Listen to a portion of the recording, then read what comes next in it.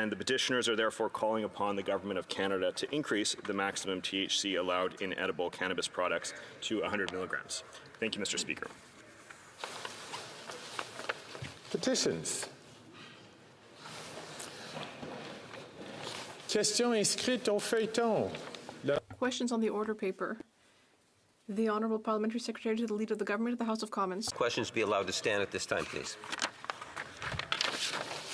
I am now prepared to rule on a question of privilege raised on May 1st, 2024 by the member for Lethbridge regarding the content of the debates of April 30th, 2024. In doing so, I would also like to comment on several points of order raised subsequently regarding the fallout from that day's events. In raising her question of privilege, the member stated that the debates of April 30, 2024 did not accurately reflect the previous day's proceedings in the House. She had alleged that the words, "I withdraw," had been removed from the blues in the portion where the chair had named her. The member stated that those words appeared under her name in the initial version of the blues and were attributed to her, and that they could be heard in the audio recording. She added that, in this specific context, those words were not insignificant, as they showed that she had unconditionally complied with the Speaker's request, and that her withdrawal from the House was therefore unjustified. The member argued that, since she was unable to participate in the debates and votes of that day, her privileges had been breached.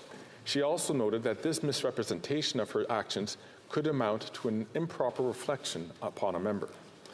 The member was supported by some of her colleagues who said that they had heard her say those words. Let us first review the events of April 30. The beginning of the question period that day was particularly difficult. There was clearly a lot of strong language and strong reactions that required the chair to intervene. I issued warnings, but also the possibility to rephrase their comments to both the Leader of the Opposition and the Prime Minister for particular words they used, those terms being racist and spineless, respectively. I'm going to issue the ruling and then we can entertain points of order. I subsequently asked for the word wacko to be withdrawn when it was used as a personal insult. I am certain I will recognize a point of order at the end of the ruling. When it was used as a personal insult. I am certain all members can agree that such terms are not helpful and do not contribute to the kind of civility necessary for our proceedings. In the course of these events, the chair was subjected to invective from the member for Lethbridge. The chair told the member that challenging decisions of the chair is contrary to the standing orders and subsequently asked her to withdraw her words. The member replied by saying that the chair was acting in a disgraceful manner. At that point, since she did not appear to be complying with my request to withdraw her words, I rose and her microphone was deactivated. Even though the member was only a few meters from the chair, I did not hear what she said after her microphone was turned off, as there was too much noise in the House. The member was named pursuant to Standing Order 11. Les Bleus de Hansard constituent la... The Hansard Blues are the unrevised transcript of the debates of the House of Commons. The debates, on the other hand, are the record of the proceedings with the necessary editing and grammatical corrections. As House of Commons Procedure and Practice, 3rd edition, states on page 1227, and I quote, "The debates are published under the authority of the Speaker of the House. They are compiled using the audio recording of the proceedings as well as information provided by parliamentary publications staff stationed on the floor of the House." End of quote. As Speaker Milliken explained on March 20th, 2001 on page 1917 of the debates, and I quote, "The editors of Hansard always try to be fair and just in reporting and printing what we have said in the House. It is often difficult to determine exactly what was said." End of quote. Jeremy, may I please...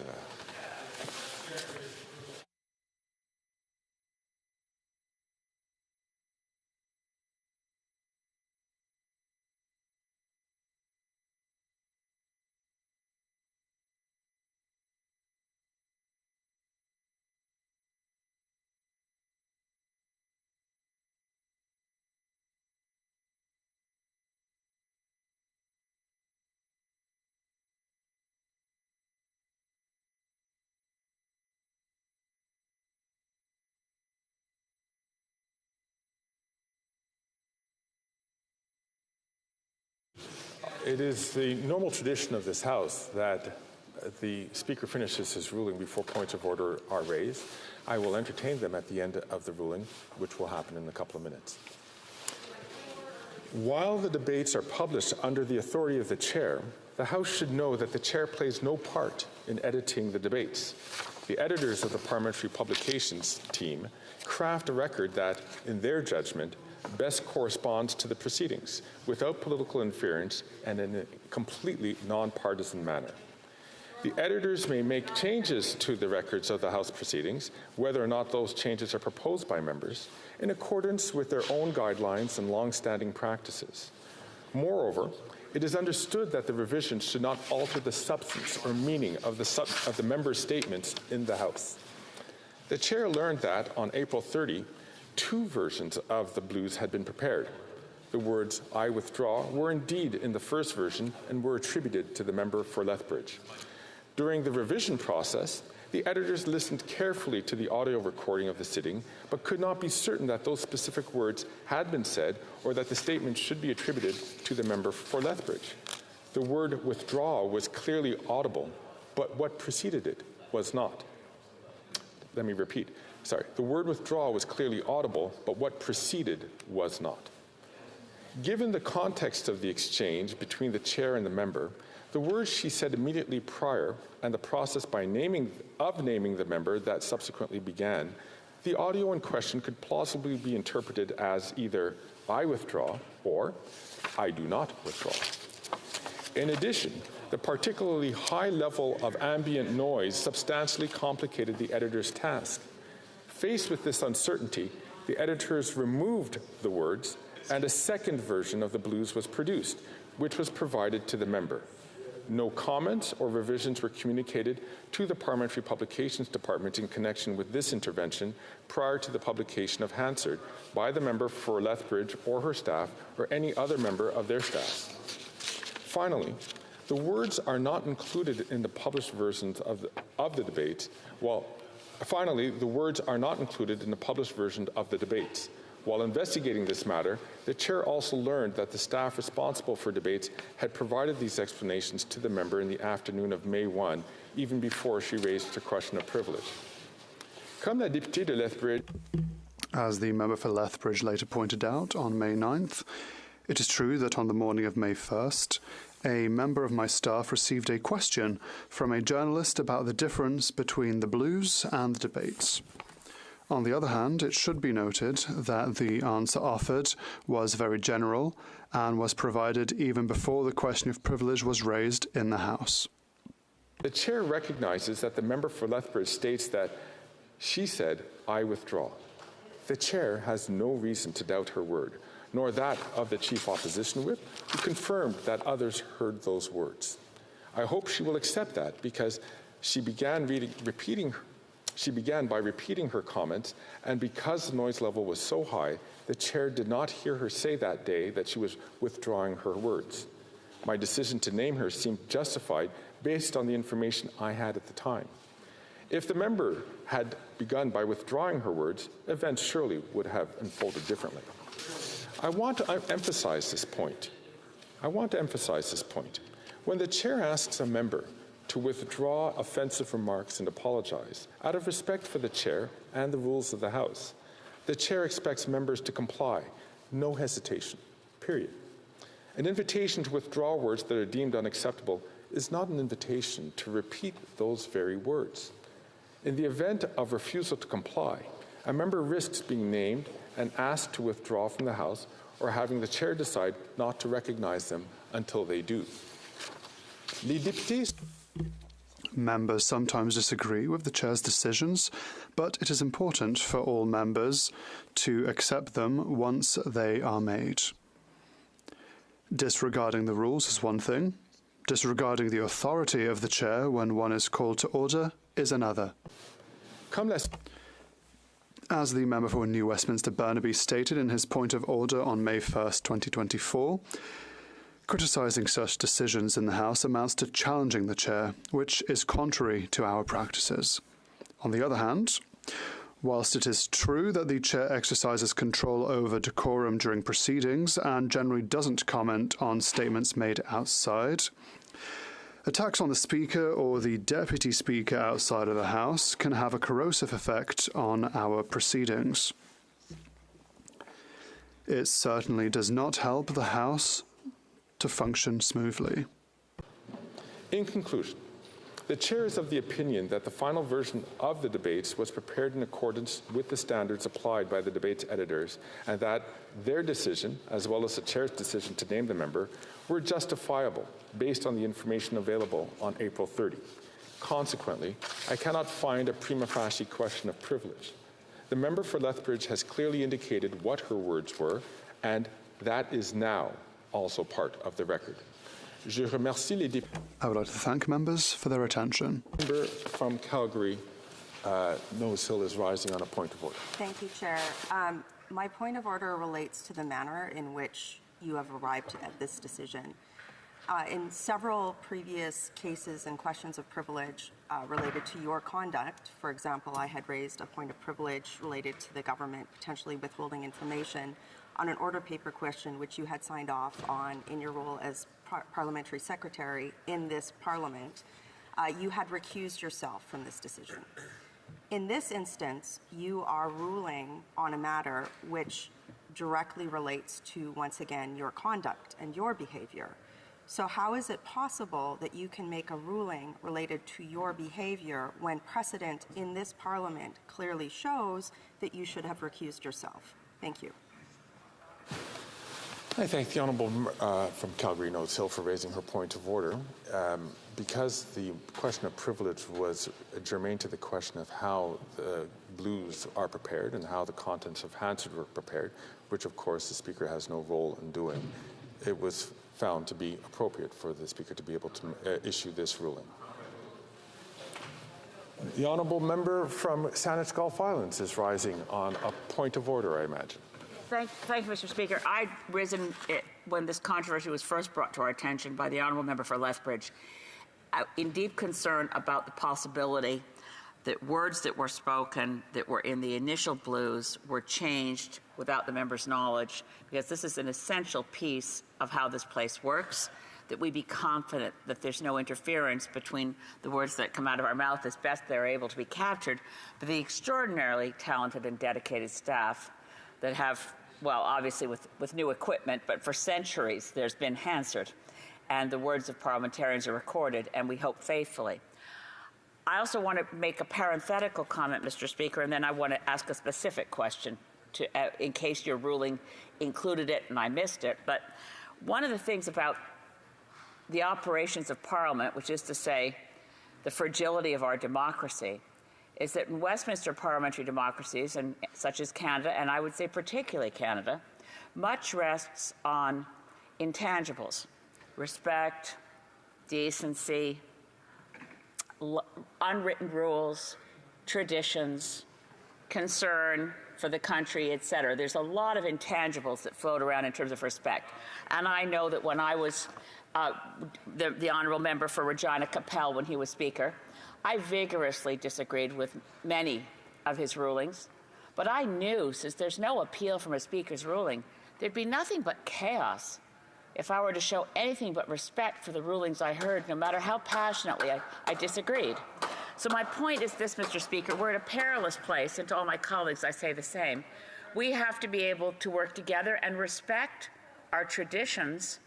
They are intangible, they are imperfect, but without them, there's nothing here but chaos. So my question, Mr. Speaker, and I don't know if you can respond to it now or fill me in later, what I still find unclear is I've had the experience of saying things, and the Hansard staff have gotten back to me to say, we're not sure we heard you right. What did you say? So what I'm missing here, I do remember the day, and I remember there was a lot of noise and a lot of chaos, so I can understand it was hard to hear clearly. What I'm not certain about, and I feel much more reassured as to I'm very concerned about the point the member from Lethbridge made. I'd like to be absolutely certain that nothing untoward occurred between what she said and how it was recorded. Do we know if the staff from Hansard reached out to the member from Lethbridge to seek clarification before the new version of Hansard emerged that removed the words "I withdraw"? Thank you, Mr. Speaker. I'd like to thank the honourable member from Saanich Gulf Island rising on this point of order, as was contained in the ruling of the chair. And if you were to check the ruling, we do address precisely that point, that there were 2 times that the blues were prepared and shared with, and there was a discussion on top of that between the member from Lethbridge and the people who prepare Hansard. I thank the honourable member from Lethbridge. Mr. Speaker, I would offer to respond to that, actually. There was no effort made to reach out to my office to clarify what I had said that day and whether or not the blues had been changed. In fact, they were changed without my knowledge and then published in Hansard Record, which was signed off by your office, Mr. Speaker, all without me knowing about it. It was only after the change that I, on my initiative, reached out to your office in order to seek clarification and understand the procedure better. I thank the honourable member from Lethbridge. Once again, I would encourage all members to read the ruling very carefully. The honourable member from the honourable parliamentary secretary is rising on a point of order. Part of the concern that I have on this, Mr. Speaker, is you have the official Hansard record when a member is standing up and speaking. And then you have individuals, and there's mics that are around, that often pick up the heckling that takes place. From my understanding, there is no issue with regards to members that have been recognized and speaking. What we're talking about is off-the-side comments. And Hansard does not record all the off-the-side comments, nor do I believe we would want to mandate them to do that, because you would need another whole team plus at times to record all of the statements that are said off the record. And what the member did was something that she said was completely off the record. I never even heard it. Before we get into a back and forth, I just want to make clear the chair has been very open to hearing points of view, especially on a sensitive issue like this. I'm going to invite all members to please take a closer look at the ruling. The Honourable Parliamentary Secretary raises a point which I think can again be found in the ruling in terms of how this was captured or not captured. I'm going to allow the opposition whip to be the official opposition whip to rise on a point of order, on the last point of order on this matter. It is not normally, well, here's the reason why, is that there is not, after a decision of the chair, it is not up for debate. But I do understand, and I have a great respect for the opposition House leader. I do Chief for the House leader, Opposition but the Chief Opposition Whip. Thank you, Mr. Speaker. I just I'm standing for clarity on this. This was not a heckle. It was not an offside comment, as has just been characterized. It was, no, it wasn't. You're heckling now. That is not the same thing. Yeah. What it was a statement by the person who had been recognized. There was an exchange going on, and her last comment was, "I withdraw," which was picked up and then in the blues. I won't go any further on the point other than to say that was a mischaracterization of what happened on the date. Thank you, Mr. Speaker. I thank the Honourable Opposition Whip, and I appreciate that point, and it's a fair point as well. And that is what, and I invite all members once again to read the ruling where it makes it very clear as to the sequence of events. And so I'm afraid that that is the final point that the Speaker is going to be entertaining on this issue. If it's on the same matter, I'm going to, once as I said earlier,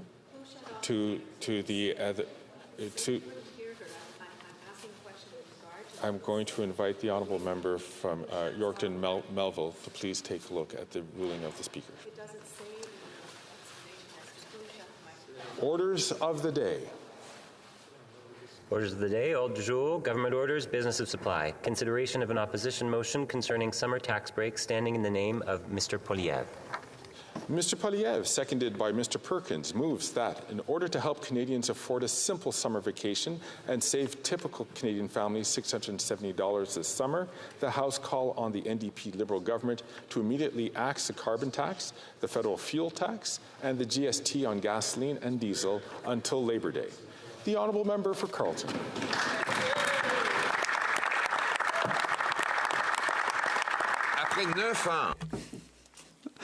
After 9 years of this Prime Minister, he's simply not worth the cost. The cost of housing's gone up, the level of debt has gone up, inflation has reached historic levels over the past 40 years. Tax increases and spending increases have punished Quebecers' work, but has continued to centralize our country into the hands of bureaucrats and politicians at the federal level. But what is strange and ironic is that this has been with the support of the Bloc Québécois, who claim to be for independence. But they seem to want to depend even more on the federal government by voting for $500 billion of bureaucratic, inflationist, and centralizing spending. Spending that is not for healthcare, not for old age security, but is for red tape, agencies, consultants, and other parts of the massive and central federal machine here in Ottawa. The Bloc Québécois votes again and again and again to send Quebec's money to Ottawa. They're not fighting for independence. They're voting for dependency. The Conservative Party seeks to reduce the role, the power, and the cost of federal government. So a smaller federal government for Quebecers. We will reduce the cost of government by putting a ceiling on spending, by cutting waste, by reducing taxes, by reducing inflation and interest rates. This means more money in the pockets of Quebecers and less money in the coffers of this centralizing Prime Minister. We're the only party that supports the autonomy of Quebecers and that of all Canadians as well. Our common sense plan is to cut taxes, build homes, fix the budget, and stop crime. And we are proposing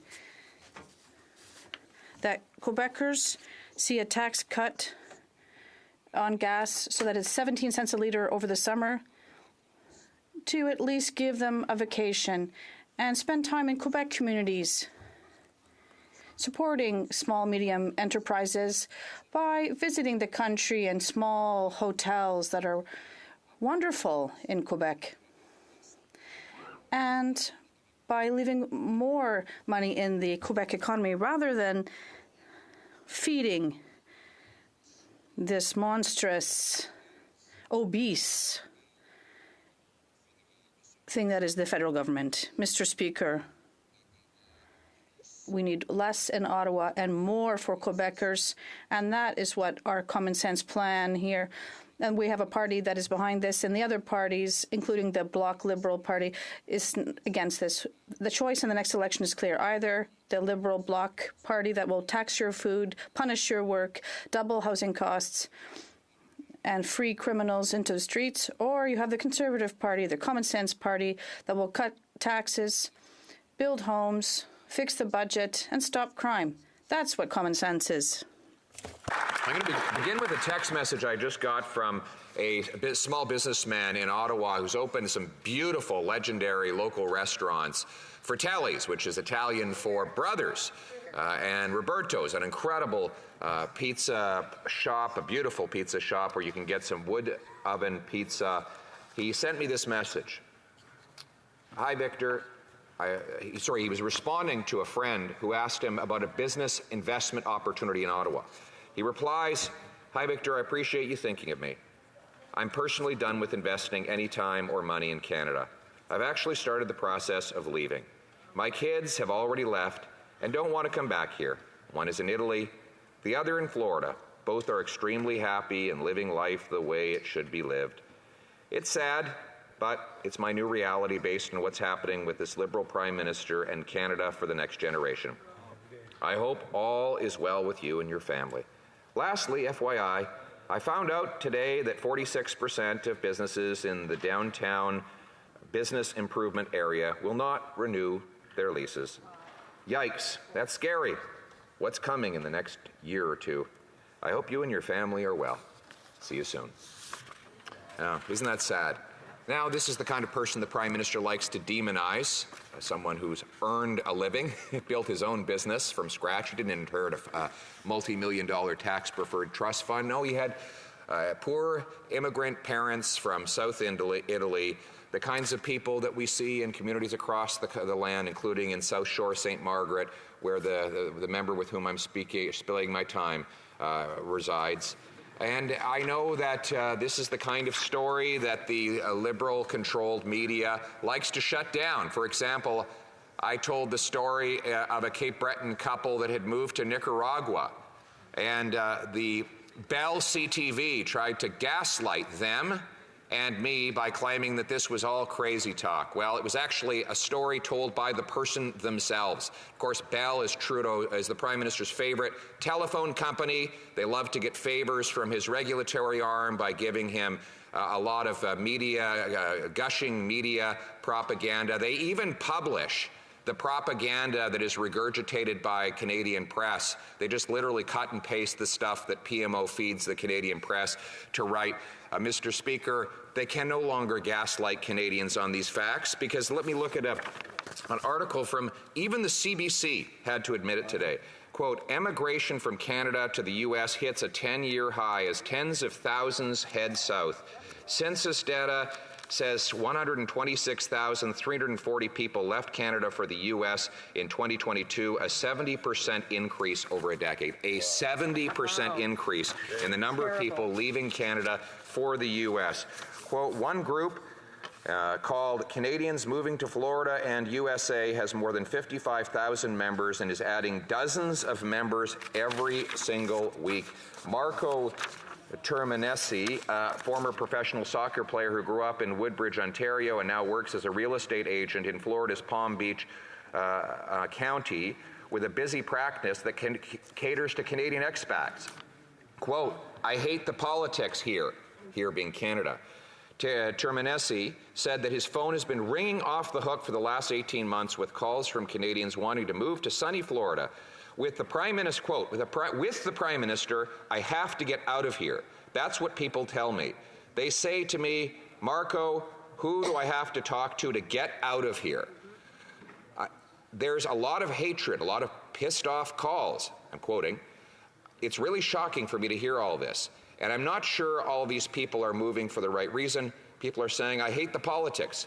I'm uprooting my whole family and moving down. And I say, well, that problem could be solved in a year or two. God willing, Mr. Speaker. I think a lot of people are hoping that common sense conservatives will come in to solve the problem he has caused. I think it's clear. Because let's be blunt about this. Let's be very blunt about this. If I am not Prime Minister in the next 2 years, there will be a large sucking sound of Canadian businesses, entrepreneurs, workers leaving this country to go anywhere on planet Earth and escape the doubling housing costs, the quadrupling carbon tax, and the devastating economic policies that are pricing the people out of their own country, Mr. Speaker. That is the reality. It is happening already. Canadians are fleeing the doubling housing costs that this Prime Minister has caused by printing cash to inflate costs, by funding bureaucracy that blocks home building. They're leaving the country to avoid the massive tax increases that have shut down businesses and pushed, according to one Liberal former governor of the central bank, $800 billion of Canadian investment more abroad than has come home.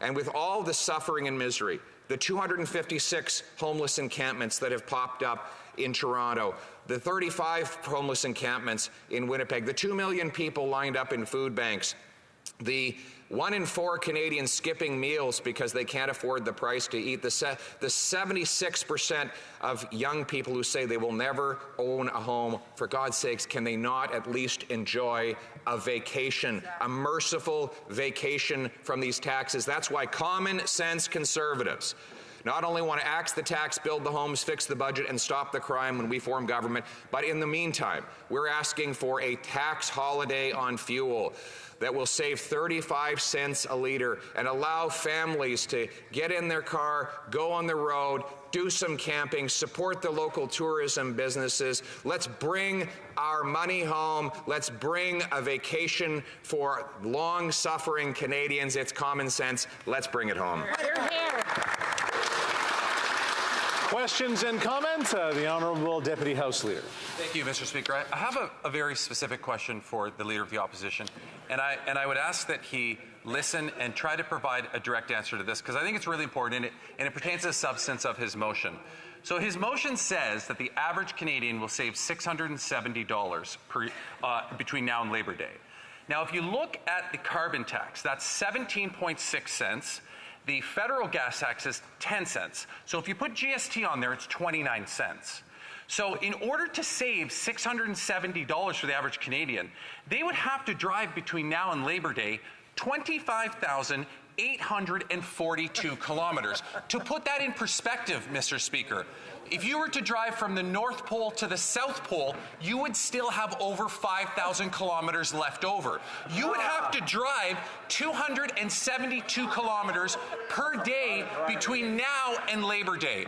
Can the member explain where he plans to travel that would account to 272 kilometers per day starting today between now and Labor Day?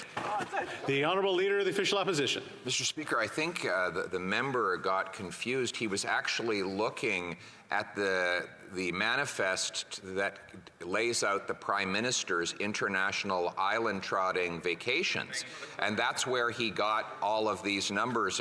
It's his leader that travels those distances to vacation on private billionaire islands in the Caribbean. It's his leader that loves to globetrot around the world to various tax havens where he can enjoy a vacation. We're talking about Canadians enjoying a camping trip by saving 35 cents a litre on diesel, on gas, getting rid of the carbon tax, and then the tax on the tax. This is the one thing he didn't even acknowledge, is that not only do they tax gas, but then they do a carbon tax, and then they do the GST on those two other taxes. The compounding effect of those taxes drives up hundreds of dollars in taxes that Canadians pay every single year. That member thinks it's not enough. He wants to quadruple the carbon tax. We will decide in the carbon tax election what happens.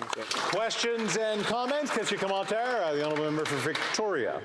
Mr. Speaker, the Leader of the Opposition has been an enthusiastic cheerleader for the oil and gas industry. He fills his fundraisers with their lobbyists and CEOs, so it's not surprising that he has no climate plan. He is not concerned with the fact that many Canadians will have a road trip this summer fleeing wildfire evacuation zones, worried about whether their home will still be there when they get back. And on top of that, he's been going around the country saying he'd also scrap the North Coast oil tanker moratorium. So can the Leader of the Opposition confirm that he would scrap that moratorium, ignoring municipalities, First Nations, anglers, commercial fishermen, and the majority of the people in the District of Kitimat, among many other communities in the North, who wholly rejected any plan to bring crude oil supertankers to the North Coast of BC? The Honourable Leader of the Official Opposition. Well, first of all, let me acknowledge that member and her party have been enthusiastic supporters of the oil industries in Russia, in Saudi Arabia, and in Venezuela, where they have ideological allies running their socialist government. They love the oil industries in those countries. They also don't have a problem with tankers. They support bringing in Saudi and Nigerian tankers to the port of St. John in New Brunswick. So I find it very interesting that they're against putting Canadian energy products on ships and sending them off to market, but they're delighted to have dirty dictator oil arrive at our shores at the amount of 130,000 barrels every single day. It's interesting how wacko you have to be to support dirty dictator oil while shutting down the paychecks of unionized Canadian workers. We stand on the side of bringing home powerful paychecks for our union workers in this country. Very quick question, the honourable member for Rivière-des-Mille-Îles. Thank you, Mr. Speaker. On Opposition Day, I think this is somewhat extraordinary. It seems very surprisingly populist. I'd like to ask the Leader of the Opposition. This tax represents $1.3 billion for the next 3 months that he would like to set aside. So how would he do, what would he do to make up for this shortfall, $1.3 billion that wouldn't be collected? Would he cut or increase the debt of Canadians? $1.3 billion. Thank you. The Honourable Leader of the Official Opposition. Mr. Speaker, I think René Lévesque said, don't trust people who tell you to love the people, but who hate everything that the people like. That's my answer to his approach of collecting money here in Ottawa. It's interesting. We have a Bloc member who is opposed to taking money from the federal government to leave it in the pockets of Quebecers. Where would I find the money to reduce taxes on gas? We'll be cutting on the money sending to consultants. We're spending millions on consultants, 100% increase, $1,400 for each Quebec family, and the Bloc voted for that increase for federal consultancy, and we are going to vote against it. We are going to cut in these centralizing expenses to put money back in the pockets of Quebecers. Resuming debate, the Honourable Member for South Shore St. Margaret's. And it's always a little intimidating to speak after the Leader of the Opposition, but I'll give it a shot. This motion is a really important one for all members of Parliament to show they have a bit of a heart and caring and understanding of what it is Canadians are going through. And it made me reflect on my childhood and the fact that growing up at this time of year in June, as we're approaching the end of school, you had that excitement of a kid that you'd have the freedom of the summer, the freedom to go out and do all the things that you like to do, ride your bike, do all the stuff that you would do with your friends. And the summers seemed to last forever back then. But in my family, one of the things that we would do is we would do the summer road trip. My parents struggled each month to decide which bill to pay and not to pay, but they always found the money to take the 4 kids on a holiday. And that holiday sometimes, Mr. Speaker, would be simply going from our house in Halifax across to the Annapolis Valley in your riding and staying at my grandmother's place in a place called Paradise. Paradise. And it was paradise as a kid. Sometimes they'd have enough money to take us to Toronto on a car trip. And we'd stay at my aunt's place and we'd go to the CNE and do all those great things. Once in a while we had enough money to go to the United States, to go to Washington or visit Disney World in the summer, believe it or not. Those were great memories that we had and were fortunate to do. And you didn't understand that your parents may have been struggling a little with money, but after 9 years of this NDP Liberal government, the dream of doing that for Canadian families is gone for millions of families. Canadians are going hungry and having trouble even paying their rent and their mortgage. Last year, food banks had to handle a record 2 million visits and are projecting an additional million this year. Imagine that, 3 million visits, a record number to food banks in Canada. Feed Nova Scotia in our province, Mr. Speaker, estimates that the food bank usage went up 27% in last year alone, and every number they track has been broken. Last weekend, I went to the Souls Harbour Food Kitchen, which provides meals to the homeless in my riding in Bridgewater. They didn't have to do that 2 years ago. Now they have to cook meals for the homeless. The honourable member from Tobique Mactaquac came and met with the folks there that are doing that great work. 36% of food banks last year had to actually turn people away because food banks ran out of food. Canadians are homeless because they can no longer afford the cost to own or rent a home under these NDP Liberals. Rent has increased 107%, and now it takes Canadians 25 years to even save for the idea of a down payment on the house. And we know homeless encampments have grown everywhere, small towns, large towns, 35 of them in our town of Halifax, Mr. Speaker. And in 2015, there were only 284 homeless people in the city of Halifax. Today, there's over 1,200. That's a 326% increase under these NDP Liberals.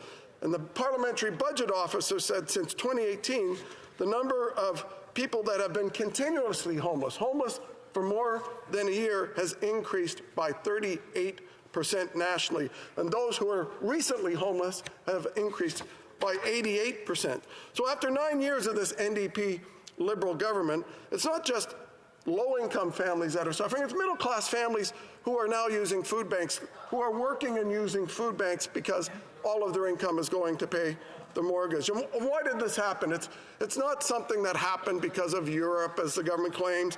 It's something that is a made-in-Canada NDP Liberal creation. Years of inflationary debt and taxes led to Canada's record inflation rate that reached 8.1% at one point in the last 2 years, the fastest growth in inflation in Canadian history. Now, these inflation hikes hit countless Canadians now facing mortgage renewals. They are already facing historically high debt and a cost of living crisis. And over the next 2 years, 45% of outstanding mortgages in Canada will be up for renewal. 45%. These represent homes built at record high prices at record low interest rates. The homeowners could see a 30 to 40% uptick from the interest rate they received only a few years ago. For a $500,000 mortgage on a home over a 5-year fixed term for 25 years, this will mean an increased payment of nearly $1,000 a month. Now, in addition to that, we know that food costs are up 23% and gasoline costs up 30% since 2020. And the years with the greatest decline in food purchasing power for Canadians, guess what? Were 2022 and 2023. Unfortunately for Canadians, these records are not records they seek from their government, but their government nonetheless brags that inflation's only come down to 3%. They're bragging that prices are still going up, and these are shocks that Canadians just can't afford. As Canadians are struggling, this NDP Liberal government actually increased taxes by increasing the carbon tax by 23% this last April. That means that the average Nova Scotian family will now pay $1,500 more in carbon tax than they get back in fake carbon rebates, according to the parliamentary budget officer. And it's estimated that in 2024, Canadians will actually have to pay, the average family will actually have to pay $700 more for food than they paid last year in the year. Canadians cannot afford these increases. And despite the dangerous misinformation that the NDP Liberals spread about how great Canadians have it, they are not better off because of this government. They are suffering dramatically. That's why premiers in almost every province of this country have asked for the government to get rid of the carbon tax. They say they care about provinces, but they ignore every request from them. So there is a poet named Robert Waldo Emerson who once wrote, "A foolish consistency is the hobgoblin of little minds." And this foolish consistency of this NDP Liberal government is continuing to spend this kind of money, driving up inflation, driving up interest rates, driving up food costs, thinking that somehow after 9 years, that's going to result in a different result other than poorer and poorer Canadians. That's the foolish consistency of this government. I'll let you judge about the issue of little minds. I will leave it to you to also consider that Canadians are asking, they're demanding a break. It's the number one question we all get. When are we going to get an election? It's not because Canadians love elections. It's because they want to get rid of this government.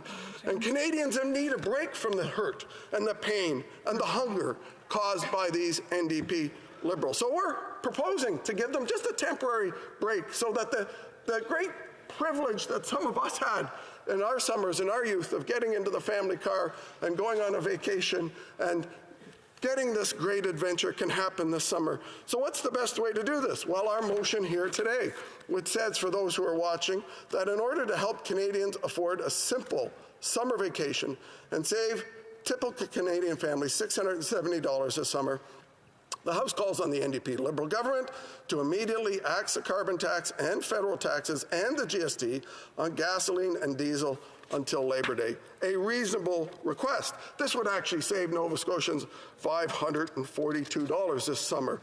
For some in this place, maybe you don't think $542 is a big deal, but $542 will help pay the gas to drive from Halifax to Toronto, to go maybe take your kids to a Blue Jay game, maybe go visit the Hockey Hall of Fame. That would be a great treat for many of the struggling families in my province. Or maybe even go to the Canadian National Exhibition and watch that fantastic air show that they have on Labor Day. But no, that's out of reach for communities and families in my community in Nova Scotia with an average income in my riding of $30,000, that $542 is tax that these NDP Liberals will keep taking from their pockets while they suffer to put food on the table.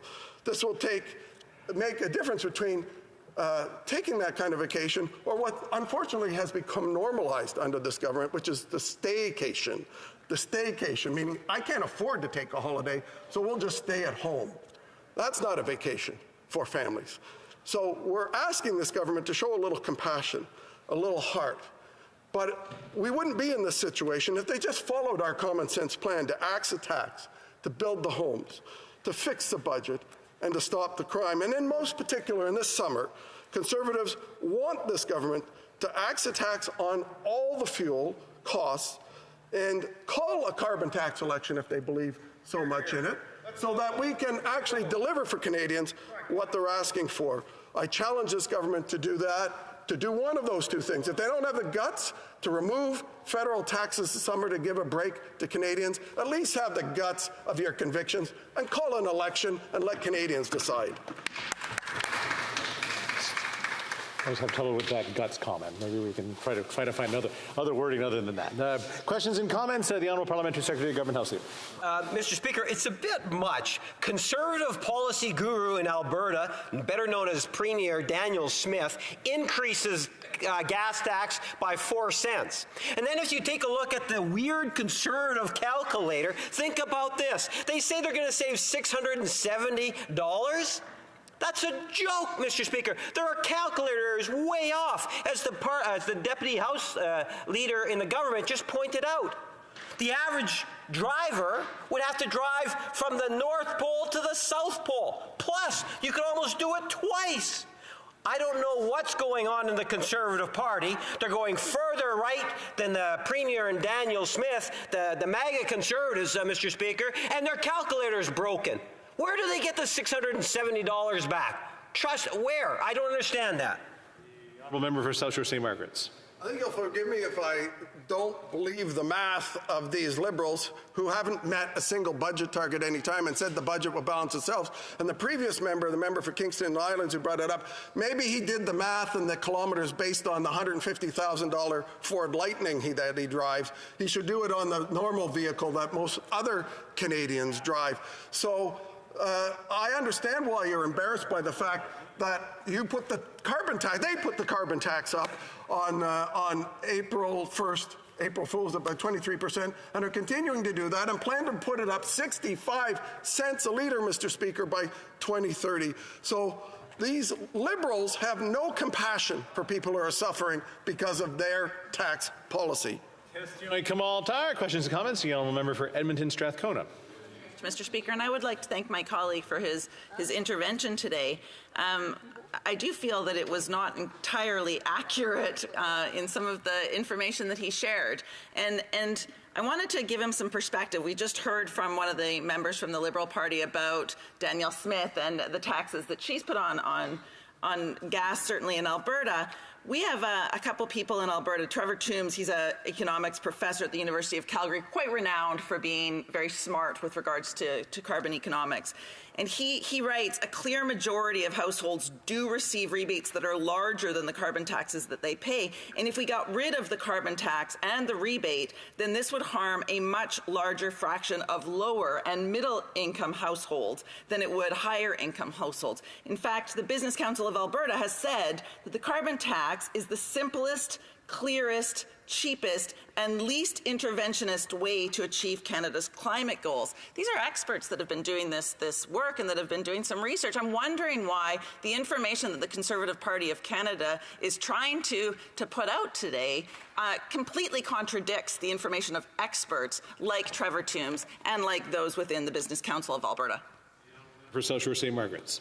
Why does it not come as a surprise to me that the NDP continues to speak for the elites at universities rather than the ordinary blue-collar working people? And when you look at experts, the Parliamentary Independent Budget Officer, I know it's inconvenient for the NDP Liberals, says it will cost families $1,500 more a year than they get back in fake rebates.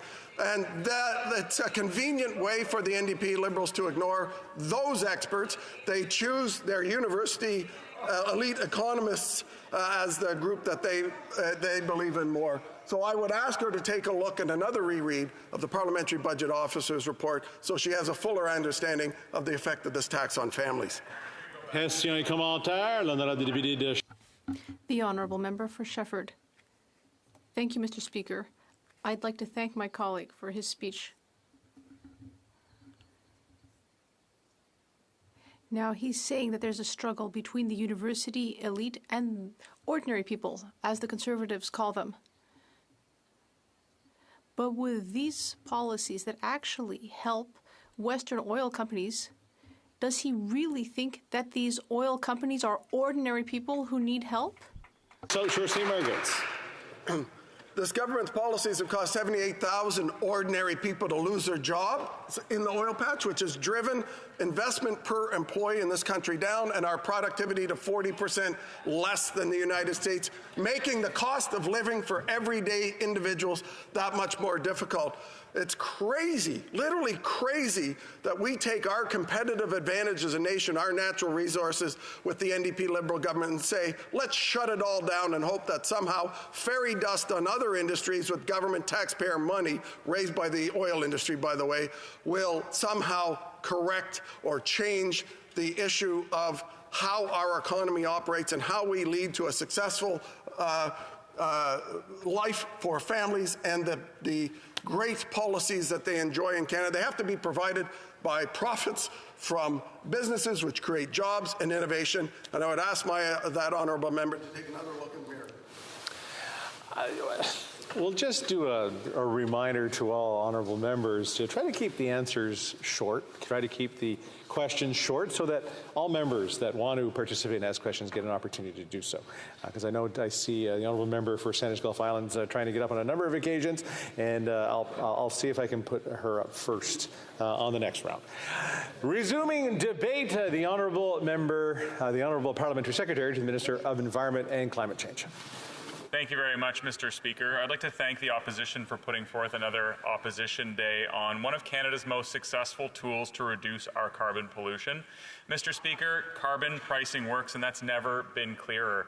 And before I go on, Mr. Speaker, I would just like to say that I fully support your idea to have the member from Saanich Gulf Islands take the first question so we can talk about how we fight climate change, not whether we fight climate change. These Conservatives seem hell-bent on letting our planet burn. Mr. Speaker, carbon pricing works at the business level, and carbon pricing works at the personal household level as well. In fact, it increases the success of all other emissions reductions policies because it builds in a powerful incentive for energy efficiency right across the Canadian economy. You might call carbon pricing the sixth player on the ice in Canada's emissions reductions plan.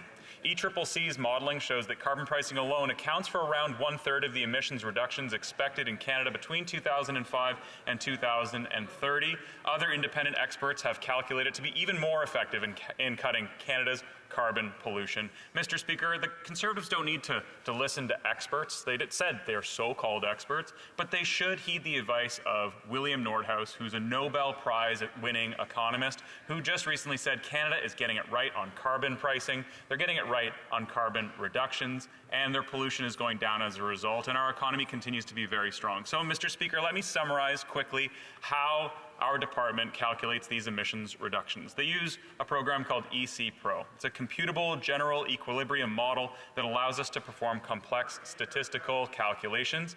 We begin by preparing a reference scenario that includes all current federal, provincial, and territorial emissions reductions policies and calculates the total emissions expected by 2030. And then we prepare a second hypothetical scenario that excludes carbon pricing altogether. Mr. Speaker, we also excluded all provincial carbon pricing policies, including those from Alberta, British Columbia, and Quebec, which were not covered by the federal system. And finally, the difference is used to estimate the effect of carbon pricing on emissions. And this results in a difference of 78 megatons of CO2 equivalent, which represents about a third of the total reductions that Canada plans to make between 2005 and 2030, according to our commitments under the Paris Agreement, which we reaffirmed when we became government in 2015-16. So our modeling also shows that the effect of carbon pricing is very rapid. It's one of the least expensive, one of the least intrusive, and one of the quickest ways to reduce carbon emissions. So by 2023, just the fourth year of this plan, our emissions would have been around 24 million tons higher without Canada's national minimum carbon price. The same effect has taken more than 7 million internal combustion passenger cars off the road. And Mr. Speaker, I just remind my colleague from the Conservative Party earlier when he was asking the member if he used the calculations based on a $670 savings the Conservative Party is boasting about if the member opposite was going to drive his electric car. I'll remind Conservatives that electric cars actually don't require fuel. It seems to be lost on them, that they're an innovation that doesn't require input of fossil fuels.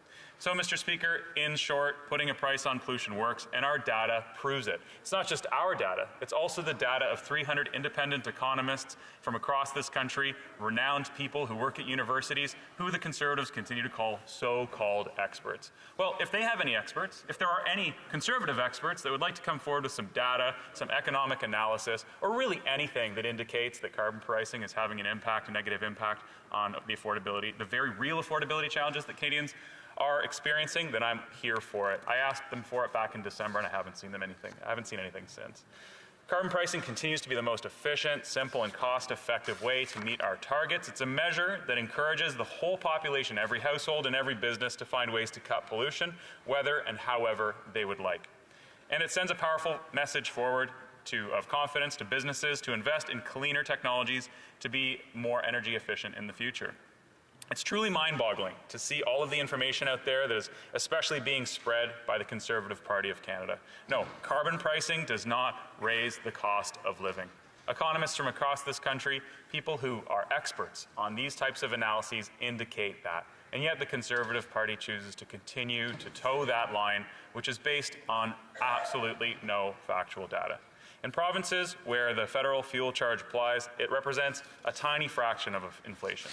And the increase of the price of groceries, as my colleague from the NDP pointed out, Trevor Thome from the University of Calgary in Alberta, pointed out exactly that it adds to the price of groceries a very, very negligible amount. We're talking about pennies on a full cart of groceries, Mr. Speaker.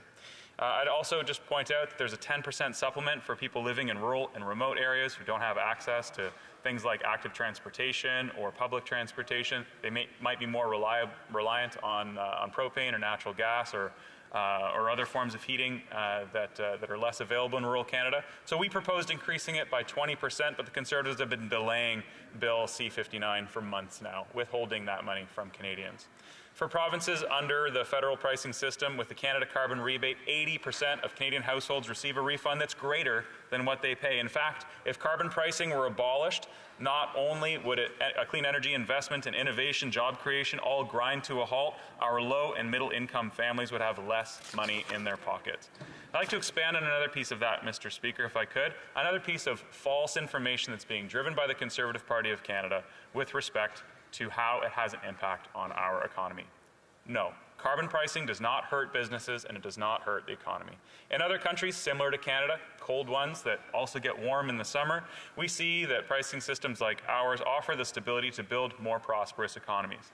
In Sweden, which put a price on carbon over 30 years ago, has managed to cut its emissions by a third and double their economy.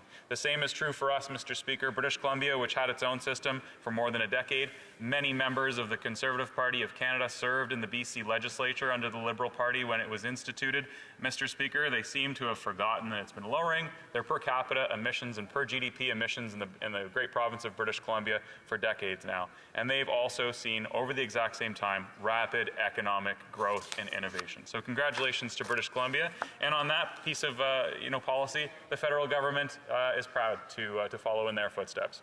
But we also must consider the demand for clean innovations, which is growing worldwide. We've seen investments in Canada. In fact, foreign direct investment in Canada is at an all-time high, and that's because people want to invest here, Mr. Speaker. It's a great time to invest in Canada. We have the green energy and the great ideas that the world really depends on when it comes to innovation and a green revolution.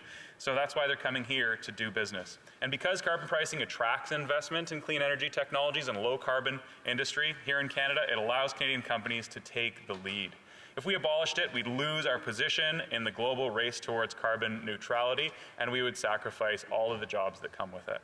It would do serious harm to Canadian companies that are exporting to other countries with carbon markets who impose carbon adjustment mechanisms at their border. That includes the entire European Union, for example. It also includes the UK, and other countries plan to do so soon, Mr. Speaker. Mr. Speaker, Canada's already made so much progress, and as a result of the suite of climate change fighting, emissions reducing policies implemented since 2015, Canada is set to exceed our 2026 interim climate objective of a 20% reduction in emissions from 2005 levels. So there goes another Conservative talking point up in smoke, Mr. Speaker. You know, it's amusing when the opposition accuses us of missing climate targets when they do everything in their power to kneecap the policies that are in fact getting us and achieving our targets, Mr. Speaker. The most recent projections published last December suggest that Canada should achieve a 36% reduction by 2030, Mr. Speaker. We're getting there. Also, the latest National Inventory Report confirms that emissions are consistent with our forecast and they remain below pre-pandemic levels. Mr. Speaker, Canada's emissions, with the exception of the pandemic, have never been so low in 25 years, Mr. Speaker. This is a great achievement, something that the entire House of Commons ought to be proud of and ought to be looking for ways to make even better. Electricity and heat production in the public sector has become less polluting due in part to further reductions in the use of coal and coke in those applications. Fugitive emissions from oil and gas extraction have also decreased. Mr. Speaker, the numbers are very, very clear. Carbon pricing works, and it will make it possible to achieve the one-third of Canada's emissions reductions targets by 2030. And it also helps ease the cost of living for families who need it the most. It's good for business, and it's good for the economy. The revenue-neutral nature of our carbon pricing system is less costly than offering subsidies or adopting regulatory measures, Mr. Speaker. And, you know, with respect to the Conservative motion today suggesting that we drop all levies and tax on fuel over the course of the summer, the suggestion that it would save a family $670 is obviously false. They would have to drive over 25,000 kilometers in those few months. But it also really ignores the fact that Canadians who really need it receive an HST refund 4 times a year. They receive a rebate. And I remember when I was growing up, my mom really looked forward to that. You know, there was usually a trip to Swiss Chalet when my mom received the HST rebate. It was really, really helpful for our family. I think at that time it was about $90 4 times a year, and it's more now. But more than that, Mr. Speaker, the Canada Carbon Rebate is really supporting families, particularly those on the lower and modest income scale. Not because they receive a little bit more like the HST refund does, but everybody receives that incentive. Everybody receives the same amount. You know, if you're a family of 4 in Alberta, you receive the same as another family of 4. And the Conservatives have shamelessly called this, some kind of a trick. It's not a trick. It's a rebate. It's a refund. Just like the Canada Carbon Rebate is, just like the Canada Child Rebate, just like all of the services and the programs that we've implemented to lower poverty in the last 8 years, Mr. Speaker, the Canada Carbon Rebate really works. And like I said, it's less costly, less intrusive than offering subsidies or adopting strict regulatory measures. And we absolutely must maintain it. So I don't need to remind you of the urgent need to action, Mr. Speaker. It's unfortunately wildfire season once again. Our country is very, very vulnerable to climate change. You know, I read this statistic just recently. It's absolutely alarming. Canada's 0.5% of the global population, or about 41 million people. 41 million people on a planet of more than 8 billion people. But over 40%, I think it was 45% of families displaced from their homes as a result of wildfires in 2023 were Canadian. Canada is extremely vulnerable to the impacts of climate change. We warm faster, we dry faster. When it's dry as it's meant to be and it's supposed to be as forecasted for this summer, we'll get more wildfires, more intense wildfires, and that means more Canadians will be driven from their homes. Every day, Canadians see the costly impacts of climate change, from droughts to wildfires and floods. Climate change costs average Canadian households about $720 a year. You know, Mr. Speaker, the costs of climate change are not spoken about enough in this House of Commons. One of the leading causes of grocery inflation. You know, when you go to the grocery store and see, hey, you know, why is lettuce $3.50? Why are tomatoes all of a sudden $1.99 or $2.99? And it's because of climate change. It's because those crops are grown in places that are vulnerable to climate change and that extreme weather that has an impact on drought. It has an impact on all sorts of important measures. So, you know, it does really speak to the need of a more fulsome food strategy in Canada. I support that as well, Mr. Speaker. But for families who are having a difficult time paying for groceries, the Canada Carbon Rebate really supports them. And it's important to note that it supports lower and modest income families even more. The next rebate is coming on July 15th, and for many families it'll be more than the average, because if you didn't submit your taxes by April 15th, then that rebate will be quite a lot higher than it was going to be alternatively. So July 15th, Mr. Speaker, is the next installment for the Canada Carbon Rebate, whether families live in Alberta, Manitoba, Saskatchewan, Nova Scotia, as your family does, PEI, Newfoundland, New Brunswick, Ontario. They all receive the Canada Carbon Rebate on July the 15th. Mr. Speaker, over the same period of time as you know, we've seen all of these changes, household revenues could decrease by as much as $1,900 just because of climate change. Climate change is having a really negative impact. There was actually an op-ed in the National Post by a former Conservative MP talking about how climate change might actually be good for Canada. What a cynical, pessimistic, horribly misguided viewpoint that would be. Climate change is costly and Canadians are more vulnerable than average citizens around the world. Not to mention the physical and mental health problems they cause, Mr. Speaker. Not that long ago, it was only about a year ago, that the skies in Ottawa were completely turned orange from wildfire smoke, and members in this House had a difficult time breathing. How quickly those Conservatives forget. You know, the recently announced 2024 federal budget was named Fairness for Every Generation, Mr. Speaker. And generational fairness means that we can't saddle our children and our grandchildren and our great-grandchildren with cleaning up our climate mess. Indeed, it's our obligation to make changes to our emissions, you know, behavior, so that we leave the planet better than we found it, like a good campsite, Mr. Speaker. We're currently in the century of climate impacts, and we cannot kick this can down the road. Never again, Mr. Speaker. Previous generations have been talking about climate change, global warming, and other impacts on our natural environment and on our country and on our economy, and I won't be you know, one of those that ignores it in favor of other priorities like higher oil and gas profits, as the Conservatives seem so committed to do. In you know, about halfway point, Mr. Speaker, carbon pricing gives us a much better chance of success than virtually any other policy. And it's also important to recognize that our carbon pricing protocol is just one a measure in a suite of protocols. And as I said, Mr. Speaker, Canadians are on the front lines of the climate crisis. Climate change manifests itself in our lives on a daily basis, whether it's with respect to the air quality or in the unfortunate scenario that many Canadians have experienced in the last year, in an evacuation order. It's already forced us and will continue to force us to adapt and change the way that we manage our businesses, organize our lives, and interact with nature.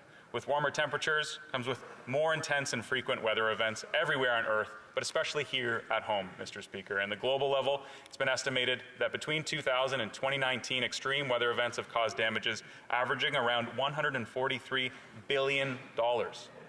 That's $16 million per hour throughout the entire year, Mr. Speaker, for the last 20 years. Climate change is a real threat to our economy, to our livelihoods, and to our very lives. Here at home, Canadians have experienced firsthand the severe weather events such as hurricanes, storms, flooding, extreme heat, and wildfires, which are now common, severe, and more disastrous than ever. That's why I was actually very disappointed, Mr. Speaker, to see the previous speaker on this from Nova Scotia talking as if climate change and extreme weather were not connected. They indeed are, Mr. Speaker. We need not look any further than to some of our great Canadian paleoclimatologists, amazing economists. People research this, and members of this House ought to lean in on some of that economic and paleoclimatic data for insight. These kinds of weather events have had major impacts on property and infrastructure. They cause environmental damage, and they threaten our very lives, our food and water security, Mr. Speaker. The impact of extreme weather events on Canadian communities is not limited in one given place. We see those changes across our country in severe weather from coast to coast to coast. And when we're looking at the financial impacts of extreme weather, 6 out of 10 of the costliest years on record in Canada were in the last decade. And indeed, Mr. Speaker, 2023 was the hottest year on record. 2024 is slated to be even hotter. January of this year was the highest temperature ever recorded in a January on record. February was the hottest February ever on record. March was the hottest March ever on record. Mr. Speaker, it's staring us right in the face.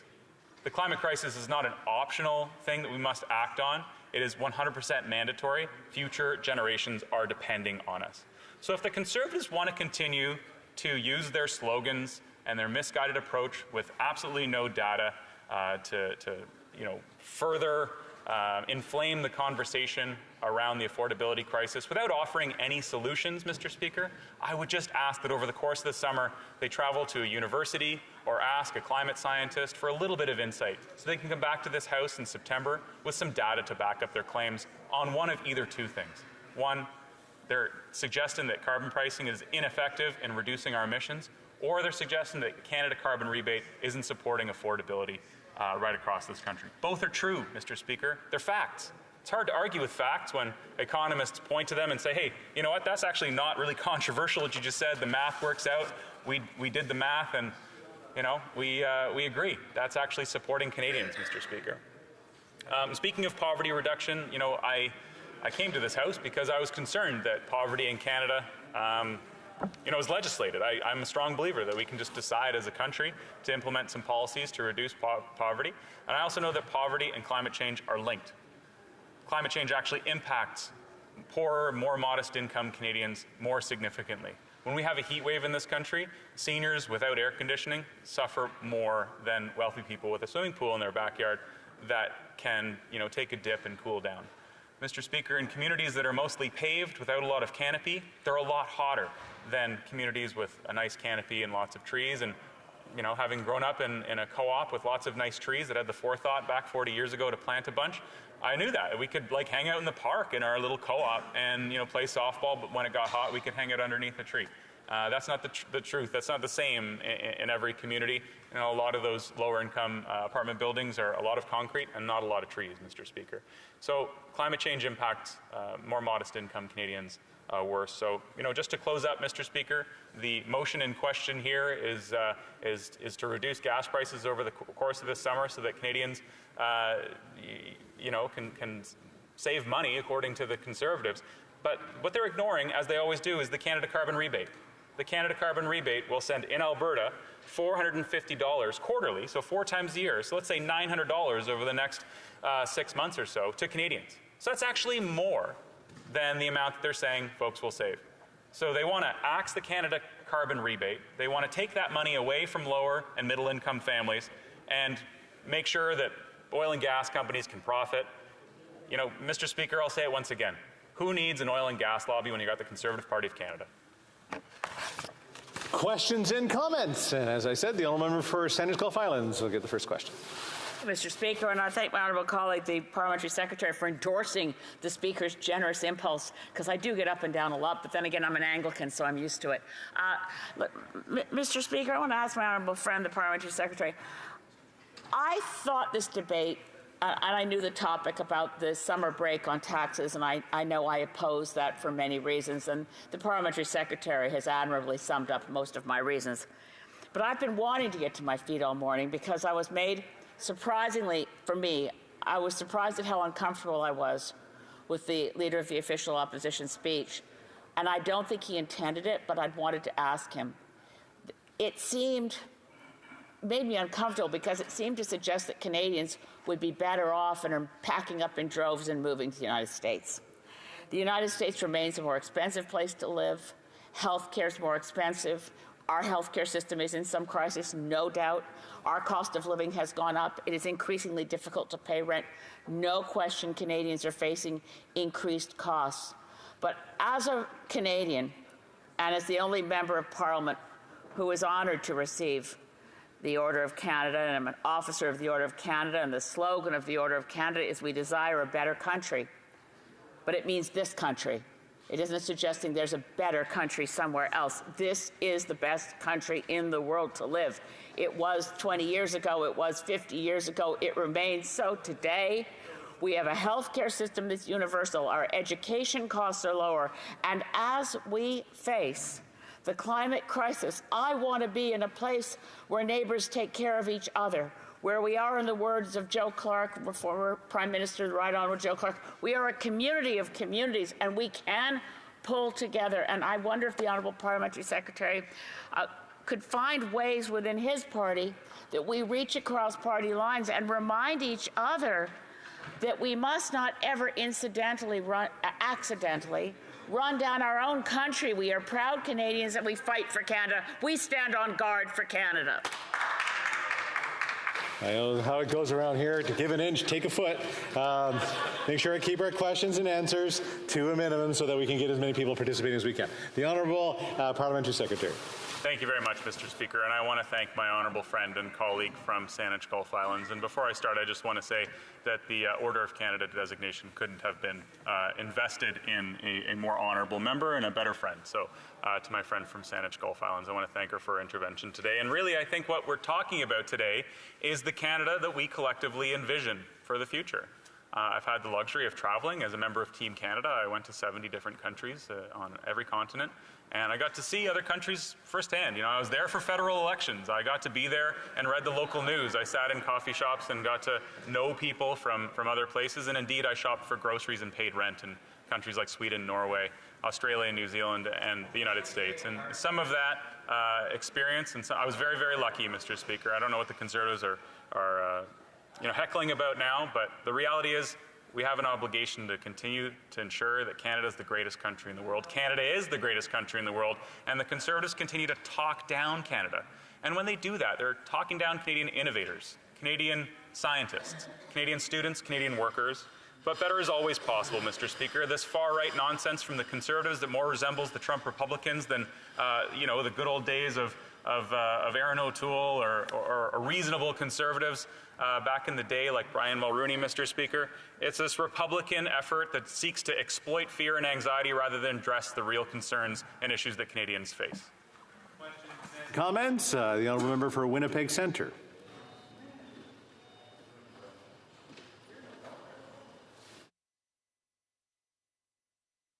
Thank you, Mr. Speaker. Sorry about that. I was having difficulty taking my volume off of mute.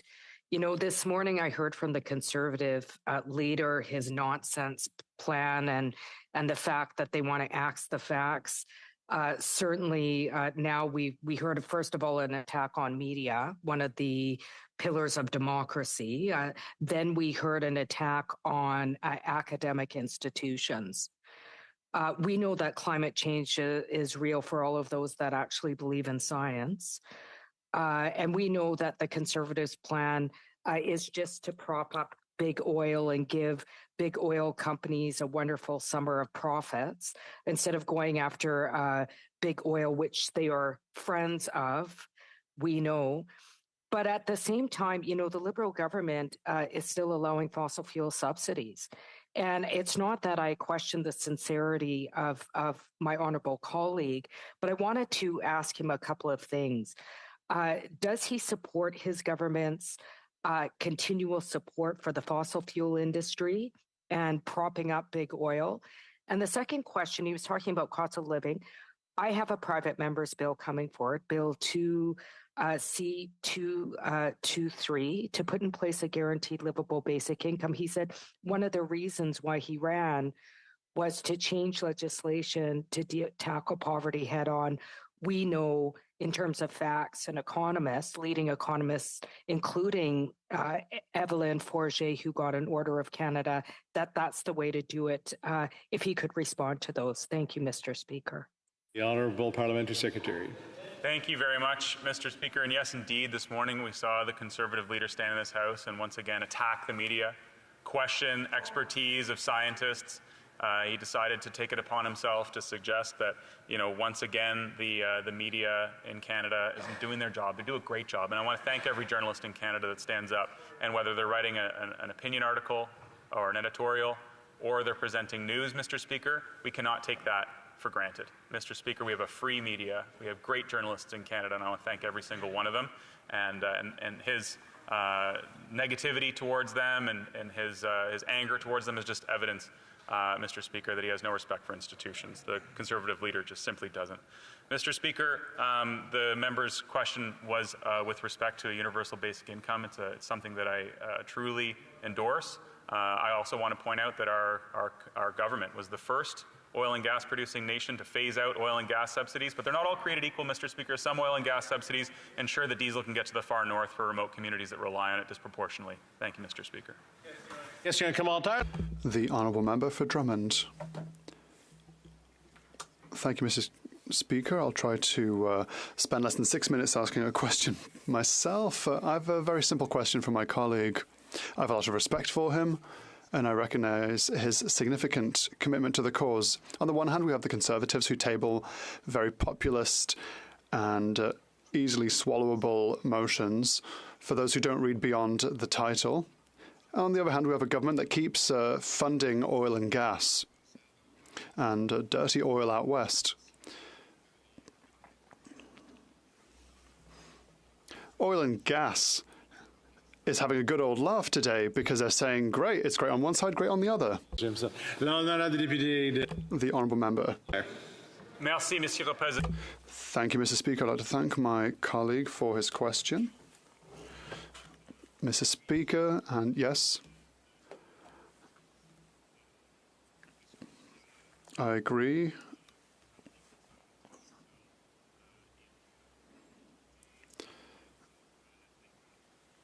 They're fighting against facts. Mr. Speaker, this is another indication. There are many members in this House, but there is only one party that believes in climate change.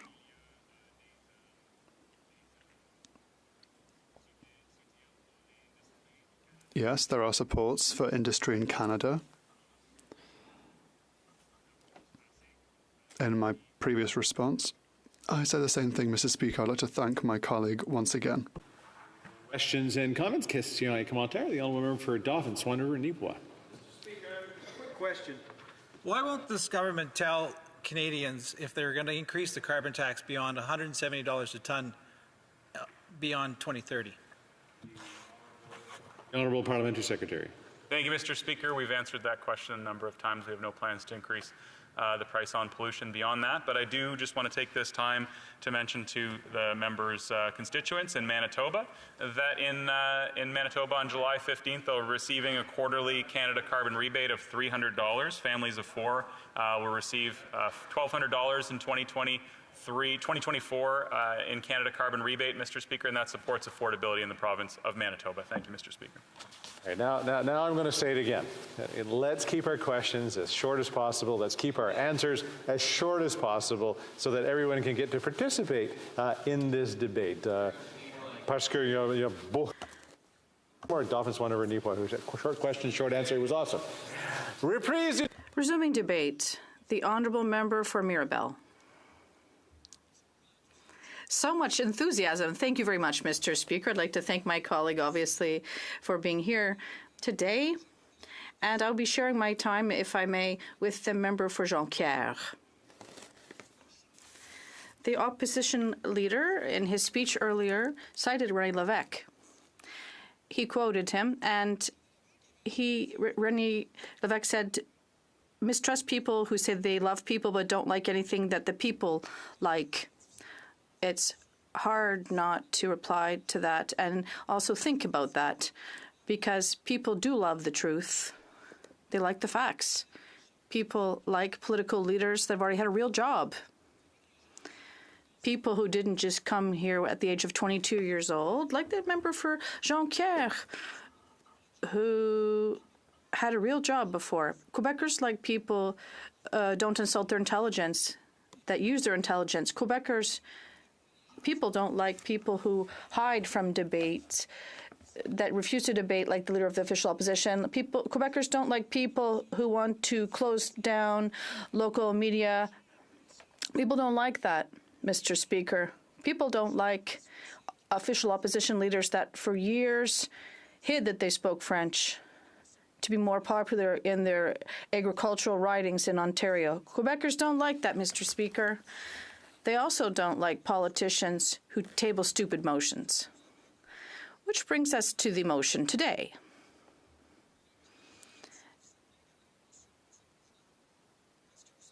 We could say certain things about this motion.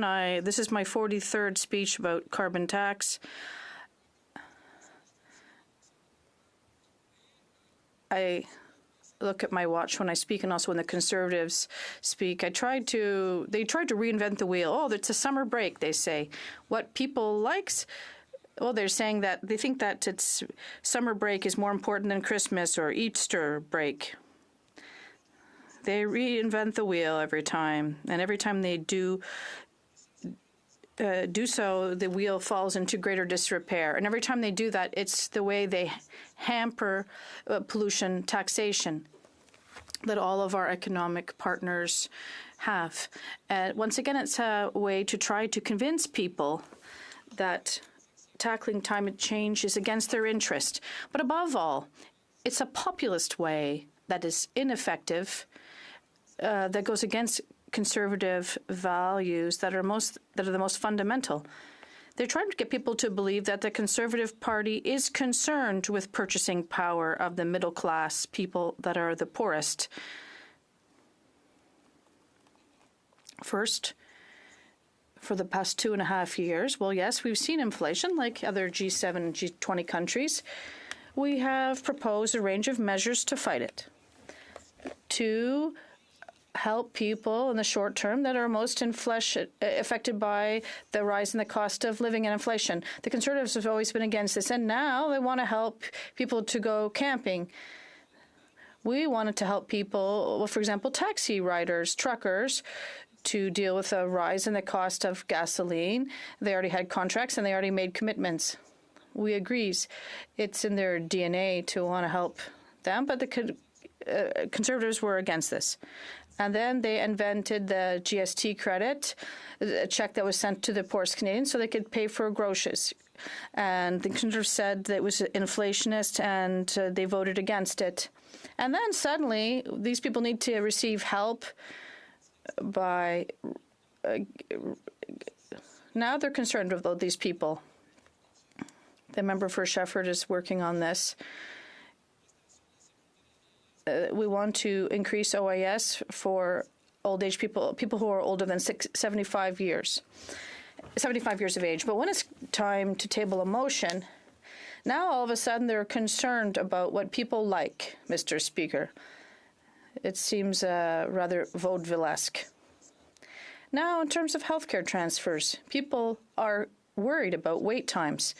People in the regions are worried because they don't have access to a doctor because it takes unconditional transfers. The Conservatives just tell us that they're going to cut. Yes, Mr. Speaker, we should mistrust people who say they like people, but then they spit on them. And also mistrust people who say they love Quebec, but then they spit on Quebec, Mr. Speaker, while saying that they love Quebec.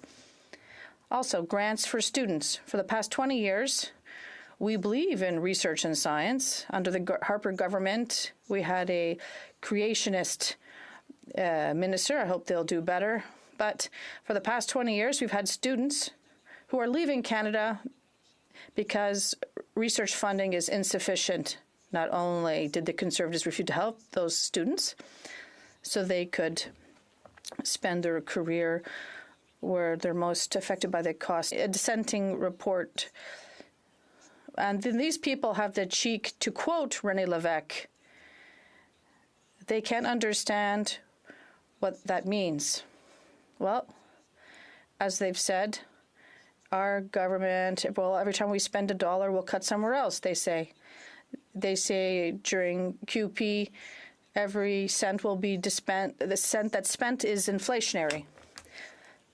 We're looking at billions of dollars here that has an impact if we get rid of this tax. Does that not bother you, Mr. Speaker? It's kind of like writing people checks. It's a fiscal, a tax expense. It's just that it doesn't seem to be that much. People say it's not important. And this party that lives off its slogans, axe the homes, what is that what their slogan is? I can't remember exactly. No, that's yours, Mr. Speaker. Well, there's only one Conservative listening? Well. And that doesn't seem inflationist to them. Yeah, they want to cut this famous red tape. And admitting that housing and the government can't deal directly with municipalities. The Conservative leader is supported by, well, he doesn't understand how things work in Quebec, but sometimes if we have he doesn't have any consideration for people there. And then there's the whole issue of red tape. GST, you can't just get rid of it like that. It's part of a tax on value add. If you have a company, you sell a product, you collect the GPS, and then you give it back to the government. And when you buy goods in your company that you use to create others, you have a GST credit, and it's a whole chain of procedures. It's an effective tax because it creates less distortion and damage to the economy than other taxes.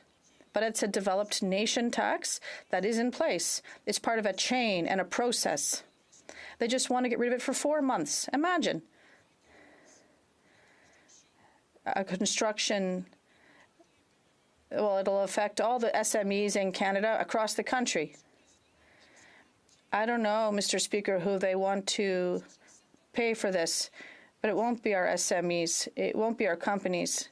It'll just complicate their lives. It's easier just to send them checks, but out of ideology, their ideology means they don't want to send a check. They don't really want to help these programs or help people. They just want to axe the tax, Mr. Speaker. Why? Because, well, they're not really concerned, and they're not really understanding things, the basics about how our tax system works for companies. They don't really understand it. And the leader wants to become prime minister. There could be an excess of ambition there. But I'd like to conclude saying one thing. He doesn't care about people's vacations. It's the least of his worries. He doesn't care if people can go camping or care about cutting taxes. What he really wants, is a tax rebate for the summer to be able to peddle his hate in the fall when the tax is reapplied. That's what he wants to do. The opposition leader. He says, well, have a tax break, but then when you come back in September and the tax is reestablished, then we're going to rise and we're going to cry all fall because there's a taxes back. And then there'll be another false scandal and there'll be a cost for managing this issue for all companies across Canada. Because the main thing that the opposition leader, the official opposition, is doing is farming hate, cultivating a lack of confidence in our institutions that even as sovereigntists we want to pull out of, but we do respect. And I think that these individuals, aside from their lack of rigor, should feel a deep feeling of shame. Thank you, Mr. Speaker. Questions and comments? The Cypress Hills grasslands. Well, thank you very much, Mr. Speaker, and that was a entertaining speech, to say the least. Let me tell you. So I grew up on a farm in rural Saskatchewan. The Bloc, they largely represent rural Quebec. Our family's personal vehicles would have, between the two of them, would usually have a combined amount of kilometers of over 100,000 kilometers, about 115,000 kilometers a year on two vehicles. That doesn't include our farm vehicles, doesn't include our farm machinery and all the other stuff. So for us to be able to go on if we want to go on a family vacation, let's say we wanted to go up to Jasper National Park from where I grew up, that's 1,000 kilometers to get there. If I want to go to Prince Albert National Park in Saskatchewan, if I want to stay in my home province, go up to the Prince Albert National Park, for example, that's 650 kilometers from where I grew up. Even if we wanted to just go camping at the landing where we'd always go, that was about 250 kilometers to get there. When you live in rural Canada, you have to drive a long ways to get there, right? So I know they say they don't pay the carbon tax. There's still a federal tax, there's still a GST. Would they not at least agree that the federal tax and the GST being removed for the summer would be a good idea? The honourable member for Mirabel. I'm somewhat fed up with the Conservatives that stand up and say, I lived on a farm, and they say kind of anything and they think it'll just get through. Well, I lived in the northern Quebec, and I had to drive 200 kilometers to drive to Val d'Or. I know what it's like to live in a region, and I know that people work really hard, and they probably won't even take a vacation this summer. And earlier, well, they keep attacking our identity as if we were elitists. And earlier, my colleague from South Shore St. Margaret said in the House, what car was the member for Kingston driving? While Conservative members come here on private planes, and there's some who come in on Cadillacs. You can't just say anything, saying that I grew up on a farm. The reality is that the measures that they are proposing are ineffective, costly. They don't help a lot of people. It's just there to create a scandal in the fall. And if we want to really fill their pockets, we have to establish green technologies and work for the economy of tomorrow and get out of the 19th century. Questions and comments. I'll remember for Chateauguay-Lacolle. Thank you very much, Mr. Speaker. I really appreciated my colleague's speech from Mirabel, and because he really did a summary of the issue today. It's not at all about affordability or about the fight against climate change. And I'm still wondering, when the Conservatives talk about the price on pollution, they don't want any price on pollution. They think it costs nothing to pollute. In Quebec, they've understood for quite some time that it has a cost. I'd like to hear what my colleague has to say about, well, if the Conservatives hate a price on carbon so much, why do they not adopt a carbon market? The honourable member for Mirabel. It's part of the silly stuff that the official opposition says. If we were against the oil industry and against developing it today, you're for foreign oil, so including Saudi Arabia, a socialist country. That's what they're saying. We see there's a great deal of rigor there. The carbon tax, there'll be one. I'll tell you why. Because most of our large trading partners from 2030 and 2040, if we don't tax carbons ourselves, they'll be doing it at the border. There'll be a mechanism at the border. So they think we need to produce more oil here so we can buy our own. But then they want to develop policies to make sure that Canadians in the coming years will fill the pockets of foreign countries with carbon taxes. That's the kind of chronic incoherence that the official leader of the opposition is exposing. The honourable member for Rosemont-le-Petit-Petrie. Thank you very much, Mr. Speaker. I'd like to thank my colleague for his speech. It's very vigorous. If the Conservatives really wanted to help people in terms of the cost of living and allow them to save, they could adopt initiatives that we have done at the NDP, better access to dental care to keep the bills down, or pharmacare with diabetes drugs. But they're still going on about the carbon tax. And I'd like to go back to what my colleague said from Kingsway in the Island said, who did a calculation earlier that was very wonderful. To get at the $670 in savings per family, the vacation would have to be 25,000 kilometers. So in terms of the planet, I'd like to ask what planet are the Conservatives living on to be able to do these kind of kilometers? The honourable member for Mirabel. Obviously, in terms of my questions, colleagues' preamble, yes, we're in favor of dental care, pharmacare. It's the same thing for the other GST measures. We want things to be effective, and money has to go to Quebec. Unfortunately, we don't have low prices. That's what some people are, well, the PBO said himself. Well, you say it's pseudo-journalist, but the PBO said the Conservatives, they take on bits of all sorts of reports left and right, and they focus on the fact that the average Canadian won't have the whole day to go study the motion. We have a responsibility as parliamentarians to debate politics and to guide people. We may have different solutions to these issues, but since this party, since they changed their leader, they think the earth is flat. And I would ask them to rectify that. Resuming debate, the Honourable Member for Jonquière. Thank you very much, Mr. Speaker. I'd like to congratulate my colleague from Mirabel, and I am in his confidence, so I know his secrets, which I won't reveal, but it explains his candor this morning. So, another opposition day, and another opposition day that shows us that the Conservative Party is uncomfortable with the truth, and the Conservative Party is somewhat disconnected from the political reality. And I'll try to show this quickly with a few statements and facts that surround the Conservative Party leader. A few days ago, he was talking about the Bloc in a tweet, and he said, under the last Conservative government, which respected Quebec's jurisdiction and had a decentralizing approach, the Bloc went from 51 to 4 seats. Bloc members are encouraging dependence. They defend those on whom they depend. So I'd just like to break that down with you, Mr. Speaker. Why? First, the opposition leader tells us that in a Conservative government, back in 2011, it's thanks to them that the Bloc collapsed in Quebec. And I'd just like to rectify the facts and remind the leader of the opposition that in 2011, there were 5 Conservative members in Quebec. 5. One less than the 6 dwellings that the leader of the official opposition is said to have built.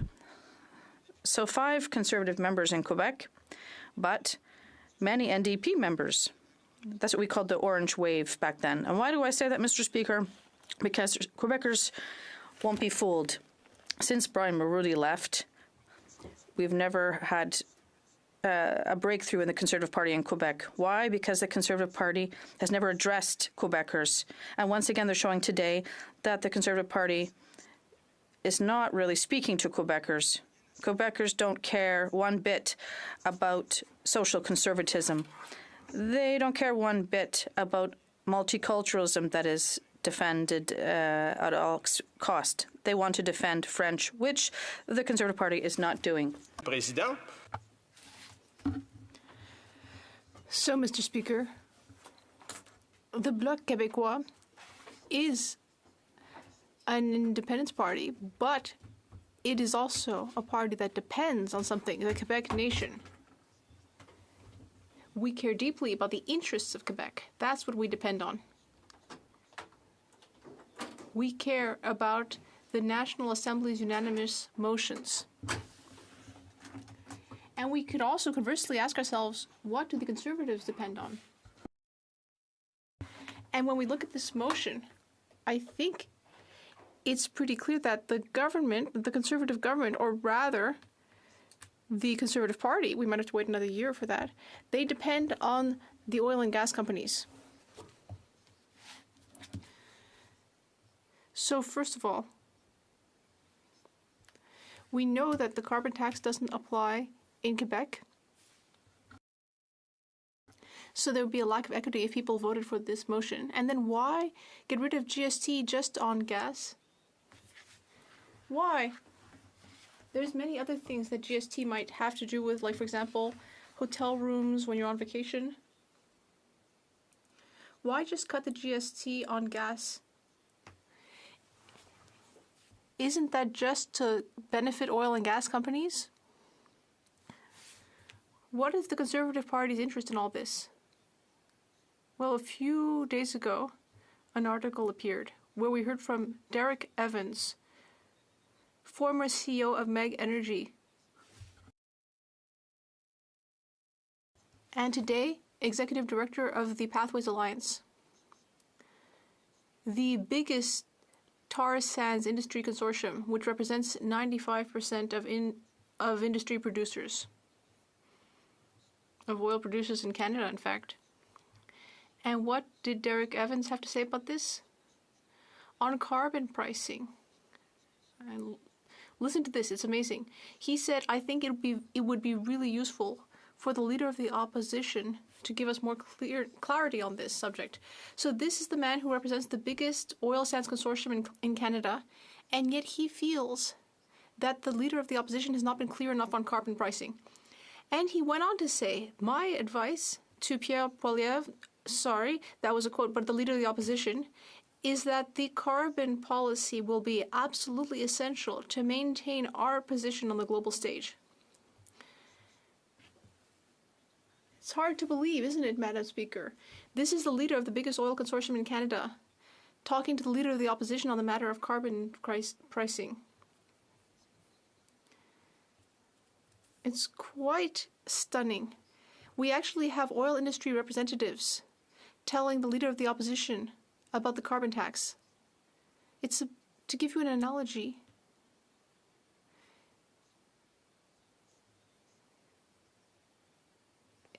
if, say, a sovereignist were to say that Canada Day parties weren't rambunctious enough in his riding, that would be very counterintuitive, no? Well, it's like that. Now, why am I bringing this up?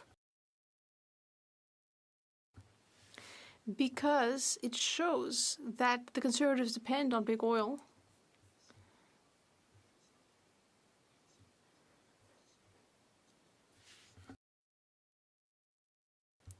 And if we look at all of the Conservative and Bloc opposition days, we'll see that the Conservative ones have to do with the oil industry, and ours have to do with the Quebec nation.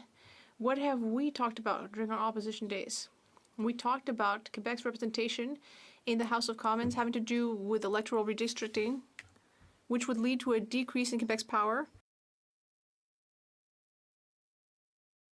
a decrease in the representation of the only Francophone nation in North America. Meanwhile, the Conservatives, you guessed it, it was about the carbon tax. Then the Bloc Québécois the next time had an opposition day on the notwithstanding clause to guarantee that Quebec National Assembly's laws would be respected, like Bill 21, and earlier in history with Bill 101, or what we'll see later with Bill 96. And then the Conservatives had an opposition day on the carbon tax. Then the Bloc Québécois had an opposition day on immigration thresholds and the Century Initiative.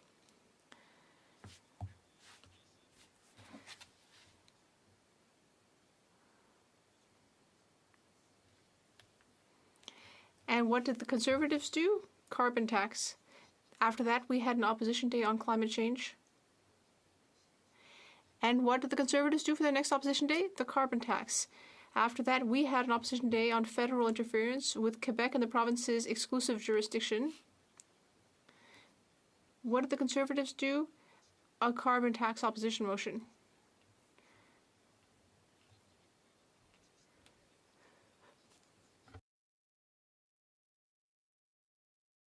So the Bloc Québécois depends on one thing, the interests of the Quebec nation, and the Conservatives depend only on big oil. To the point that big oil companies are actually finding that it's a bit too much. This is a funhouse mirror world that the Leader of the Opposition lives in. It's almost like a Disney film. It's like they're living in the movies. When I listen to these Conservatives,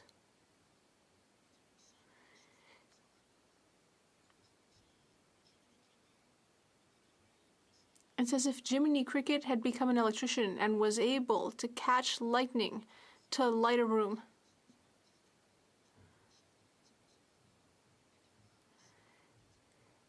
It's as if Pinocchio, by just yelling out common sense a couple of times, were able to build housing. It's as if Cinderella got in on the action and fixed the budget. I'm telling you, the Conservatives are living in a fairy tale world. And the worst thing is that in this imaginary world, Climate change isn't a problem. And Conservative members for Quebec are swallowing that Kool-Aid.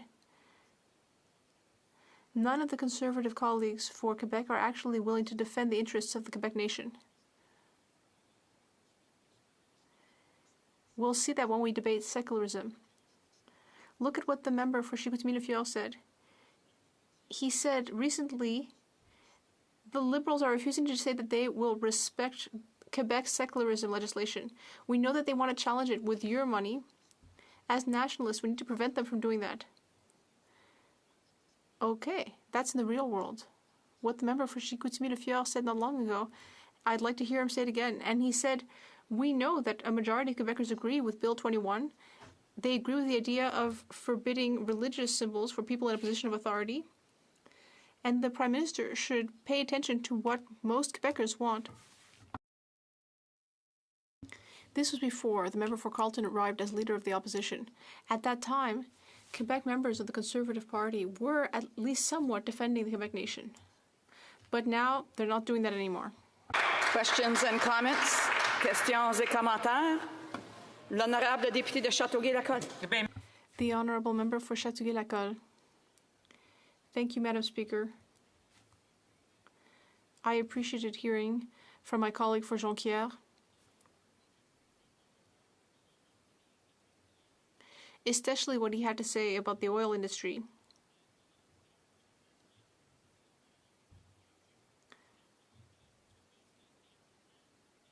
We know that even the oil industry is thinking that carbon pricing is important for the future of the industry. And we know that in Quebec there's the agricultural industry, among others, who are working hard to reduce the effects of climate change.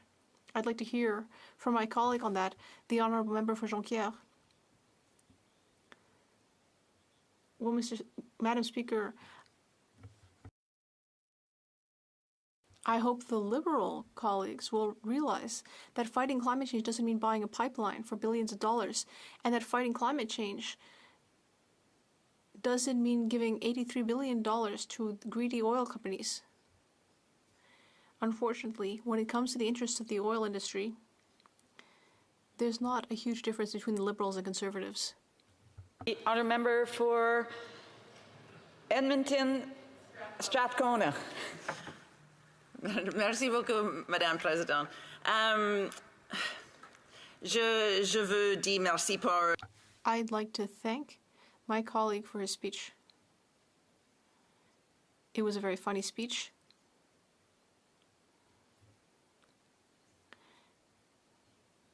In Alberta, Suncor does not pay for the full carbon tax. Is that fair? Why does my colleague think that the government is still allowing this? Very good. Very good French. The honourable member for Jonquière. Yes, I completely agree with my colleague. This government's indulgence towards the oil industries seems to be endless. We were supposed to have clear directives on the end of ineffective subsidies to the oil industry, but the government can't even define what that means. The oil industry lobby is so well represented here, Madam Speaker, that they really don't seem to need anything. In fact, they're so well represented in the House of Commons that they're actually left to preach to the leader of the opposition because he doesn't recognize climate change. What a situation. The honourable member for Saint-Hyacinthe-Bagotte. Thank you, Madam Speaker. A quick question. During the Harper period, and we keep being told that that was very open federalism and that it hurt the independence movement. At that time, the Premier of Quebec was Jean Charest, who later was a politician that the Conservatives were very fond of. He would say, oh, we're having things dictated to us and we don't like it. Now here we have a leader of the opposition who says that he cares a great deal about provincial jurisdiction. And yet somehow, to this very day, he doesn't seem to be able to tell us if he would impose a pipeline on provinces without their agreement. Is that open federalism? The honourable member for Jonquière.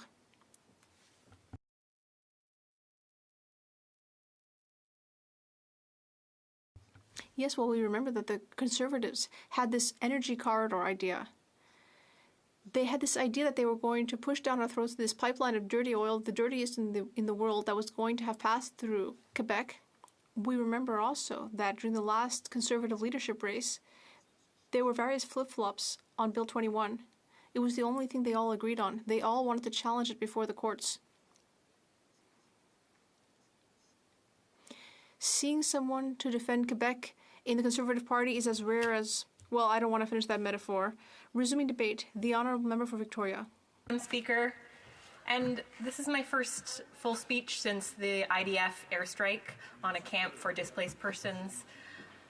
And I want to take a moment to acknowledge the horrors taking place in Gaza. We must do everything in our power to stop genocide. I think of the families who were burnt alive in the tents in a place they were told would be safe. I urge the government to immediately implement a two-way arms embargo, to uphold the rulings from the International Court of Justice and support the calls for arrest from the International Criminal Court, and implement sanctions now. The Conservatives and the Liberals continue to oppose the recognition of the Palestinian state, and this is a dehumanizing position that undermines those working for peace, undermines the safety of Israelis and Palestinians. But to the motion that the Conservatives have put forward today, it's not surprising to me that yet again, the Conservatives ignore the role of big oil and gas CEOs in driving up gas prices while fueling the climate crisis. The Conservatives mention wanting to support Canadians to take road trips, but they ignore the fact that for many Canadians, the road trip they'll be forced to take this summer is when they flee wildfire evacuation zones. Yeah. The Conservatives have no climate plan. And let's be honest, they do not care about Canadians who are struggling with affordability, because if they did, they would support dental care. They would support medication for people with diabetes. They'd support contraception for women. They would support a national school food program so that kids don't go hungry, so that kids can focus on their studies. For many Canadians, road trips are a summer tradition. They go back generations. The chance to explore our beautiful country, the nature that we feel so grateful to have here in Canada.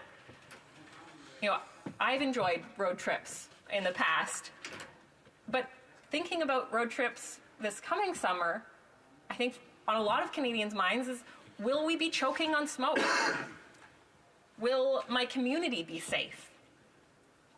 There are communities who already are facing wildfires, homes that have already been burnt to the ground. There are communities that, just within the past couple months have faced, at the same time, while they have multi-year droughts, they are also being evacuated from extreme flooding. We are facing a climate emergency.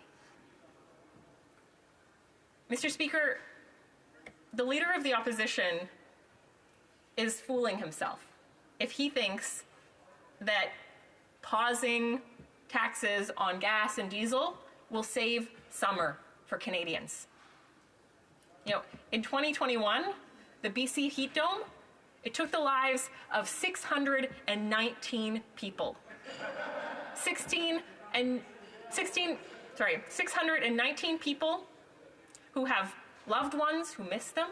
Predominantly, those people were low-income folks, seniors, people on fixed incomes who were in homes that didn't have cooling.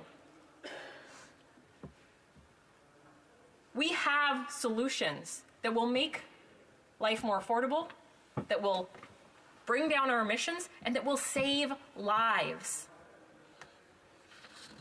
The heat dome would have been virtually impossible without the added effects of climate change. And it is disturbing to me that we have members of Parliament sitting in this House who continue to question whether climate change is real. But then, while Conservatives deny the reality of the climate crisis, deny the fact that we have to actually address the intersecting crisis of climate change and biodiversity loss. The Liberals tell us they believe in climate change, tell us they believe that there's a biodiversity crisis, but refuse to take the action that would match the scale and the urgency of the crisis. You know, climate denial and climate delay, those are not good options. Both of those options leave us in a scenario where the climate crisis is costing the lives of Canadians. I think about, you know, the conversation I had this week. I spoke to members from the Mikisew First Nation. They told me about how if there is a wildfire near their community, and if the smoke is too dense in the air, they have no way to evacuate. They are a remote community with fly-in service. So if the wind is blowing in a certain direction, if there's too much smoke in the air, they have no options. They also shared with me that members of their community, numerous members, have a rare form of bile cancer. That each one told a story about the numerous loved ones that have been diagnosed with cancer because they are in such close proximity to the tailings ponds. Their water has been poisoned. And for decades, they have been calling on the government to fund a health study. You know, at the bare minimum, fund a health study to find out and to prove what's going on, why their loved ones are dying.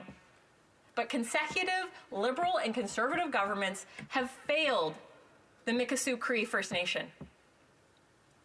And while the Liberals like to say, at least we believe in climate change, that doesn't excuse the fact that they refuse to hold the oil and gas companies accountable for polluting the water, for driving up emissions.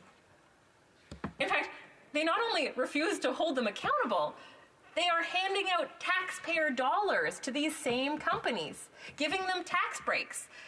You know, at a time when Canadians are calling on the government for bold climate action, what we get are watered-down policies. What we get are the Liberal government inviting oil and gas CEOs to help them craft their climate plan. I've said it before, and I'm going to say it again. That is like inviting the fox to help you design your henhouse.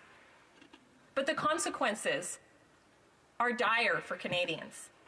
They are dire for the Mikisew Cree First Nation.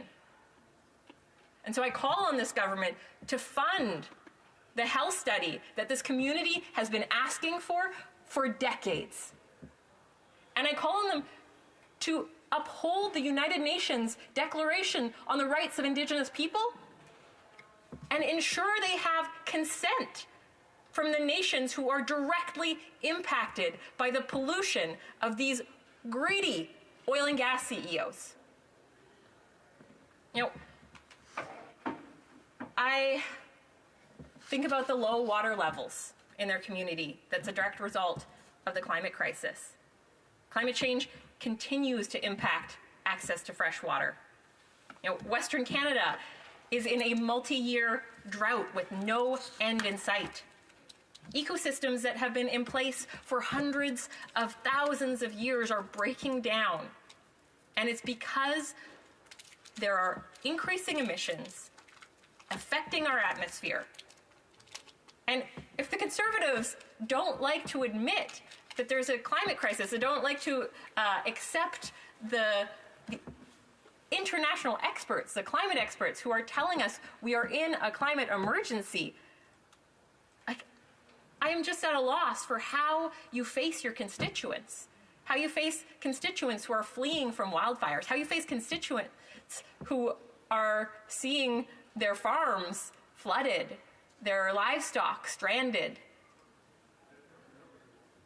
How is it that Conservative MPs look young people in the eye and tell them you don't deserve a climate-safe future? Because when I speak to young people, they tell me how worried they are about their future. They tell me they are fed up with governments who fail to act, who talk the talk, but will not walk the walk. You know, for the first time, the younger generation will have a lower quality of life than their parents in generations.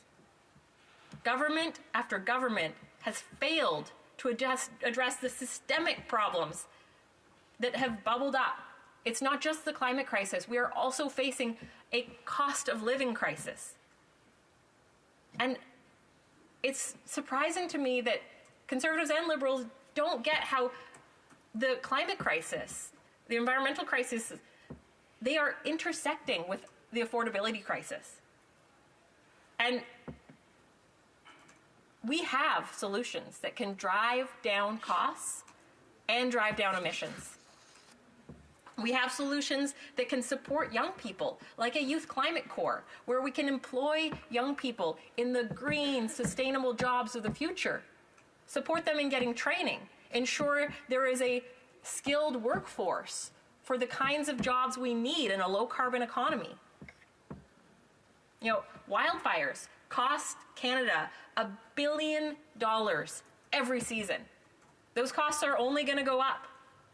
Families in areas at high risk for flooding and wildfires are finding it now impossible to insure their homes or pay for their extremely high premiums. You know, it's not just the astronomical costs of the climate crisis that we should be concerned about, but we should also be concerned about how this government is bankrolling the oil and gas industry. So in 2023, the Government of Canada provided at least $18.6 billion in financial support to the fossil fuel and petrochemical companies. Over the last 4 years, the federal government's total financial support for the oil and gas industry was at least $65 billion. This is at a time when oil and gas companies are making record profits, when their CEOs are getting over $1 million bonuses. You know, doing nothing about the climate crisis has cost Canadian taxpayers hundreds of billions of dollars.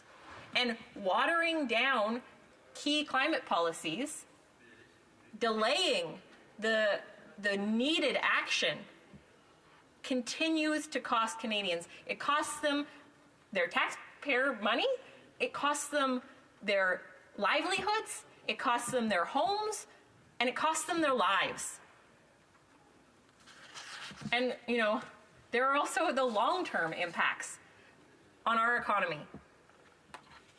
If the leader of the official opposition, or the Prime Minister himself for that matter, cared about the Canadian economy, they would support strong climate action and not the watered-down climate action that we have seen from this government, not the delays, not the broken promises. This government would stop implementing incremental changes, stop, you know, cozying up with their friends in oil and gas. Enough is enough. It's clear to so many people, especially, you know, hearing from people in my community of Victoria. Oil and gas giants, their CEOs, need to be forced to clean up their act. They are threatening our future. They are poisoning our waters. They're driving up emissions, and they're threatening our coast. There's no way that these companies who are making record profits and polluting at an all-time high will willingly reduce their greenhouse gas emissions. But the Prime Minister and the Environment Minister seem to believe that if we're nice enough, if we take small steps towards progress, then everything will be fine. You know, if we buy a pipeline to fund climate action, that somehow that's going to help us avoid the worst outcomes of the climate crisis. They are misleading Canadians. But nothing compares to the level of misleading Canadians that we've seen from the Leader of the Opposition.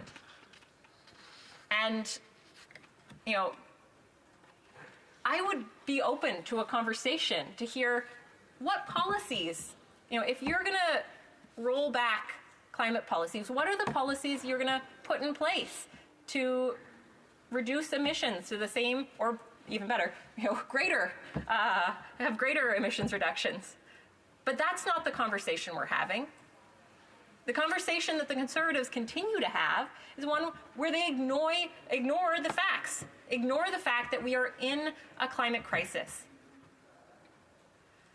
What will it take to get the Leader of the Opposition and the Prime Minister to take this crisis seriously? You know, the Liberals think that they are climate leaders because they've implemented a carbon tax. You know, the consumer carbon tax makes up between, 8 and 14% of their emissions reduction plan? You know, this is, while they are letting the biggest polluters off the hook. This is while their industrial carbon price, which is doing the bulk of emissions reduction, while they allow loopholes that allow Suncor to pay 14 times less than everyday Canadians. You know, they have turned the carbon tax into this silver bullet of climate policy. While they refuse to implement a strong, robust emissions cap, they refuse to transform our economy with a green industrial strategy. While they refuse to center Indigenous voices on climate action. You know, and while they also refuse to adequately fund watershed security in my home province of BC.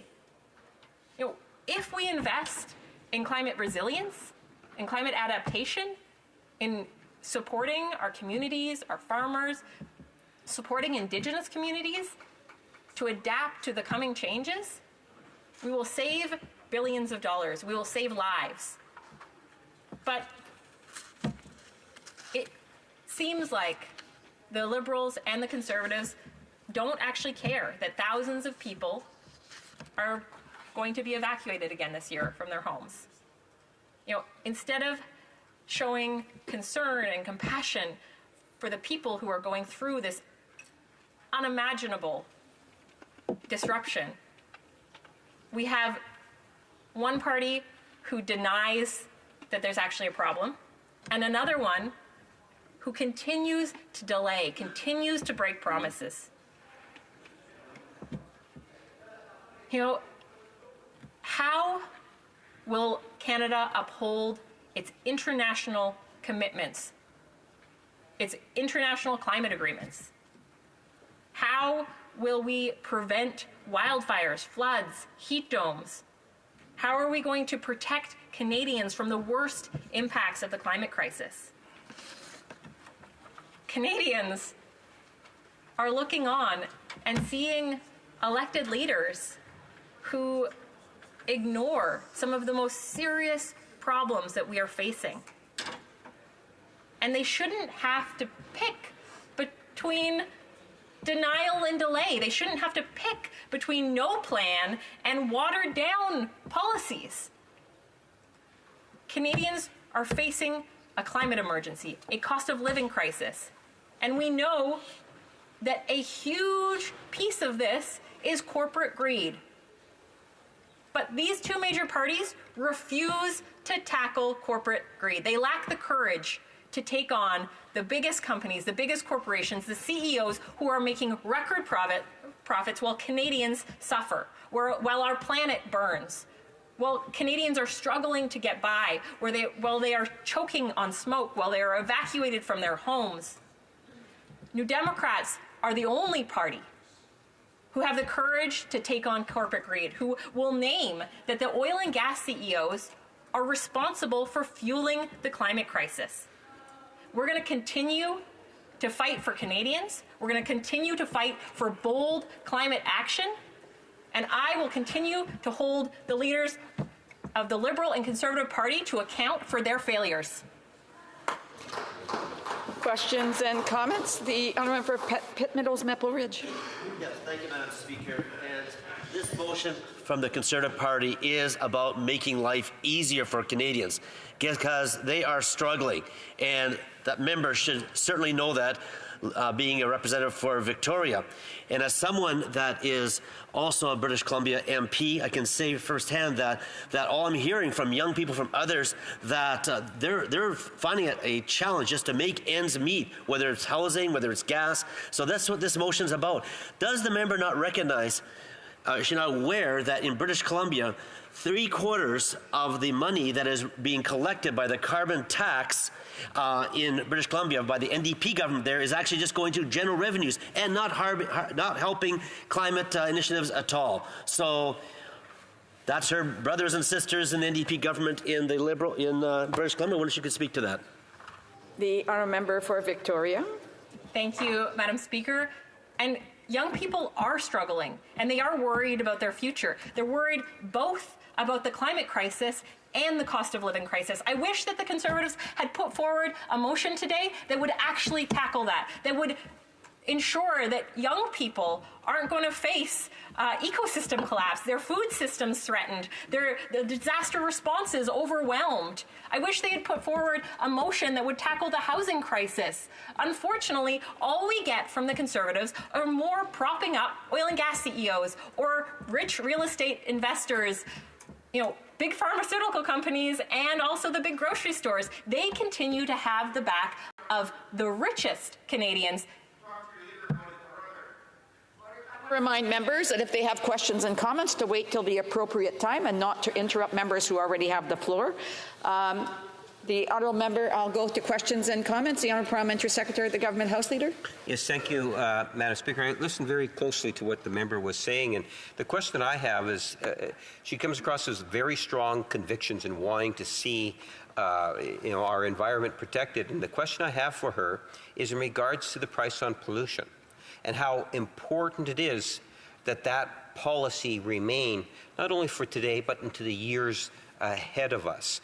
And can she give her solid commitment that she will continuously support the carbon rebate along with the carbon tax or the price on pollution? Will she give that commitment today? The honourable member for Victoria, please. Thank you, Madam Speaker. And I want to thank the member for his question. I am very firmly committed to carbon pricing. The industrial carbon price makes up between 20 and 48% of our emissions reduction. The consumer carbon price makes up between 8 and 14%. My commitment is that we reduce emissions in Canada to meet our international climate targets. I'm honestly not married to any particular policy, but I am committed to ensuring that we have a credible climate plan. And right now, that means including carbon pricing. And so the fact that the Conservatives are saying scrap the carbon tax, and they haven't been clear about whether that means the industrial carbon price as well. That could be about half of our emissions reduction in Canada that all of a sudden are no longer happening. But the Liberals, unfortunately, have failed to close the loopholes in the industrial carbon price. They failed to hold big polluters accountable, and it's no wonder that people are questioning the Liberal government and their commitment to climate action when they water down their policies on the emission cap, when they fail to implement bold climate policies, and when they buy a pipeline. Questions et commentaires. The Honourable Member for Rivière-des-Mille-Îles. Thank you, Madam Speaker. I always love hearing my colleague speak in the House. She speaks with sincerity, with conviction, with love, and with sensitivity. She should be an example for some of our colleagues to follow. I have a statement. In my opinion, adopting this motion, this Conservative motion, would mean that from here on in, it would be admissible and free to pollute in Canada. What does she believe about this? The Député de Victoria. I want to thank the member for his question and also for his kind words. And I think this is what we've been seeing from the Conservative Party time and time again. They would like to see there be no consequences for the biggest polluters polluting, and they are not committed to climate action. It They voted at their convention and couldn't vote in favor of a resolution that said climate change was real. This is the level of debate that we're at right now. I call upon the Conservative members to look at the science, to listen to the international climate experts who are telling us we're in a climate emergency, that we need to come together as elected officials and create and ensure a climate-safe future for Canadians today and for future generations. Questions and comments? The honourable for Winnipeg Centre. Thank you, Madam Speaker, and I'd like to thank my honourable colleague for her intervention. She spoke in her speech about the United Nations Declaration on the Rights of Indigenous Peoples, and I know that the Conservatives talk a good game about economic reconciliation. I'll translate it. We will support your free, prior, and informed consent if you support our economic and resource agenda, and if not, we're going to brush you aside. It's a clear position that doesn't respect yes, no, but also yes with conditions. I'm wondering if my honourable colleague supports free, prior, and informed consent without qualification, yes, no, or yes with conditions. Thank you, Madam Speaker. The honourable member for Victoria. I want to thank the member for her question. I want to thank her for her constant advocacy for bold climate action, but also to uphold Indigenous rights. The United Nations Declaration on the Rights of Indigenous Peoples is very clear. It is free, prior, and informed consent. That means yes, that means no, that means yes with conditions, and every member in this House has a responsibility to uphold that declaration. Thank you. Questions and comments? The honourable member Cypress Hills Grassland. Well, Madam Speaker, the member talked quite a bit about damaging the ecology. She talks a lot about having to pay for pollution. Her city of Victoria historically has been one of the biggest offenders of dumping raw sewage into the ocean without having to pay for it. Port Alberni in BC in 2018, nearly 47 billion litres of raw sewage. Richmond, BC, also 42 billion litres of raw sewage in 2018. Port Alberni is represented by an NDP member as well. Conservatives have previously actually tabled a bill to make it illegal to dump raw sewage into the ocean so that we can protect our ecosystems, yet she voted against it. Why on earth would she vote against that? Victoria? Thank you. I want to thank the member for his question. Just, point of clarification so that the Canadians watching aren't misinformed by Conservative rhetoric. Victoria actually has a sewage treatment centre and is treating their sewage that is, I have attended many meetings to ensure that Victoria treats their sewage. I'm also putting forward a motion, and I have in the past Parliament and this one again, to stop the cruise industry from dumping sewage as well as effluent into the oceans. I'm going to continue to stand up to protect our water, to stop the dumping that happens, and I'm going to continue to stand up against the oil and gas industry, whose CEOs and lobbyists are flocking to the Conservative fundraisers because they know that the Conservatives are going to continue to let them pollute and pollute and pollute. We have time for one quick question. Honourable member for Lac Saint Louis. Thank you, Madam Speaker. There are many who say that because our emissions are so small compared to global emissions that we should not do anything.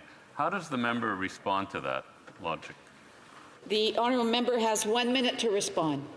Thank you, Madam Speaker. And I want to say that Canada should be a leader.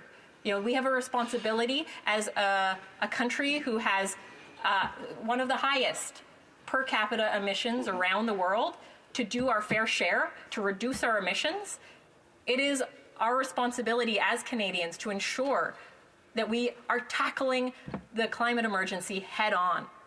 I want to thank the member for his work on the Environment Committee and his commitment to freshwater. And I do just want to put a quick plug that he push his government to fund a BC Watershed Security Fund, because there has been investments on the East Coast, but unfortunately, or at least in Eastern Canada, but unfortunately BC is struggling with multi-year droughts. with unprecedented wildfire seasons, and a BC watershed security fund would make a world of difference in adapting to climate change. Resuming debate, the honourable member for Thornhill. Thank you, Madam Speaker. Madam Speaker, I'm going to split my time with my colleague from Oxford, who I promise will deliver a barn burner in his speech. But today is another day that is yet another occasion that we're hearing in this place that the Prime Minister and his NDP enablers are just not worth the cost.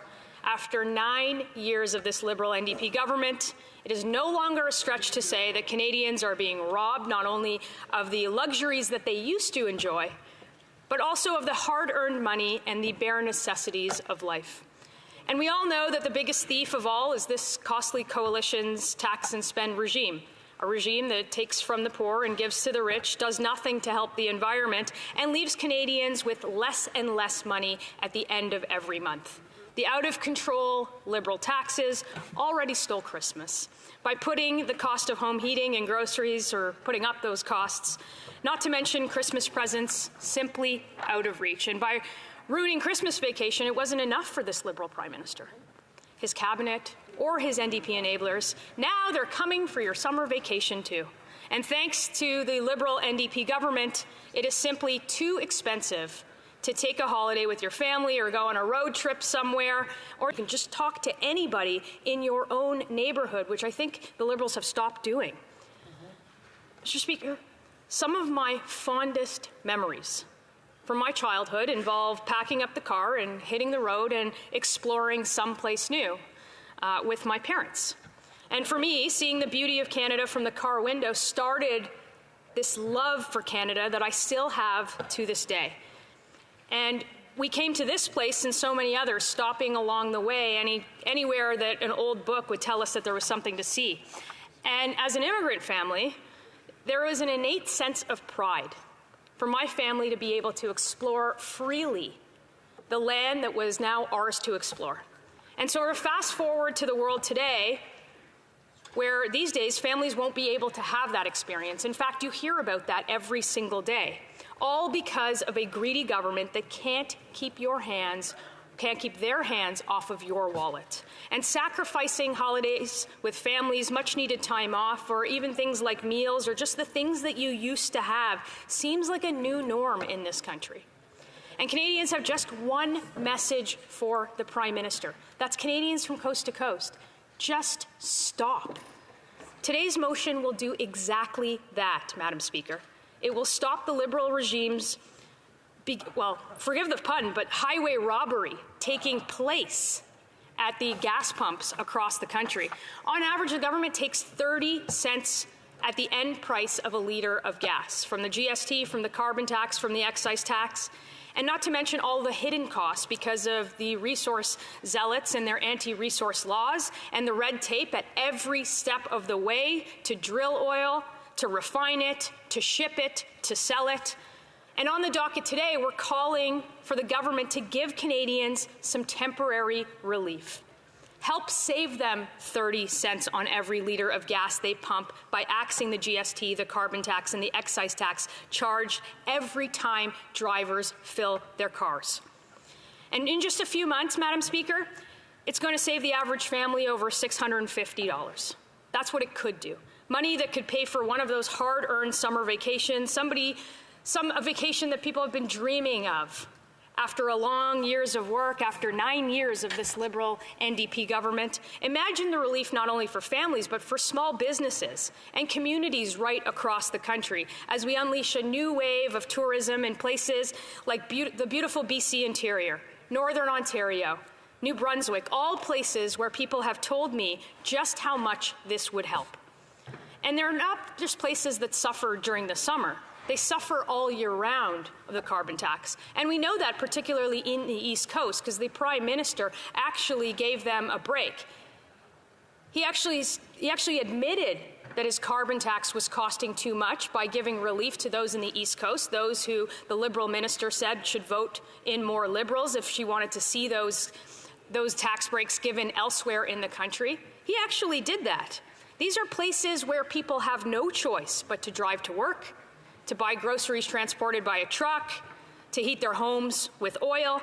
All year round, they are punished by this Prime Minister and his NDP Liberal government.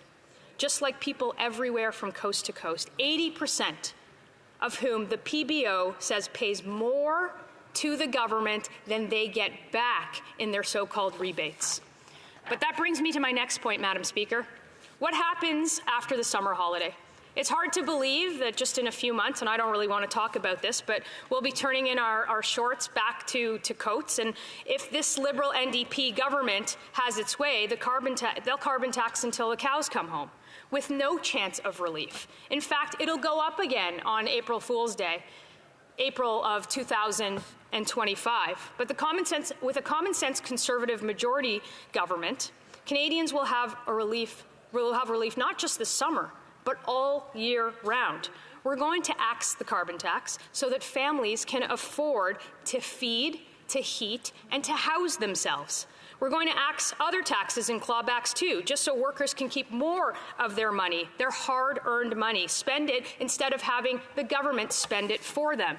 And we're going to cap the inflationary, out-of-control borrowing and spending here in Ottawa so that grocery bills, mortgage payments can finally be within reach. So somebody without rich parents or a trust fund can take a summer vacation. Every day we stand here in the House of Commons, and we're the only party of all of the parties, and advocate for ordinary, hardworking Canadians whose government takes more of their money each and every day. Every day we take that message to Canadians. But every day the Liberal government, again, and their NDP partners in crime, stand here and say no. They stand here and vote for more taxes on every single Canadian. They don't just say no to us. They say no to any common sense agenda. They're saying no to millions of Canadians who stand with us too. They're actively thumbing their noses in the faces of so many who just want to get by. The 2 million every month who use a food bank, and the mother who puts water in her kid's milk, or the carpenter that fixes his boots with duct tape. And it is striking, the show of arrogance and incompetence, and it tells you just how out of touch they have become after 9 years in government. For them to stand here and promote a tax, a big fat tax on almost everything that Canadians do and buy as an affordability measure, not just an affordability measure, but the centerpiece of the Liberals' ideological crusade, ask Canadians. They will tell you that they are not better off. In fact, I haven't run into anybody who is better off today than they were 9 years ago. On this side of the House, we have a real agenda. We're going to axe the tax. We are going to build homes, we're going to fix the budget, and we are going to stop the crime. A common sense plan to fix what this Prime Minister has so broken after 9 years of being here. And that plan starts right now, right here this summer. They could vote for this. They could vote for this today, and we will continue the fight for everyone being left behind after 9 years of their government.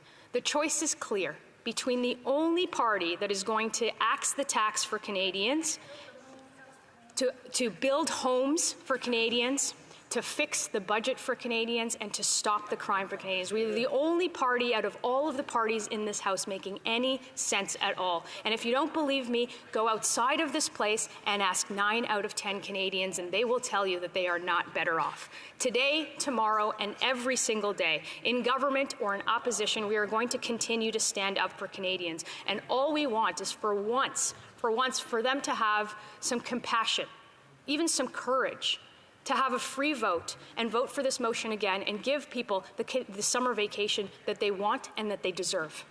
Questions and comments? The honourable for Fleetwood Port Kells.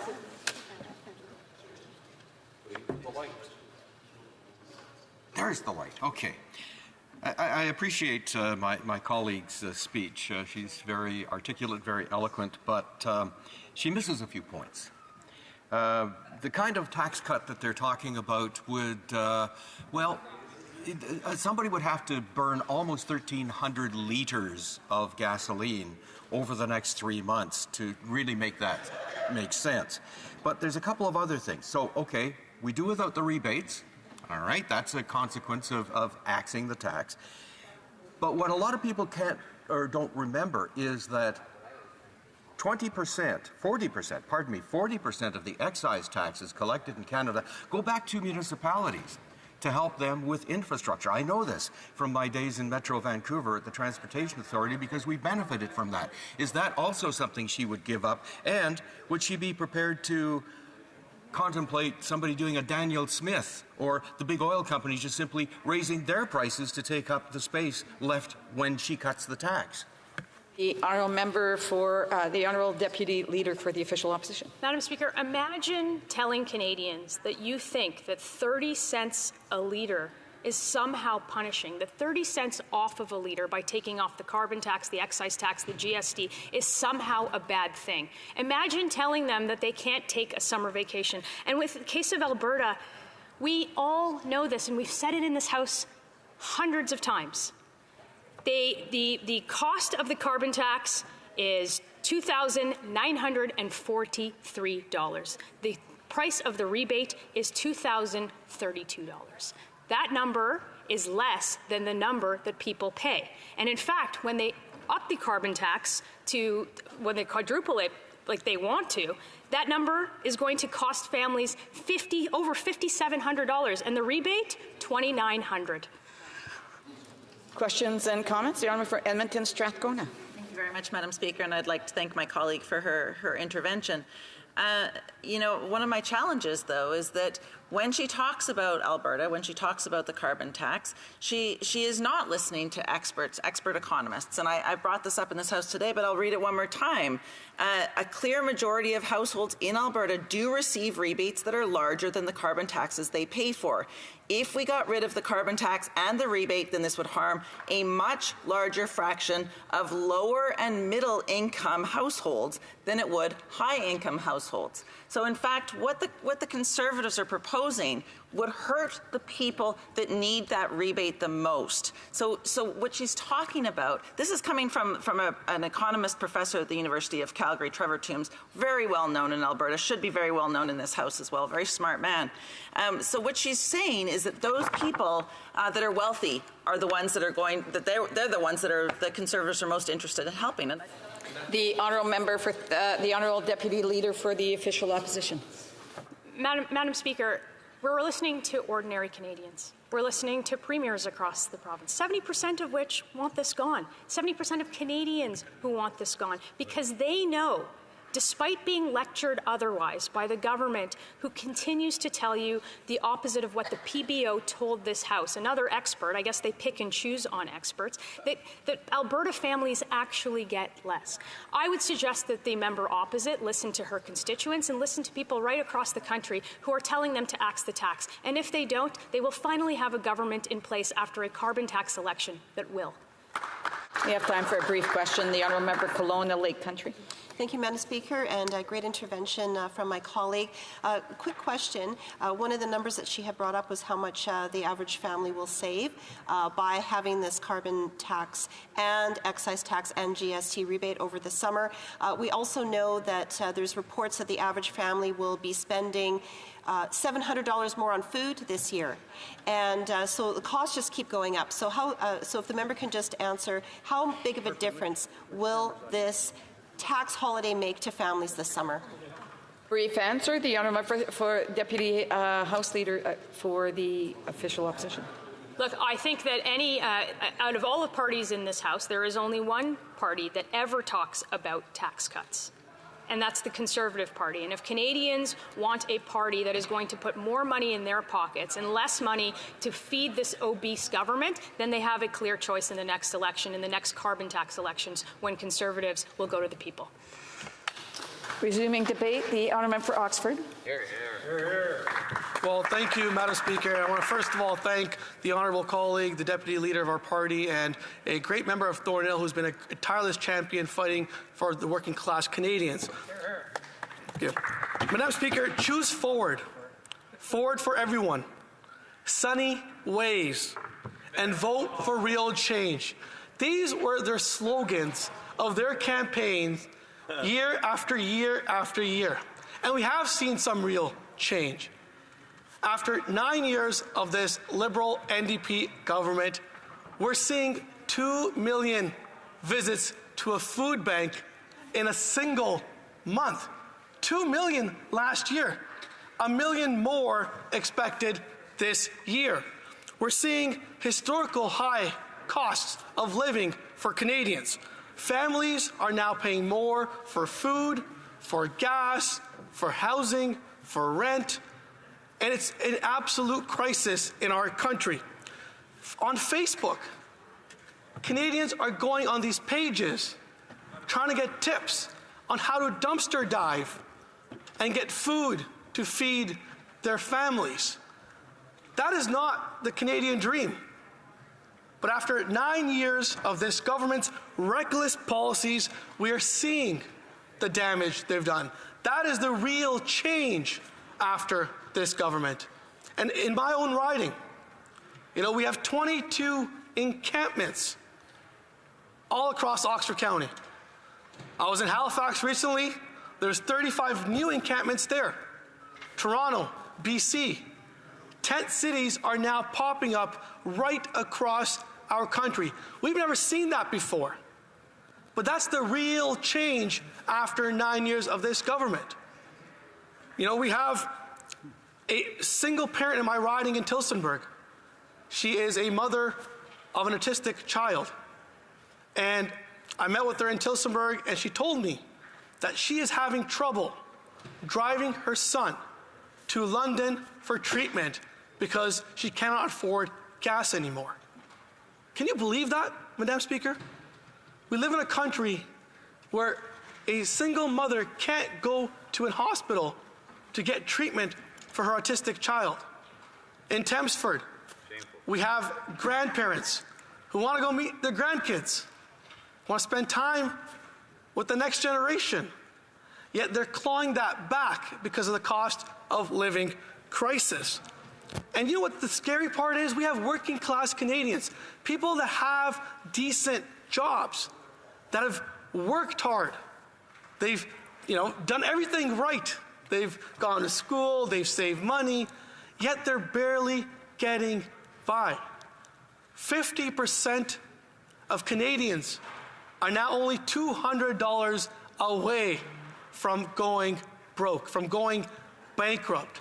And that is very, very scary. If you look at the food banks, they are at capacity.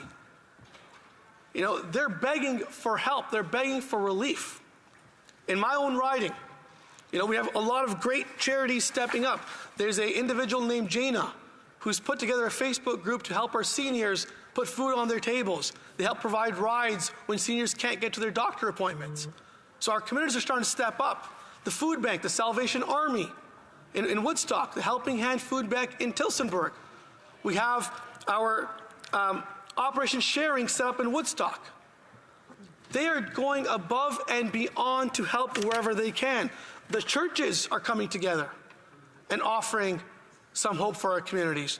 The Lions Club, the Rotary, the Kiwanis, all have been stepping up when this government has been failing to support Canadians. And look, Canadians wanted relief in this budget.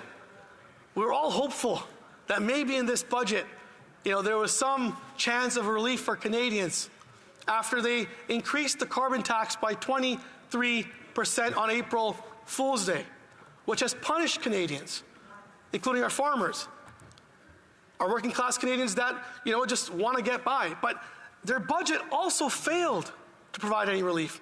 Instead of getting their spending under control, they spent an additional $60 billion of inflationary spending. We are now paying $55 billion of our hard-earned taxpayer money to service their interest payments on their debt. Canadians make it, this government takes it. So that is why, our government has been very, very clear that we will axe this tax once and for all, for everyone, everywhere, for good. Yeah. But to get relief this summer, we have brought forward a motion that will give relief to our families this summer, who will give them a summer break. We all need a break sometimes, and you know what? The deputy leader mentioned some of my best memories were growing up and spending time with my family during the summer, going, place to place, checking out the amusement parks, and just having that time to spend with family. But we're not seeing that anymore. And that's why our motion will give an average Canadian family $670 of relief. That money could be invested in buying more food, in doing an activity, in supporting a charity of their choice. So much could be done with that money. On average, because of this carbon tax, Canadians are paying almost $1,700 on average more in Ontario. Despite their claims, I've been listening to them, despite their claims, the Parliamentary Budget Office himself has said that Canadians pay more for the carbon tax than what they get from their so-called rebates. And if you look at the raw numbers, this break would give Canadians almost 36 cents off a litre. That is not a small number, Madam Speaker. That is huge. That would be a huge amount of relief that will go to our families. Yet for some reason, they talk a big game about compassion. They talk a big game about being the party for the working class. We have seen not one policy that puts the working class forward. The slogans that they campaigned on are just empty promises. All words, no action. That's all it is. And when they brag about their so-called experts, Conservatives, we go on the ground. We go to our neighbors. We go to our friends. We go to our working class Canadians who tell us every single day that the carbon tax is punishing them. The premiers are telling us the same thing, that it's punishing Canadians. Every single policy this government has put forward is hurting Canadians. So we're asking the NDP, the Liberals, the Bloc, the Green, to come together. Do what is right. Give relief to Canadians. Give them a break. Just for the summer, give them a break. Let them enjoy their summers. And axe the tax on the carbon tax on gas, the federal fuel tax, and also the GST. And you know what? The great thing is, ridings like mine are amazing when it comes to tourism. I encourage everyone to come visit Oxford. It's a great community. We're the dairy capital of Canada. We have a great cheese trail for those that love cheese. I'm a big fan of dairy. As you can tell, I've gained almost 18 pounds since I've been elected to office. It's kind of scary, all the cheese I've been eating. But it's a great, great place to be. We have, utterly ridiculous, a great dairy for you to try ice cream at. We have amazing campgrounds, the Willow Lake Campground in my riding. Great restaurants like The Mill, cafeterias like Kintor Coffee. So we have the agritourism sector in our community, where we bring together our strong farmers and showcase to the world the greatness of our community. And that is what Canada is all about, is giving Canadians the chance to explore our great nation and to restore that Canada's promise, where if you worked hard, you follow the laws, you play by the rules, you could get ahead, you could save some money, you could buy that dream house, you could go on that vacation.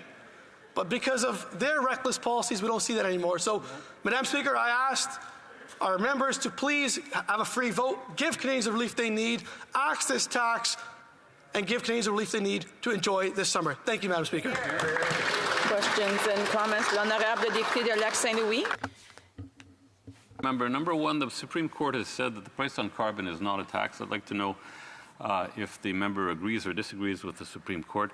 Secondly, I'd like to know why the Leader of the Opposition will not state his view on the output-based pricing system. I want to know, why is he hiding? And thirdly, I'd like to comment from the member about the PBO retracting the report that he published and that the Conservative caucus has been repeating ad nauseum for the last few weeks. Will the caucus apologize for spreading that misinformation? The honourable member for Oxford. Madam Speaker, I understand the member is having a tough time going back to his riding and explaining why they keep raising taxes time and time again, over and over again. I absolutely understand it's difficult for them when they hit their doors this summer. I get it. I get they're desperate, they're divided, they're trying to, try to throw everything they can at everyone else. But my response to them is, it's your responsibility. You've been in government for 9 years. Questions and comments through the chair. So I just want to remind, and there seems to be some going back and forth as well, so I just ask members to please keep their thoughts to themselves until the appropriate time. The honourable for Oxford. Through you, Madam Speaker, they're running desperate, they're running scared. And you know what? When the election gets called, they'll get a strong response from Canadians that their reckless path that raises taxes on our farmers, that raises taxes on our working class, that raises taxes on our families will be rejected once and for all. If they want to go to the polls, we're ready. Let's do it now. Questions and comments? Honorable Député de Drummond. The honourable member for Drummond. Thank you, Madam Speaker. Once again, we have here a Conservative opposition motion that is very populist. It's very easy to tell people, well, we're going to get the tax suspended during the holidays. That way you can go on a trip. It's not quite that simple for Quebec and Canadian families. Now, this idea, however bizarre it is, does have costs. Can my colleague tell me, number one, how much will Quebecers and Canadians save thanks to this Conservative measure? And secondly, how much will this measure cost Quebec and Canadian SMEs and businesses and the administration of the system in general to suspend a tax for a limited duration? And what will it cost in operational fees? And what will it cost in terms of lost revenue? To the Oxford. No, thank you, Madam Speaker, and I appreciate the comment and the question from my colleague. In Oxford County, we're a farming community. I know many of rural Oxford is also similar to that. And when it comes to our farmers and traveling long distances, it will provide a big relief to Quebec families as well. On average, it will save $670 per family just this summer alone, and we will find savings by cutting the reckless expenditure on inside consultants that this government has been spending. They've spent $21 billion on inside consultants. They have been feeding their own liberal elites instead of feeding Canadian families. So we're going to bring that money home, put it towards Canadians, and provide relief to Canadians across Atlantic Canada, to Quebec, Ontario, and across the West. So we'll be working hard to put that money back in the pockets of Canadians. That's right. We have time for a brief question. The honourable member for Prince Albert. Thank you, Madam Speaker. And Madam Speaker, I really enjoyed my colleague's speech. It was a great speech. What I find really interesting about this Parliament is if the NDP and the Liberals are so adamant and so confident in the carbon tax, they're so confident that people want this and are willing to live with the pain that they're experiencing, to forgo giving up things like food and housing so that they can pay a carbon tax. Why won't they go to the polls? Could this member give me an idea why the Liberals or NDP would not say, we'll take it to the people, we'll let them decide? Why won't they do that? The honourable member for Oxford, a brief answer. Thank you for a great question there. And look, you're absolutely right. Wherever we're going across the country, especially in NDP-held ridings, they feel like that party has sold them out. They feel like that party has betrayed their values. The party that once was known for the party of hardworking union blue-collar workers has now abandoned them with Versace bags and Rolexes and champagne socialism. So absolutely, we're ready to go to the polls, and they'll be seeing the next election. The Canadians will give a strong response to their reckless policies. Thank you, Madam Speaker. And the honourable member, again, was addressing the question directly to the member as opposed to through the chair, so I just want to remind him to do that. Resuming debate, the Honourable Deputy Government House Leader. My colleagues are asking me to skip through the speech and go straight to questions. If you would allow me to take 30 minutes of straight questions, Madam Speaker, I would absolutely love the opportunity to do that, but I don't think you'll let me. And I would do it. And if there was unanimous consent from the House, I'd even take them up on that offer. But, Madam Speaker, Order, and that's on both sides of the House. I would ask the honourable member not to engage until it's proper time to engage in questions and comments. I ask members to please hold on to their thoughts because they will have 10 minutes, not 5, but 10 minutes for questions and comments. The honourable member for the Honourable Deputy Government House Leader. There's nothing quite like slapping around the misinformation in the questions and answers portion that I like the best, Madam Speaker, but we'll save that because that time will come shortly. Madam Speaker, I've had the opportunity to sit here today and listen to 3 speeches from Conservatives. I've listened to the Leader of the Opposition, I've listened to his Deputy Leader, the Leader from Thornhill, and now I've listened to the member from Oxford. And all I can say is that it is a ton of misinformation, a ton of hyperbole, a ton of inaccurate information. And whenever I ask the question to please explain to me, Madam Speaker, where the information, where their data is coming from, nobody has nobody stands up and does it. For starters, the member from Oxford just said that this will save people 36 cents a litre. Well, the previous speaker to him, the member from Thornhill, said it was 30 cents a litre. Well, what is it? Because it's really important for the math to work on their own issue. The reality is, Madam Speaker, is that if you look at the federal carbon tax, it is 17.6 cents per litre, and then if you add the 10 cents per litre, which is the gas tax, that brings you to 27.6 cents per litre. Now, if you put GST on that, you are just shy of 29 cents. So 29 cents per litre is what they're talking about. Now, I want to explain why I think it's so important to point out that number, because it is important. Because if you take the 29 cents per litre and you accept that as fact, and I hope we all do because it is a fact, you look at the motion. They're laughing at it. I guess it's not a fact, but it's literally a fact. If you look at the motion says that the average Canadian is going to save $670 between now and Labor Day, basically 3 months, okay?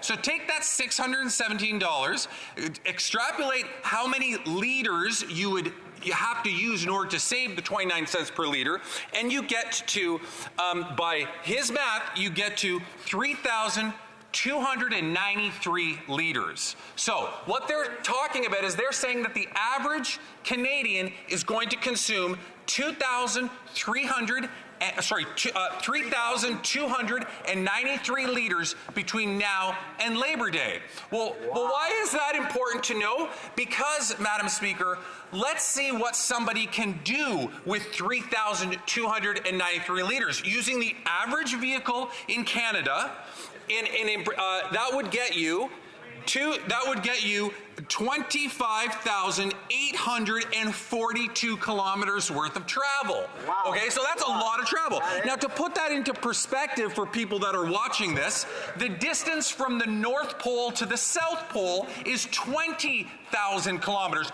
So you could drive from the North Pole to the South Pole and still have over 5,000 kilometers of distance you can still travel in order to meet the objectives of what the Leader of the Opposition is saying.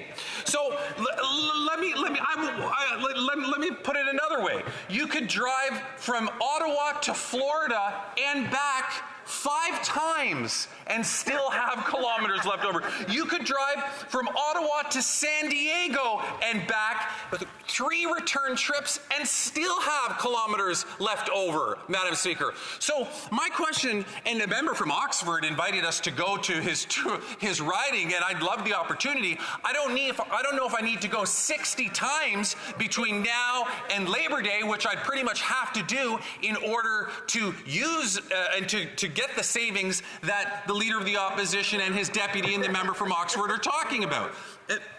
I have a point of order. The Honourable for Provencher, and I hope it is in conjunction with a standing order. I'm sure it is. I'm sure it is, because I did a quick calculation with my calculator. This is a point of debate, not a point of order. The honourable member for the Honourable Deputy Government House Leader.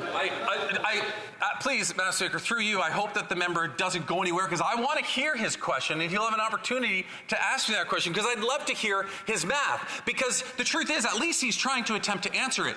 I asked this question of the Leader of the Opposition after his speech today, and I asked it and I said, listen, I just want to understand the math. Explain the math to me. And of course, he wouldn't even remotely come close to answering my question. He just skated around and said the Prime Minister does this and you travel here and this, that. He didn't answer my question. I just want to understand who did the math and how they calculated it. Because the reality is it's just not true. And so this is the problem, Madam Speaker, is that when Conservatives get so outraged when we say that they're providing misinformation, and they are, when they get so outraged over that, they should at least be able to substantiate the claims that they're making. And this motion specifically says $670 for this summer will be saved by the average Canadian family, and that would be between now and presumably Labor Day when the summer officially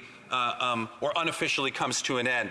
So, I can go on and on about the data about this, Madam Speaker, but I think I've made the point in that there's a ton of misinformation coming from the other side. And so why? Why are they providing this misinformation? Why do they continually, repeatedly do this? It's because the Leader of the Opposition wants to fundraise. He's using this venue, he's using the democratic center of our country, the chamber that we have debates over policy, and using it as an opportunity to fundraise. He wants to give a speech, he wants to talk about these things, then he wants to go and send out an email blast and say, vote, donate to me, and we're going to make life more affordable for you. Does it sound like anybody else? Anybody familiar, Madam Speaker? Sounds a lot like that guy with the red tie in the United States, Donald Trump. He seems to do a lot of that, doesn't he? And it's the same outrage, the same. Again, I want to remind members, if they have comments or questions, that they wait till the appropriate time and not to be interrupting members who currently have the floor. And when the speaker is speaking, again, I think that it's inappropriate for members to be still making comments. The honourable member for the Honourable Deputy Government House Leader has still 13 minutes and 13 seconds. Thank you, Madam Speaker. But I mean, it's really, this happens a lot. Whenever I talk about the Conservatives and comparing them to the MAGA Republicans in the South, they get outraged like this. They don't like it. The honourable for Dauphin Swan River, Nipawin has a point of order. I would ask, just the point of relevance, and it's supposed to be talking about Canadian politics. Honourable member refer to the speaker. The honourable member knows full well that when it comes to speeches, that there is some flexibility. The honourable member, I would ask members to please allow the member to do his speech, and I'm sure that they will see that it's very relevant. The honourable member for the Honourable Deputy Government House Leader. Well, that's why he must have voted against Ukraine, because he only thinks we should be talking about Canadian politics in this room. What an outrageous statement to make on a point of order nonetheless. The reality is, Madam Speaker, is that this Conservative Party is the equivalent of the Republican alt-right in the United States. It's a reality. It's a reality, Madam Speaker. That comes from this neoliberal concept of absolutely no involvement in making lives better for Canadians, and more importantly, using the absolute outrage and fake faux outrage whenever they can find an opportunity to use it. And look at who the Leader of the Opposition hangs out with. He hangs out with it and goes to these camps that are set up by members of Diagolon, an organization in Canada that has ties to some pretty shady activity. It's reality. It's a reality of what it is. And they keep heckling because they're upset about it. And maybe some of them even say, gosh, why did he do that? Why did he participate in this? And then those are good, fair questions. But the reality is that this is the member from Carleton. This is what he's transformed Brian Mulroney's Conservative Party into. You know, they have the same color blue, the same shade of blue. They call themselves conservatives, but they're not. They're the former Reform Party. They're the Reform Party of Canada. Why they're ashamed to just call themselves what they are is beyond me. They should just change their name to accurately reflect what they are. And they're following the same playbook as Donald Trump. They do the exact same thing. They try to find ways to outrage people. They try to tap into people's anxieties. They try to tap into the fears that they're experiencing right now and the anxieties that they're experiencing in their lives. And that's what they're doing with this motion. Once again, we have a motion before us. I have a whole binder here, Madam Speaker, from every single time they brought up the issue of the carbon tax. Of course, they'll never, ever talk about the fact that people get more money back. Oh, no. Or, you know what, they'll never even talk about the fact that people get money back. Never mind how much. They just won't even talk about that because they treat it as though, you know, we could rage farm more if we just talk about a carbon tax. And this is what we continually see from Conservatives over and over and over. And so I pointed that out, Madam Speaker, when I started my speech by talking about the math and talking about how they came to the conclusion that the average Canadian is going to save $670 per month. I want to know how they come to that conclusion. You would have to, by my calculations, Madam Speaker, you would have to drive 272 kilometers every day between today and Labor Day in order to realize the savings that they're talking about. There's a few members, and I know some of them were already in the chamber a while ago when I indicated that, you know, there will be an opportunity for questions and comments, and some of them may not have been. And again, you know, by raising all of these points of order or all of these interruptions that I'm having to rise on means that the honourable members may end up losing a spot because it's taking too much time for them to be able to do their speeches. So I would hold on to their thoughts. There's still just a little under 10 minutes for the honourable member to finish his speech, but I can tell you, you will have 10 minutes of questions and comments, so please jot your thoughts down. The honourable member for Kingston and the Islands. From the top, Madam Speaker.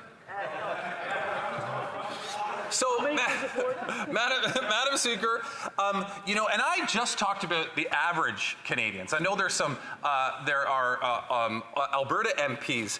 Alberta MPs would have to use, presuming that they're purchasing their gas in Alberta, would get 37,000 kilometers of driving out of these potential savings that the leader is talking about. So all to say, Madam Speaker, that it's absolutely ludicrous what they're suggesting. They're trying to sell Canadians, and I'm sure it will go out in an email later today to their base saying, we wouldn't save them $670, so please donate $1,000 to us right now. I'm sure that'll happen later today because that's just what they do. But the reality is, Madam Speaker, is they're misleading Canadians by suggesting that they would save, the average Canadian would save $670. It is an outright falsehood. There's absolutely nothing true about it unless the member from Caledon plans to drive from the North Pole to the South Pole and then still have over 5,000 kilometers left over afterwards to continue driving around, to continue, because that's the only way you will ever save the kind of money that they're talking about. So I find it incredibly concerning, Madam Speaker, when we see time after time after time, Conservatives get up with their fake outrage and try to mislead Canadians and try to sell them something that is actually not true. When in reality, if you actually stop and think about it, Madam Speaker, if we were to remove the price on pollution, the carbon tax, then we would also have to remove the rebate.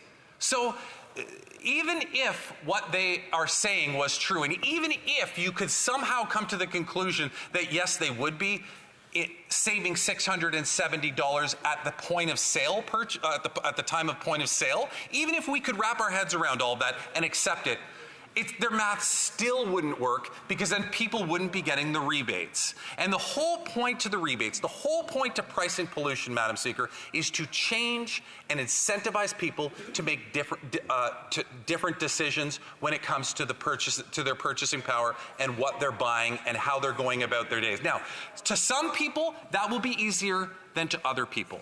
And that's why we've set up various different programs to help people transition to cleaner options, transition to doing things differently that don't have a large carbon footprint. And that's what this is all about. And so for somebody who studied economics in university, I understand it.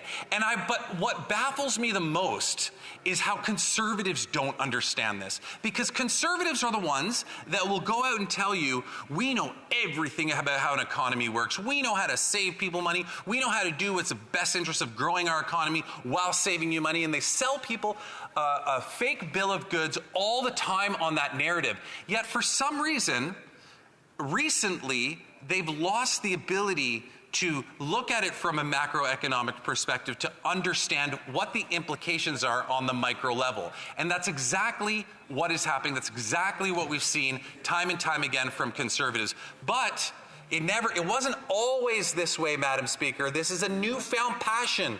These conservatives that continue to heckle me right now as I speak, guess what, Madam Speaker? They ran on pricing pollution.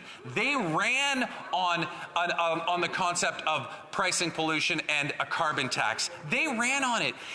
And you know what? It wasn't even Liberals that first floated the idea of pricing carbon. It was Stephen Harper in 2008 who said he wanted to price pollution, because as an economist himself, he understood that changing market behavior is easily accomplished with putting a price on something. We just took it one step further, Madam Speaker, by saying not only will we change behavior, but we will also give all that money back through the rebates. Now, I know that conservatives are going to tell you, they're going to say, oh, well, the PBO said this and that.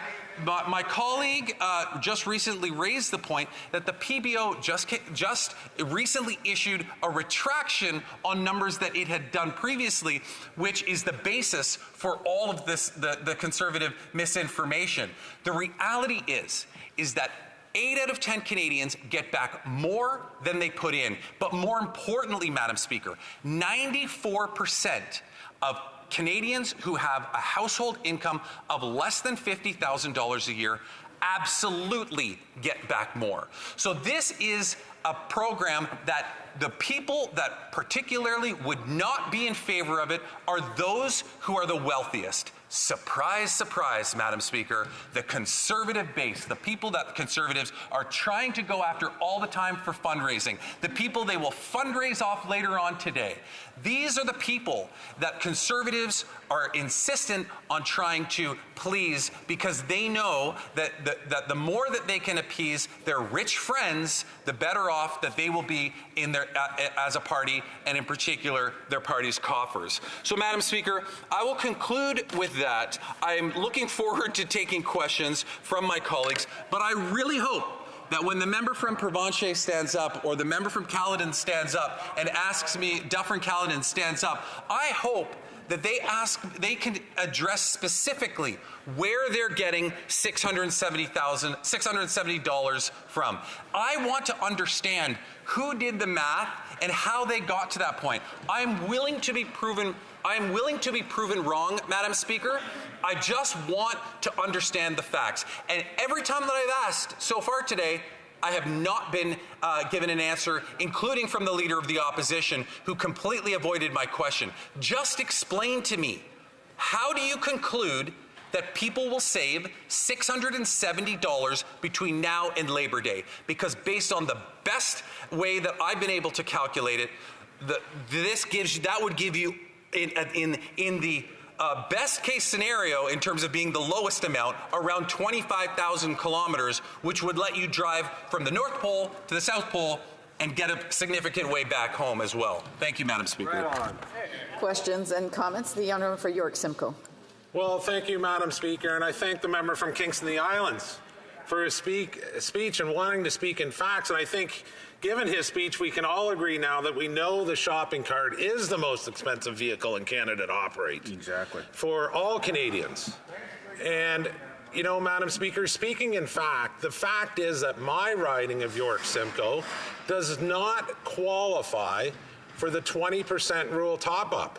You can't even see the CN Tower from my riding, Madam Speaker. Chippewas of Georgina Island First Nation, in the middle of Lake Simcoe, is 70 miles from Toronto. They're classified as rural and remote by the federal government.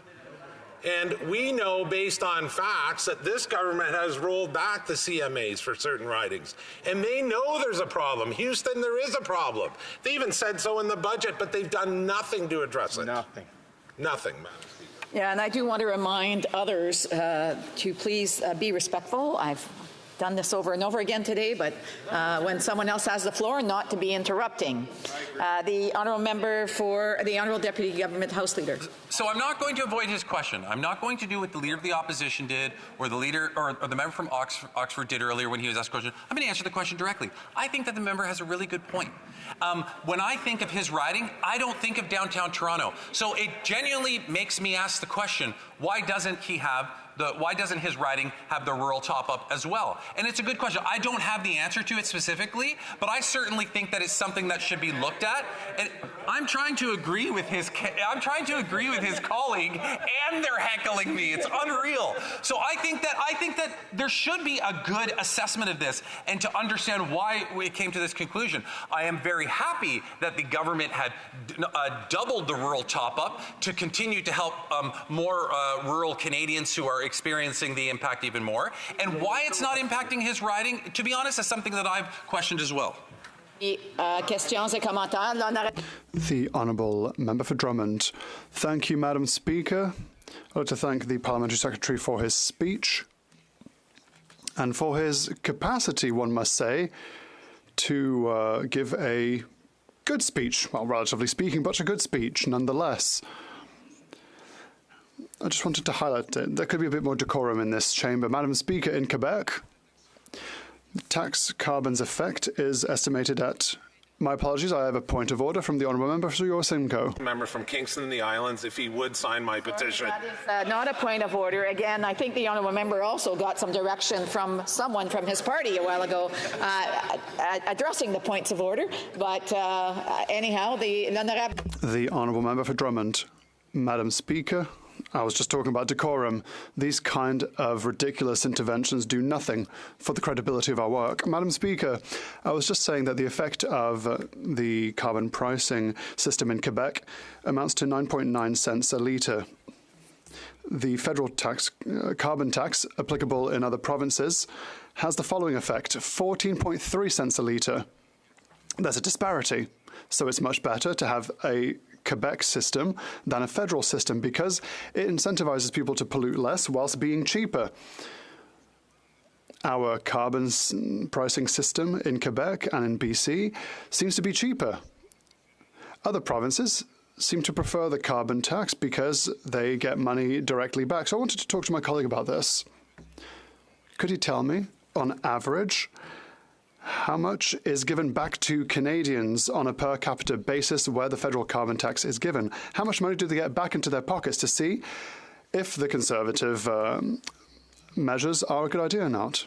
Well, I appreciate the comment. I always feel as though it's a bit of a setup when when Quebec MPs ask me about the pricing mechanisms in Quebec, because I think they know how I feel about it, and I believe that it is amongst the best in the world. And Ontario, my province, used to be involved in that pricing mechanism as well, but unfortunately our premier was short-sighted, and he got out of it at the same time that he started pulling charging stations out of locations, not only to start reinstalling them 5 years later. But I digress. To his point, Madam Speaker, and I think it's really important. He says, how much does the average Canadian get back? It's different between each province, as he would know the jurisdiction and how it's being impacted. But what I can tell him is that in the last time that the Conservatives brought up this issue in this House on an Opposition Day motion, and I stood up, I went through the math of my own personal finances, looked at what I was paying on heating, what I would pay if I was driving gas vehicles, and then I looked at what was actually deposited right back into my bank account, Madam Speaker, and I ended up ahead.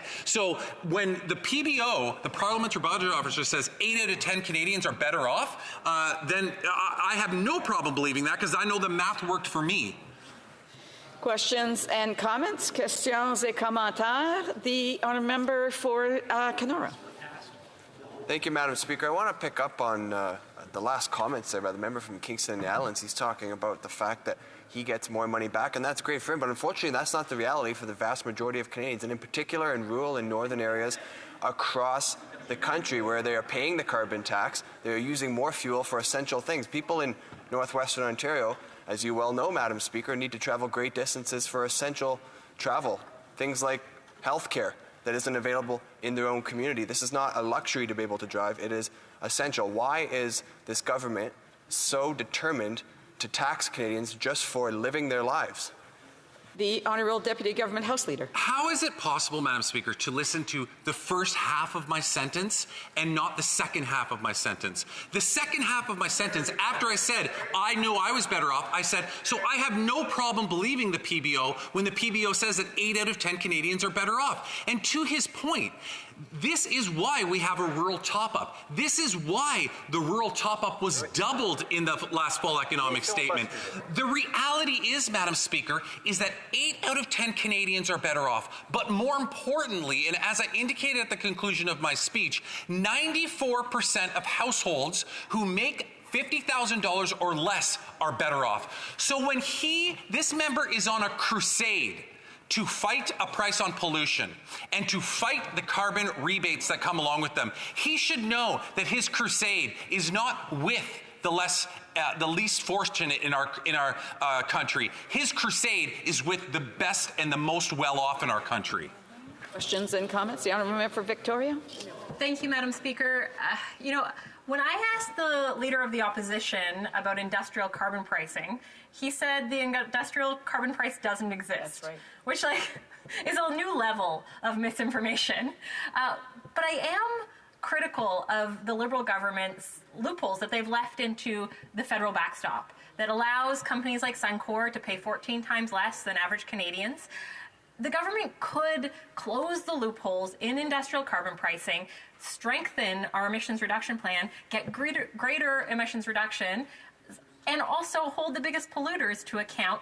They could also enshrine industrial carbon pricing in law so that if in the future there was another government who wanted to scrap it, that it would be much more difficult to take away this vital policy that is doing the bulk of our emissions reduction. I'm curious if the government or if the member is pushing his government to A, close the loopholes, and B, enshrine industrial carbon pricing in legislation. The Honourable Deputy Government House Leader. I am always pushing my government, whether in this House or in our caucus meetings, to do as much as we possibly can as it relates to reducing GHG emissions. And I believe that a model that incentivizes people to make different choices, such as pricing pollution, whether it be at the retail or industrial level, are models that will benefit tangible results in the future. And this is not just me saying this. This is all the vast majority of economists. I think that the joint signed letter of economists throughout Canada is over 400 signatories now who believe, number one, that the pricing pollution is an effective way to deal with GHG emissions and to reduce them, and two, they believe that more people are better off under the carbon rebate program. It is only conservatives and their rhetoric and their misinformation that is informing people otherwise. Because if you go out and you ask the vast majority, they will agree that there is certainly benefit to the vast majority, and in particular, the least fortunate. For a brief question, the Honourable Member, Parliamentary Secretary of the Government House Leader. Yes, very briefly, Madam Speaker, I'm wondering if my colleague can explain to me the issue of hypocrisy when we take a look at the Alberta Conservative government increasing gas tax by 4 cents a litre, and then the National Reform Party proposing that we get rid of the gas tax, if he has a thought on that. A brief answer from the Honourable the Honourable Deputy Government House Leader. Believe it or not, I have a thought on that, Madam Speaker. The exact same day the exact same day that the carbon tax increased by 3 cents in the country, Alberta increased its own gas tax by 4 cents. I didn't hear one Conservative MP. I didn't hear outrage from them one bit about what Daniel Smith was doing, because they know that the information that they are providing is false, and they know that they are doing it only for political opportunity. Because if it was genuine, they would have gone after Daniel Smith just like they went after this Prime Minister.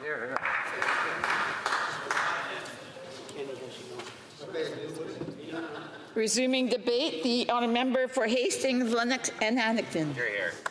Thank you, Madam Speaker. I'll be splitting my time this afternoon with the member for Langley Aldergrove. It's my pleasure to rise today to speak to our Opposition Day motion on removing fuel tax until Labour Day. While many of my colleagues may focus on the immediate economic benefit that this proposal will have on every single financially strapped Canadian listening today, I'd also like to complement the conversation with an element of mental health. As we all know, mental health has been declining in Canada. A piece in the Queen's Gazette succinctly says a 2023 report from Statistics Canada has revealed that despite over half of Canadians reporting very good or excellent overall health, mental health is on a concerning decline. Anxiety and mood disorders, particularly among vulnerable populations, have surged, with a notable impact on ages 18 to 34 years old. According to the Mental Health Association of Canada, in any given year, 1 in 5 people will personally experience a mental health problem or illness. I don't think this is news to anyone. This is a real problem, Madam Speaker. While the pandemic certainly played a large role in this worsening public disaster, it's not the only culprit. The mental health of Canadians is declining nearly in lockstep with their financial health. 2 months ago, the Canadian Institute for Health Information issued a press release suggesting Canadians increasingly report poor mental health, cite growing economic concerns as a contributing factor. Compared to the Commonwealth Fund average, Canadians had higher percentages of its residents that worry about affording rent, worried about food security, and worried about having a roof over their head at all. Its message is clear. Canada is lagging considerably behind its Commonwealth allies when it comes to economic stressors on mental health. Madam Speaker, I know the other parties here today care about mental health. In their 2021 platform, Forward for Everyone, the government had a page and a bit of their 89-page platform dedicated to mental health. It opened with, in a typical year, 1 in 5 Canadians will experience a mental illness or addiction problem. As we know that over the last 18 months, nearly half of Canadians reported that their mental health worsened during the pandemic. Mental health is health, and that is why we have made mental health a priority. Our friends, Madam Speaker, in the NDP had very similar overtures in their Ready for Better platform. What I find troubling and confusing is that the Liberal government would engage in such dramatic inflationary spending and impose crippling tax measures onto cash-strapped Canadians. It's even more confusing as to why the NDP would play the role of the enabler for the Liberal government. It turns out mental health as a priority in 2021 has given way in 2024 to excessively taxing Canadians to the brink of financial ruin. Mental health consequences be damned. The fact remains that while, yes, mental health is health, economic stability contributes to mental health. A financially stable Canadian does not have the same economic stressors on them that a non-financially stable Canadian does. Subsequently, there is less stressors on our already straining healthcare system, particularly our mental health. We only need to turn to this government's own numbers to validate the relationship between finances and mental and physical health. In March of 2019, the Financial Consumer Agency of Canada released a report that showed financial concerns were a greater source of stress than relationships, than workplace performance, or their own personal health. Nearly half of Canadians have lost sleep worrying over which bills they would be able to pay.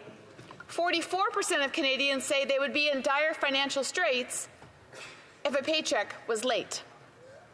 This, Madam Speaker, is all part of a vicious feedback loop. Mental health issues make it more difficult to earn and seek help, resulting in financial distress.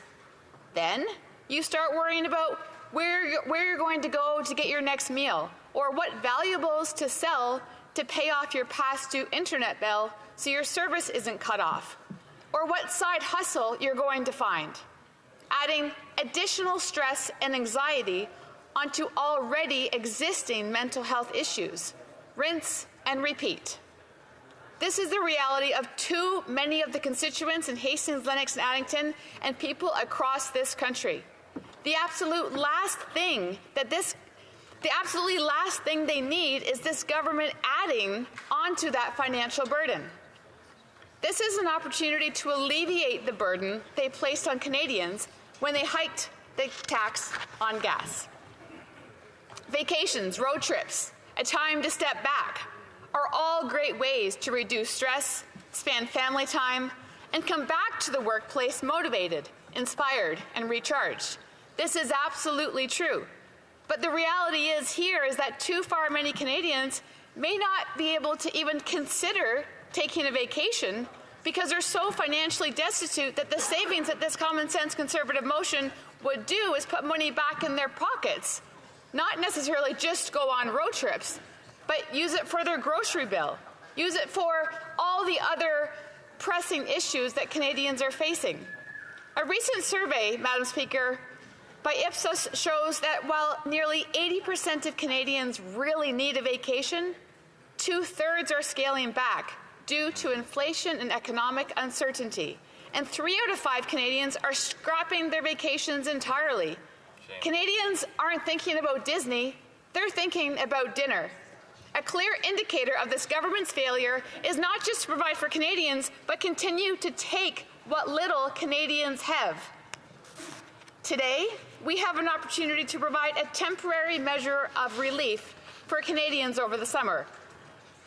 This helps families, single parents, students, seniors, and everyone in between. Pausing the tax on fuel will provide benefits to all Canadians. If they choose to use those extra dollars on a road trip and support local tourism, great. If instead they want to use it to pay bills and get groceries, that's okay too.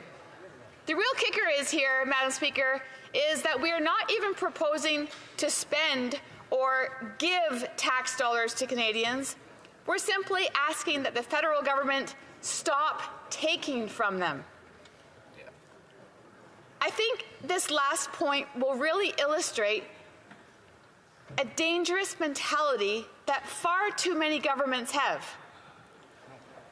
They view themselves as entitled to the money of the taxpayer.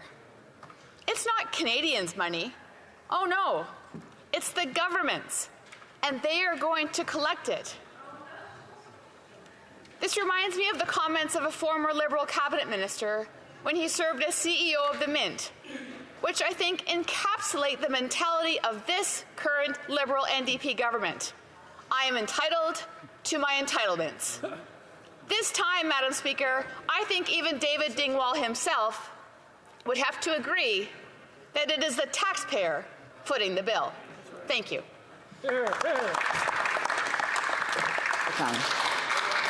Questions and comments? The Honourable Parliamentary Secretary, the Government House Leader. Yes, Madam Speaker, the member started her speech by talking about the importance of mental health and how things around it, the environment, actually hurt our mental health. It begs the question in terms of why it is then you have the Conservative Party voting against support programs that are there for Canadians. In particular, I'm thinking of fixed income people, whether they're seniors, children, whether it's the dental program, whether it's the pharmacare that's being proposed. These are all constituents that she would represent, and we're not talking hundreds, we're talking about thousands of constituents that she's representing. yet she continues to vote against these vital programs that I would ultimately argue is also good for mental health. The honourable member for Hastings, Lennox and Addington. Thank you, Madam Speaker. I will assure the member across the aisle that every single day I am listening and working for the ordinary, hardworking Canadians and those in Hastings, Lennox, and Addington. And I will also remind the member that with regards to mental health, let's address the cause. The cause is the issue. The symptoms, if they're the focus always, we need to reevaluate how we're looking at this. How do we get there? How do issues become? People are in dire straits right now, and they need help. They need help. They need help, serious help. People are hurting. People are dying. People need help. Conservatives are offering a little bit of a solution. Good job. Questions and comments. The honourable member for Rivière-des-Mille-Îles. Thank you, Madam Speaker. My question for my colleague is very simple. We're talking about $1.4 billion in terms of costs or lost revenue for the state, which is astronomical. But can she explain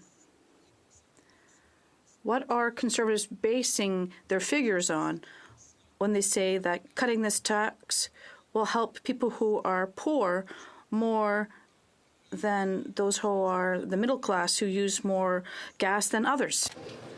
The honourable member for Hastings, Lennox and Addington. Thank you, Madam Speaker. I'd like to suggest that our middle class is shrinking. Our middle class is shrinking for a number of reasons. We have become a country of such high taxation, dwindling revenues, big government, massive social programs, and running massive deficits. The high inflation, the high interest rates is creating the middle class no longer to exist. We need to move forward. We need to have solutions. We cannot continuously just be saying, damn, damn, damn, damn. The government is not working. Conservatives are offering a solution. In comments, the honourable member for Victoria. Thank you, Madam Speaker. I wanted to ask the member about the mental health crisis of young people who are concerned about the climate crisis. Climate anxiety is at an all-time high, and when young people are seeing communities evacuated because of wildfires, multi-year droughts, heat domes that kill hundreds of people, extreme flooding, they are worried about right now, and they're worried about their future. So can the member speak to young people and tell them why the Conservatives have no climate plan? The honourable member for Hastings, Lennox and Addington has just a little over a minute to respond. Thank you, Madam Speaker.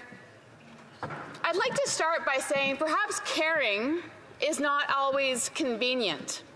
And how people care and how people find solutions come in different silos, and how they are interpreted is different for everyone. Members across the aisle, I would suggest, need to recognize and will probably agree with me that youth are the future of this country. Youth need to ask critical, informed questions, and I know on this side of the aisle we are giving them accurate, positive solutions. Thank you. Resuming debate, the honourable member Langley Aldergrove, and I want to apologize, I'll have to interrupt him in about 5 minutes. The honourable member Langley Aldergrove. Fair enough, Madam Speaker. Thank you so much for the honour of being able to speak in the House, even if it's only for 5 minutes. I know I will continue after question period. It gives me a great deal of pleasure today to stand up to talk about the Conservatives' motion for an Axe the Tax summer vacation road trip. I had a very happy childhood, spending many hours in the great outdoors in Edmonton, Alberta, all seasons of the year, even in the winter when everything was frozen solid. But the highlight of our family life year was always planning the summer road trip. So we started the planning as the snow started melting, usually around this time of the year in late May. I know with global warming it's happening a couple of weeks earlier. But that was something that always bound our family together. We were always very excited about it. It was usually a 3-day trip as we made our way from Edmonton, Alberta to the west coast of British Columbia. We took our time. It was usually a 3-day trip, camping along the way. The first night often in Jasper, maybe in Banff. The second night somewhere in the Okanagan Valley. We never took the shortest route because there was so much to explore, so much to see in this great land of ours. By the third day, we arrived at beautiful Cultus Lake in Chilliwack, where we camped for usually 2 or 3 weeks.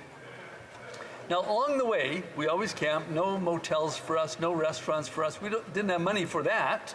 It was too expensive. But the one thing that we never had to worry about was the price of gasoline for our Chevy with a big V8 engine.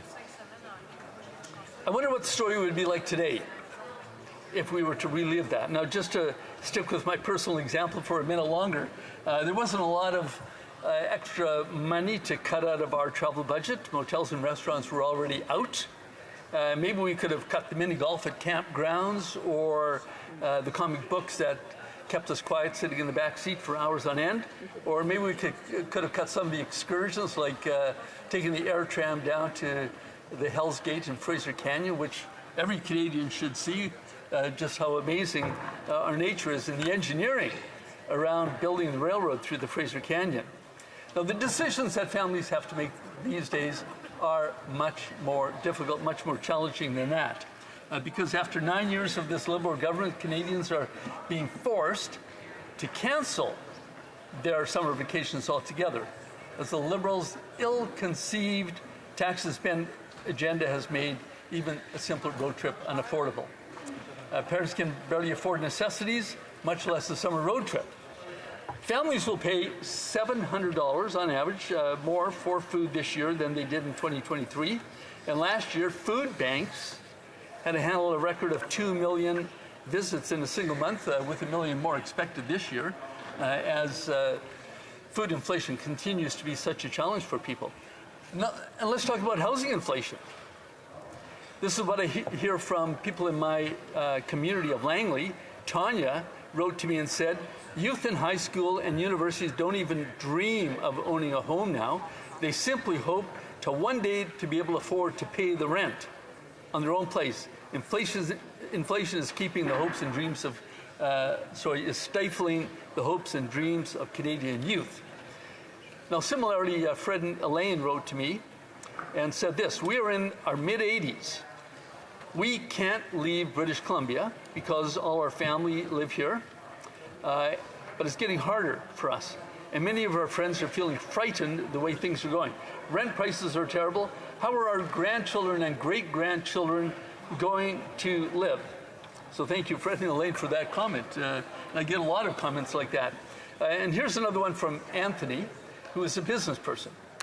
Again, talking about the cost of housing and the effect it has. He said, I am having trouble retaining and attracting young employees as the cost of living in Metro Vancouver is simply unaffordable. I had a great apprentice leave, Anthony tells me, last summer to move to Calgary. He took a pay cut there, was wanting to start a family, and saw no chance of that happening here in British Columbia. So good for Calgary once again. Someone else leaving British Columbia to go to Calgary where things are more affordable, but it's a real challenge there as well. So thank you, Mr. Speaker. I will continue after question period. Thank you. And he will have 5 minutes and 15 seconds left on the clock for his speech after 5 minutes and 15 seconds.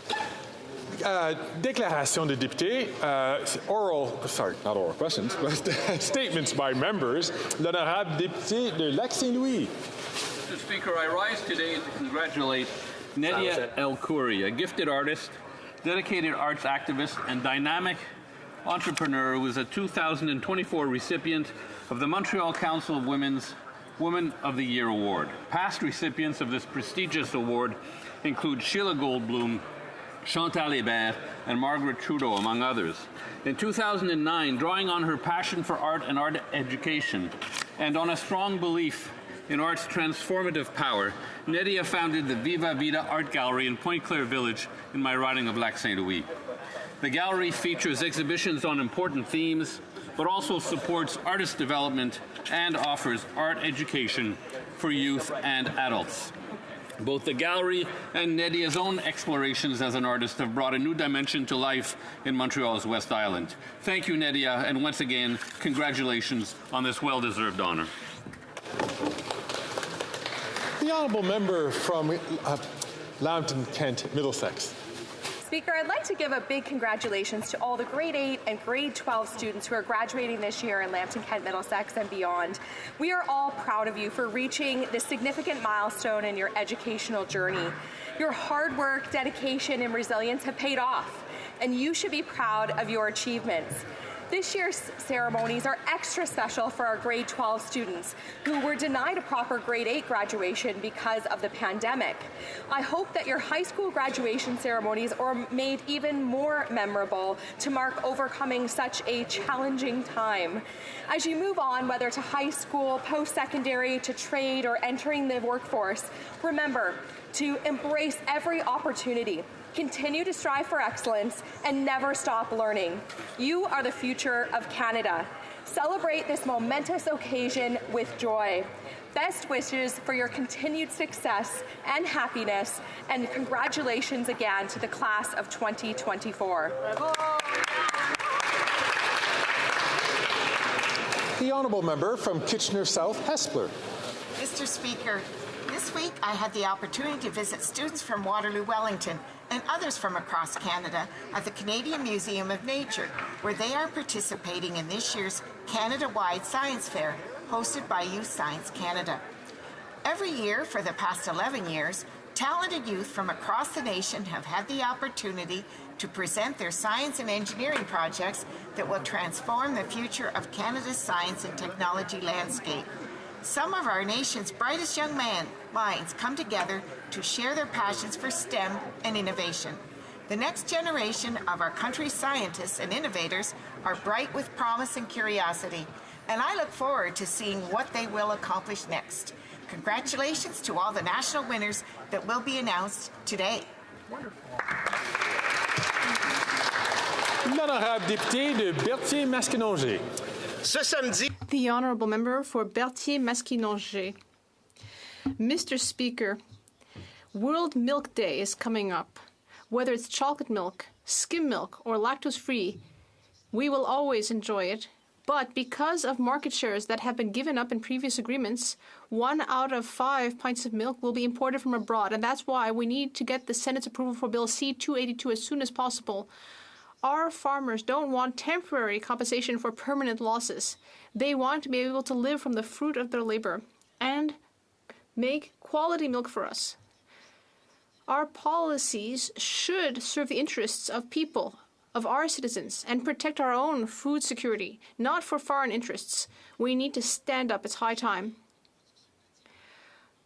Our producers are passionate about dairy production. They want a sustainable future. They're proud of everything they've achieved. They're asking the Senate to take quick action. Let's all celebrate World Milk Day on Saturday. The honourable member for Vaudreuil-Soulanges. Mr. Speaker, hear, hear. The fair maidens and noble knights of Vaudreuil-Dorion will all be coming together between June 6th and 9th for the 32nd edition of the Seigneurial, to eat, drink, play, and sing, and to celebrate Vaudreuil-Soulanges' rich historic heritage. Thanks to the Regional Museum of Vaudreuil-Soulanges, the town of Vaudreuil-Dorion, and Christiane Lévesque and her team, people will be able to visit the local charming crafts fair. They will love the period costumes and the incredible ambiance. So I would invite everyone in Vaudreuil-Soulanges to join me and enjoy these activities for the whole family, local crafts, and of course everything our seigneurie has to offer. Thank you, Mr. Speaker.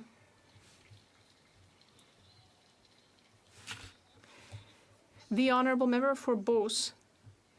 Mr. Speaker, on Saturday, June 1st, we will celebrate World Milk Day. I would like to say thank you to our nearly 10,000 dairy farms and more than 500 processing plants in Canada. These are men and women who get up at dawn every day, put on their work boots, and do incredible work to feed Canadians with their quality products. In my riding, there are several of these businesses that every day provide us some of the healthiest and most nutritious products in the world. Not only that, our farmers also play an important role in meeting our environmental objectives. On behalf of all parliamentarians, I would like to say thank you for your hard work. As Conservatives, we will continue to support your sector, which is a key economic part of our country. So with World Milk Day coming up, I would like to invite all my colleagues to raise a glass of milk in honor of the Canadians who work so hard in our dairy industry. Thank you. I would remind the member once again that we cannot use props to make our point. And additionally, we only are allowed to drink water in the House of Commons. The honourable member from Coquitlam, Port Coquitlam. Thank you, Mr. Speaker. Mr. Speaker, today I would like once again to launch my Community Champions Awards, for which we are now accepting nominations. Each year we recognize everyday leaders who work hard to build a better community for everyone. A community champion is an outstanding neighbor, such as a volunteer, frontline worker, parent, or unsung hero who demonstrates leadership. Through their leadership, they create a better society by fostering a culture of kindness and generosity. They inspire others to step up and be part of positive change. To nominate your community champion, please email my constituency office. Nominations are open until July 14th. Mr. Speaker, I look forward to honoring this year's outstanding community champions in Coquitlam, Port Coquitlam. Thank you.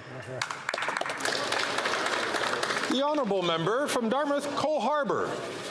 Mr. Speaker, May 12th was International Myalgic Encephalomyelitis Awareness Day.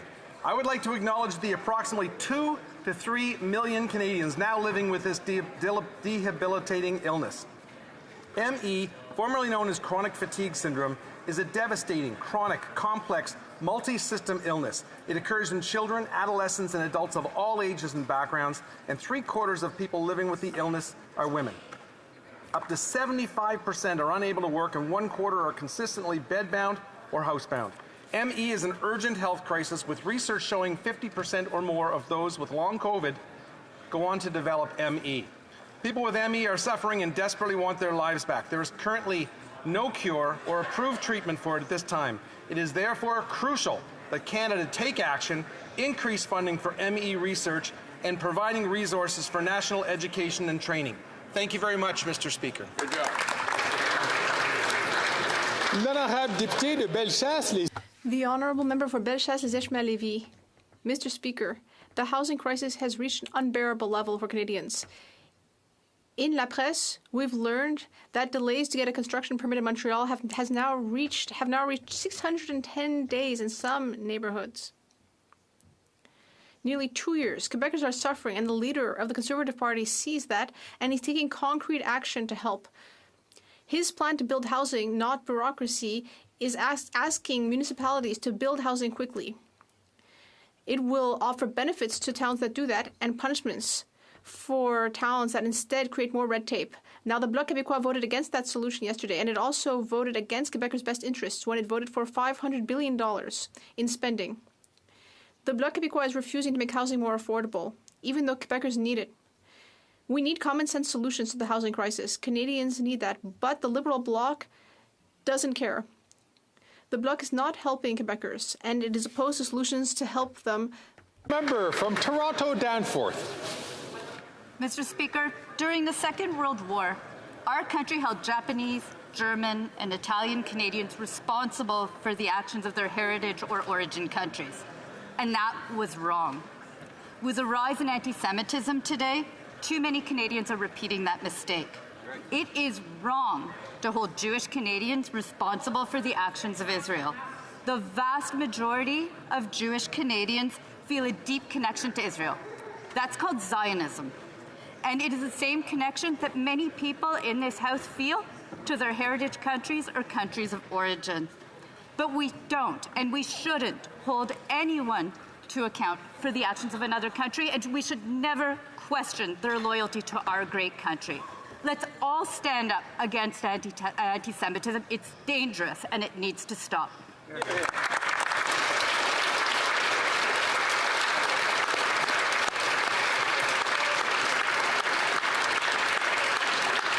The honourable member from Flamborough-Granbrook. Mr. Speaker, at every door, in every conversation, in every phone call, it's the same comment over and over again. Life is too unaffordable. How did it get this way in Canada? Well, we know that it's the inflationary spending, taxes, and deficits of this Liberal NDP government that have driven up the cost of literally everything, and that this Prime Minister is not worth the cost. But Canadians are crying out for some relief.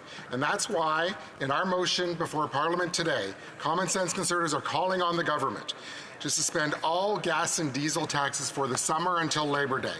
That's $670 in savings for a typical Canadian family, enough to take a road trip or go camping or a day trip to one of the many outstanding local attractions across our country.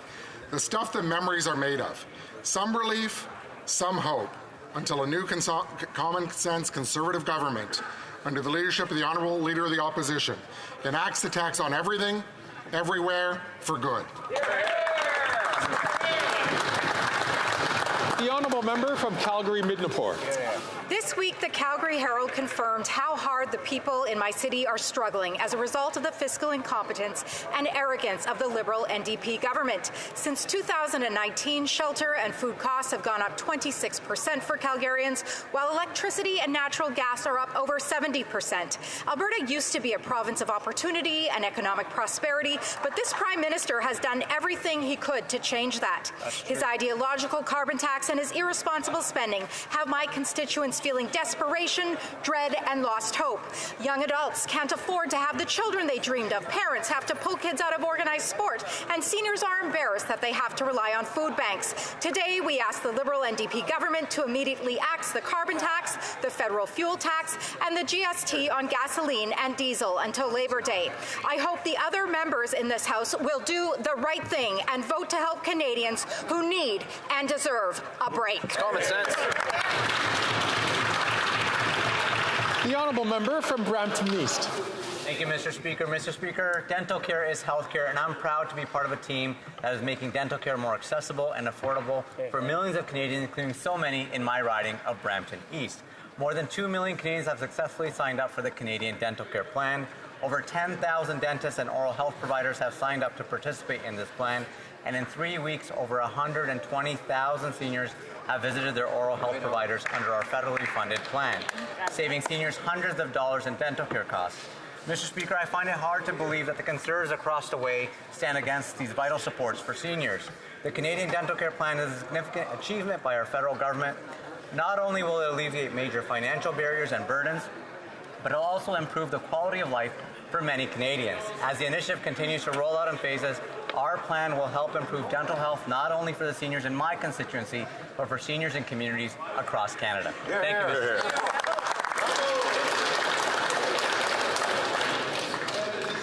The honourable member from Port Moody, Coquitlam.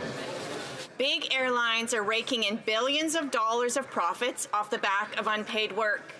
In Canada, flight attendants who are disproportionately women work an average of 35 hours for free every month. There is no reason big airlines who make huge profits should be making their staff work for free. Yet the Liberals have allowed big airlines to take advantage of workers.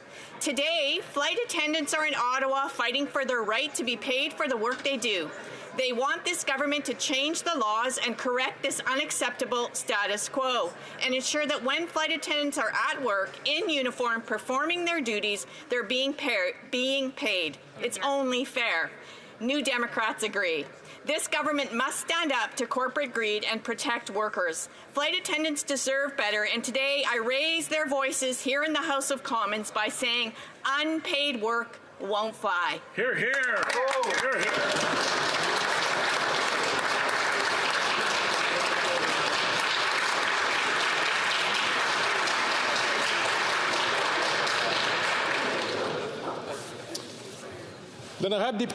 The honourable member for Beauport, Côte-Beaupré, Île d'Orléans, Charlevoix. Mr. Speaker, Caillouche, our Acadian giant of country, died yesterday at 76 after suffering from cancer. His real name was Reginald Charles Gagnon. His life was very full and he had an exceptional career. Far from the limelight at times, he built a very loyal audience with his tall tales and sad love ballads. He was somewhere between Willie Nelson and Willie Lamotte, although some might say that they were more like Caillouche. Carrying his guitar, he played all over the place, in small towns and on big festival stages. He was inimitable, with songs like La chaîne de mon tracteur, Le frigidaire de mon chum, Mon bicycle, ma musique, and C'est ça mon Acadie.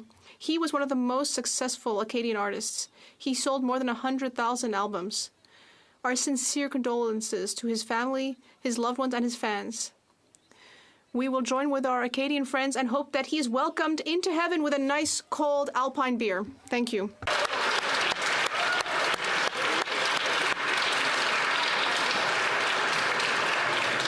The honourable member from Leeds Grenville, Thousand Islands and Rideau Lakes. Here they come and there they go. The race to replace this Prime Minister is underway and Mark Carbon Tax Carney is out ahead of the pack. He's been seen jet-setting across the globe, sliding into ballrooms, sipping on champagne, eating caviar and trying to win favour with global liberal elites. And all the while, hardworking Canadians are struggling to afford to pay their rent and buy groceries. The Finance Committee has called for Mark Carney to come and answer questions. So will he have the guts to appear or will he keep campaigning from his private jet? Canadians need to know just how much Carbon Tax Carney will jack up this Prime Minister's carbon tax and if there's even $1 of inflationary spending that he'd do away with. But the reality is that he's never met a hard-working Canadian's tax dollar that he isn't prepared to take away from them and isn't prepared to do away with 1 cent of liberal waste. Carney will do anything to make a buck. He's after Canadians. Will he come to committee and finally testify to answer questions?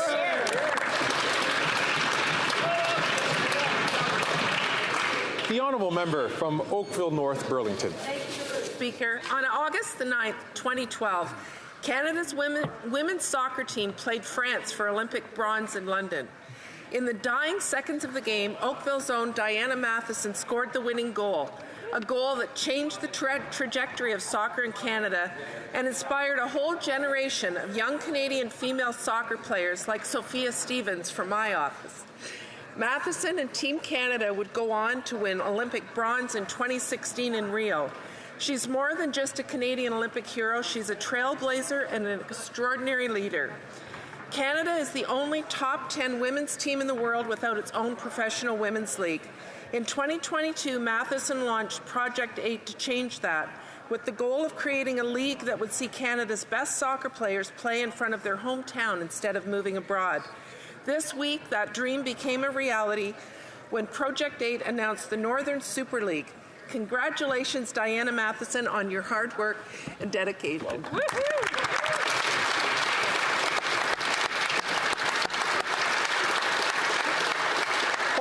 Questions. Questions orales. The honourable member from Regina Capel. After 9 years, this NDP Liberal Prime Minister is not worth the cost, and Canadians are suffering through his inflation and high interest rates. For many families, the best hope for a summer vacation will be a modest road trip. Parents will sketch out a budget based on meals and hotels, and a big expense will be fuel. The GST, excise tax, and carbon tax have helped push fuel prices to near record levels, with many families unable to afford a vacation at all. Conservatives have proposed taking the tax off of gas and diesel for the summer, saving Canadians 35 cents a litre. Will the Prime Minister vote for our motion, or will he force more Canadians to stay home this summer? The Honourable Minister for the Environment and Climate Change. Mr. Speaker, this is a prime cut of Conservative baloney. And I know what I'm talking about. My dad was a butcher, Mr. Speaker. The savings that the Conservative Party of Canada claims for Albertans is based on people traveling 37,000 kilometers during their holidays, Mr. Speaker. 37,000 kilometers. You can go from the North Pole to the South Pole and you would have kilometers left to achieve the savings that they claim, Mr. Speaker.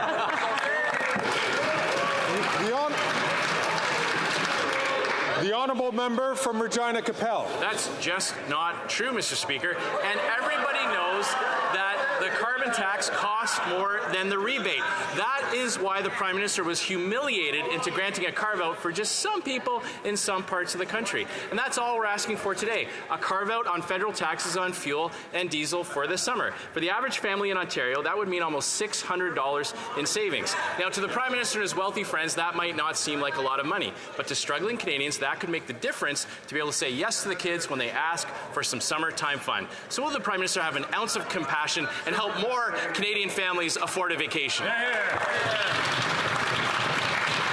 The Honourable Minister of the Environment and Climate Change. Thank you, Mr. Speaker. I know math is not the forte of the Conservative Party of Canada.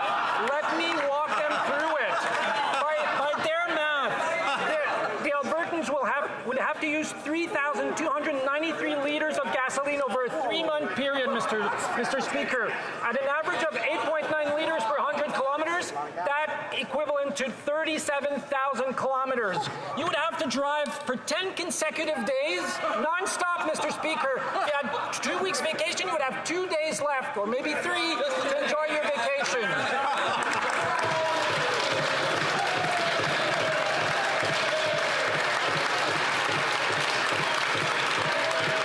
Order. Order.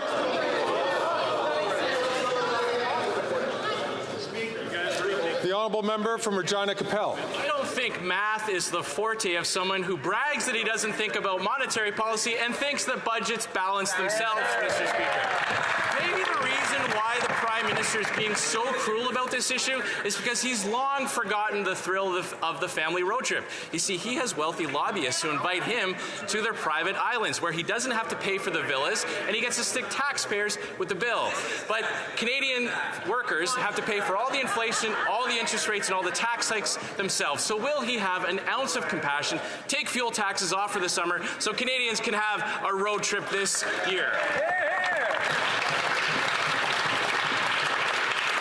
I'm going to ask all honourable members, please, to not take the floor unless they're recognized by the Speaker, so that all members and so the public at home can listen and hear the question and also hear the answers.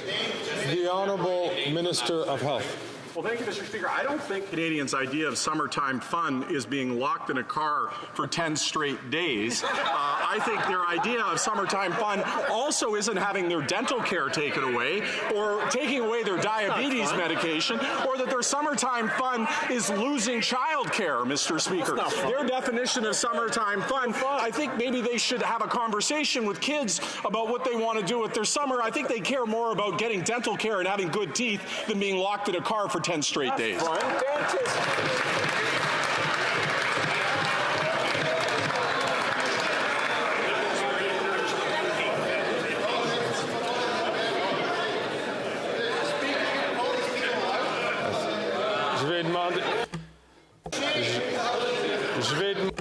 I would like to ask all members in this House to perhaps remain silent, including ministers and parliamentary secretaries. The honourable member for Mégantic-L'Érable. After 9 years, this Prime Minister, with the support of the Bloc Québécois, is simply not worth the cost of $500 billion of inflationary spending that has forced parents to skip meals to be able to feed their children. Whilst the leader of the Bloc Québécois and several of his MPs are campaigning to radically increase taxes on gas, Quebecers in various regions are paying the cost because they don't have access to transit.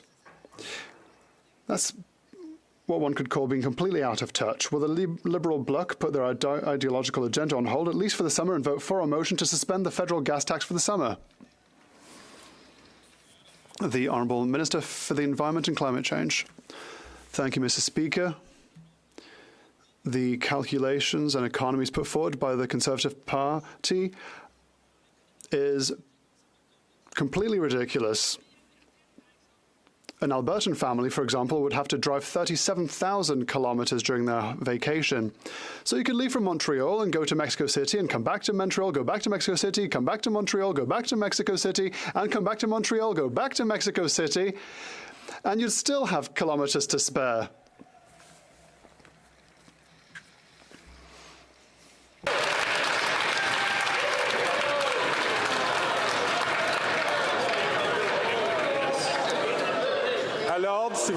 Order.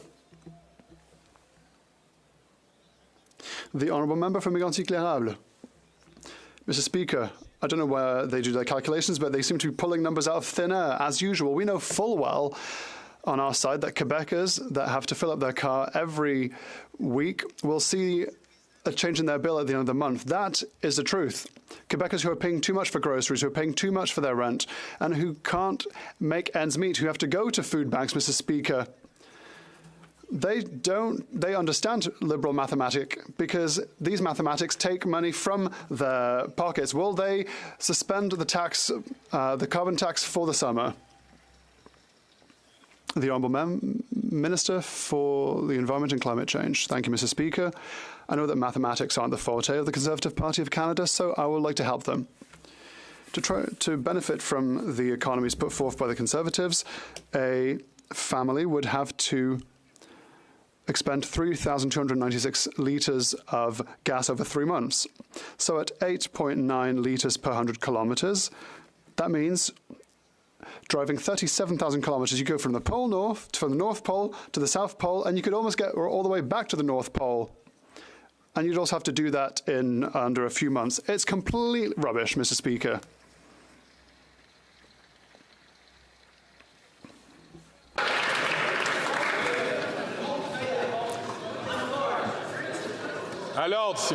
Order. The Honourable Member for La Prairie. And then there was light, Mr. Speaker. The Outaouais Liberals have just revealed that there is a crisis in the healthcare system. They've written to Quebec City to ask for more money for healthcare. Where were these visionaries when Quebec City was warning of a $28 billion annual shortfall? Where were they when the Prime Minister, their boss, was fighting the provinces to not increase transfers by 1 single cent? Where were they when their boss imposed a cut rate agreement on Quebec? Why did these visionaries personally vote against our motion for a sustainable increase in health funding? The Liberals have been underfunding healthcare since 2015. Are they at least a touch embarrassed about this? The Honourable Leader of the Government in the House of Commons. Mr. Speaker, this is proof once again that we need a Liberal member of Quebec to actually defend the will of Quebecers in this House of Commons. Of course, we respect Quebec's jurisdictions. It was not my intention to raise this, but thanks to the Bloc Québécois, I would like to reaffirm the fact that the Quebec government has to urgently work on healthcare in the Outaouais region. Any objective observer can see that we need to act in healthcare in the Outaouais. The Honourable Member for La Prairie. He's right. The Liberal MPs from the Outaouais are right. There isn't enough money for healthcare in the Outaouais, but it's their fault. There's not enough money in the North Shore, there's not enough money elsewhere in Quebec, and it's their fault too, because they voted for it. They've never spoken out against federal health underfunding. They've never contradicted their boss who refused to increase transfers. They've never defended their citizens who were told to go to the private sector for treatment.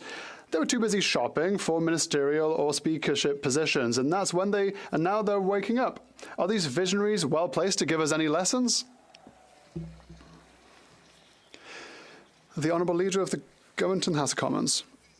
Mr. Speaker, when the Bloc Québécois vote against Medicare, when they vote against healthcare budgets, when the Bloc votes against everything that we are trying to do for dental care and dentistry, in the Outaouais region, if one takes the ratio put forward by the Bloc Québécois, and if we compare it to other regions in Quebec, we'll see that the Outaouais region is underfunded by Quebec with regards to the number of nurses, the number of surgeons, number of doctors, number of hospital beds. The Outaouais has a crying need for action in healthcare. L'honorable député de Rosemont. The Honourable Member for Rosemont-la-Petite-Patrie. Mr. Speaker, the lack of housing, rising rent, the rising cost of living, that is the reason for which there are ever more homeless people on the streets of Montreal. We need social and affordable housing, but under the Liberals, homelessness across the country has only increased. Despite hearing promises, people do not have the right to housing. The Conservatives lost 800,000 affordable housing units when they were in power, and the Liberals have lost another 370,000. What good are Liberal MPs in Montreal when they can't even put a roof over the heads of Montrealers. The Honourable Minister. Thank you, Mr. Speaker. I'd like to thank my colleague for his question. There's one thing upon which I agree, is that on this side of the House, and I include him, is that we truly believe that a government has to work to help homelessness and to fight homeless and chronic homelessness, so that which is not the case for the other side. Our housing project has given more money for housing to municipalities to put a roof over the heads of those who need it, and we'll keep working with municipalities. We won't just be insulting mayors like they do across the way. The honourable member from Port Moody, Coquitlam. A landmark report this week exposed women with disabilities are more likely to visit the emergency room during pregnancy because reproductive care is not accessible. It's impacting their mental health during pregnancy and postpartum.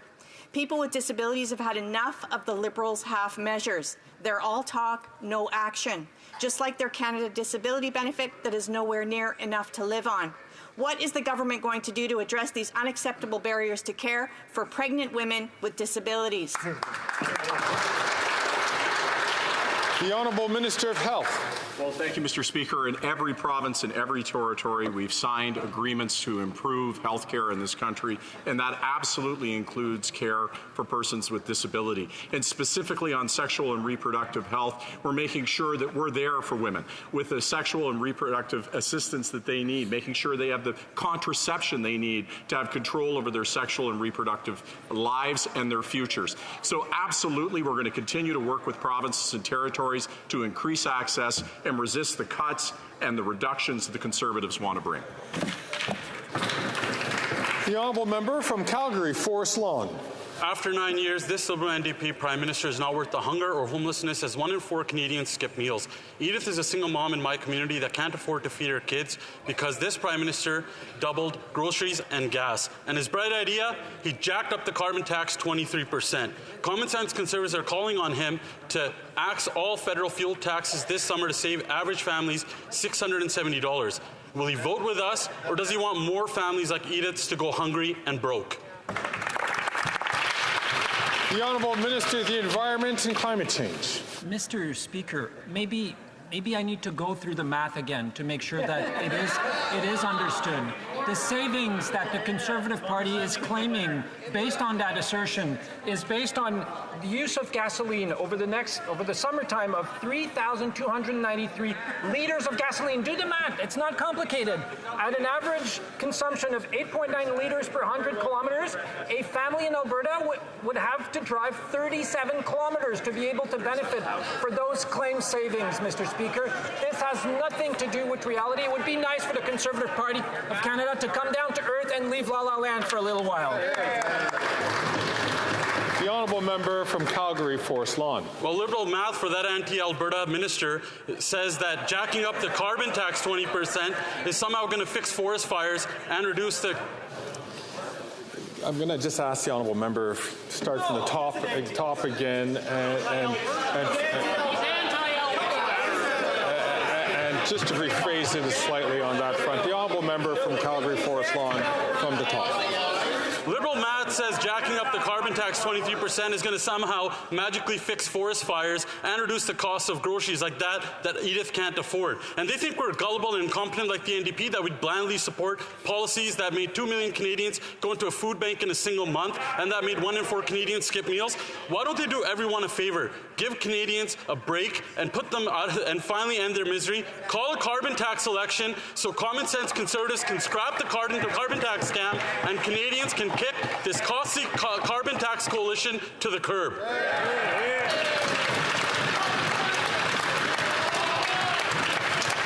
The Honourable Parliamentary Secretary to the Minister of Housing, Infrastructure and Communities. There they go again, Mr. Speaker. They want to ruin the rebate for Canadians. A rebate that disproportionately impacts the middle class and lower-income Canadians working hard to join the middle class. I also noticed, Mr. Speaker, that throughout the past few weeks, they've been quoting from reports from Food Banks Canada, from Salvation Army, and those reports are important. We thank those organizations for those reports. What they point out are challenges faced by Canadians. In those recommendations, which they ignore, they point to programs that this government has continued to support, the Canada Child Benefit, for example, that they've voted against every single time. That's right. The honourable member from Lethbridge. After 9 years, this NDP Liberal government is not worth the hunger and homelessness that it's causing so many Canadians across this country. Many Canadians just simply look forward to a small summer vacation, a road trip perhaps. It's normally a time where they can go and camp in the mountains or go to a national park or visit loved ones. But this year, many Canadians can't afford this simple delight because this government has made life too expensive. On Monday, this House will have the opportunity to vote on a common sense motion to save Canadians 35 cents per litre on gas. Will the Prime Minister vote with us, the common sense Conservatives, so that Canadians can afford a simple vacation, or will he force them to stay home? The Honourable Minister of Health. Mr. Speaker, good news, kids. You can take a summer fun time vacation where you're locked in a car for 10 consecutive days, nonstop with no bathroom breaks, and the Conservatives have a plan for you to have that summertime fun. And the cost? Give up the future of the planet, right? Don't worry, kids, about climate change. Don't worry about taking action on the planet. Enjoy your 10 hours in the car and let the planet burn.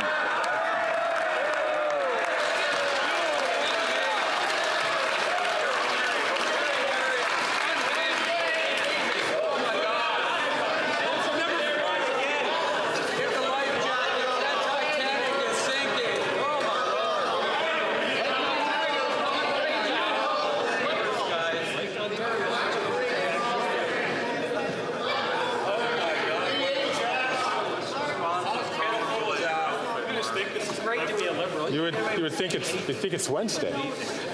The honourable member from Lethbridge. Well, this out-of-touch Prime Minister might be able to take a $230,000 taxpayer-funded vacation to some fancy island, but that's not an option for most Canadians. In fact, most Canadians just simply want to be able to get in a car and drive a few kilometres to enjoy a national park or the mountains for the day. But that's even out of reach for so many of them because of this Liberal government's out-of-touch policies that are driving up the cost of everything. On Monday, this House will have the opportunity to vote on a very common-sense motion that would take the federal tax off of fuel. It would make life affordable for Canadians and allow them to enjoy their summer. Will the Prime Minister vote with us so that Canadians can afford a simple road trip, or will he force them to stay at home while he enjoys his luxury vacation? The Honourable Leader of the Government in the House of Commons. Mr. Speaker, today we're having a lot of fun with figures because the Conservative AI machine suddenly kind of broke down and didn't quite supply them with the right math, and they do rely heavily on that for mathematics. I do note that that member fights against a regime that sends 8 out of 10 Albertans more money than they pay in. But she was a little sheepish, a little quiet, when her own Premier, Danielle Smith, hiked gas taxes 13 cents to fuel, increased government spending in Alberta. She didn't talk about that. I wonder why. The Honourable Member from Dufferin-Caledon.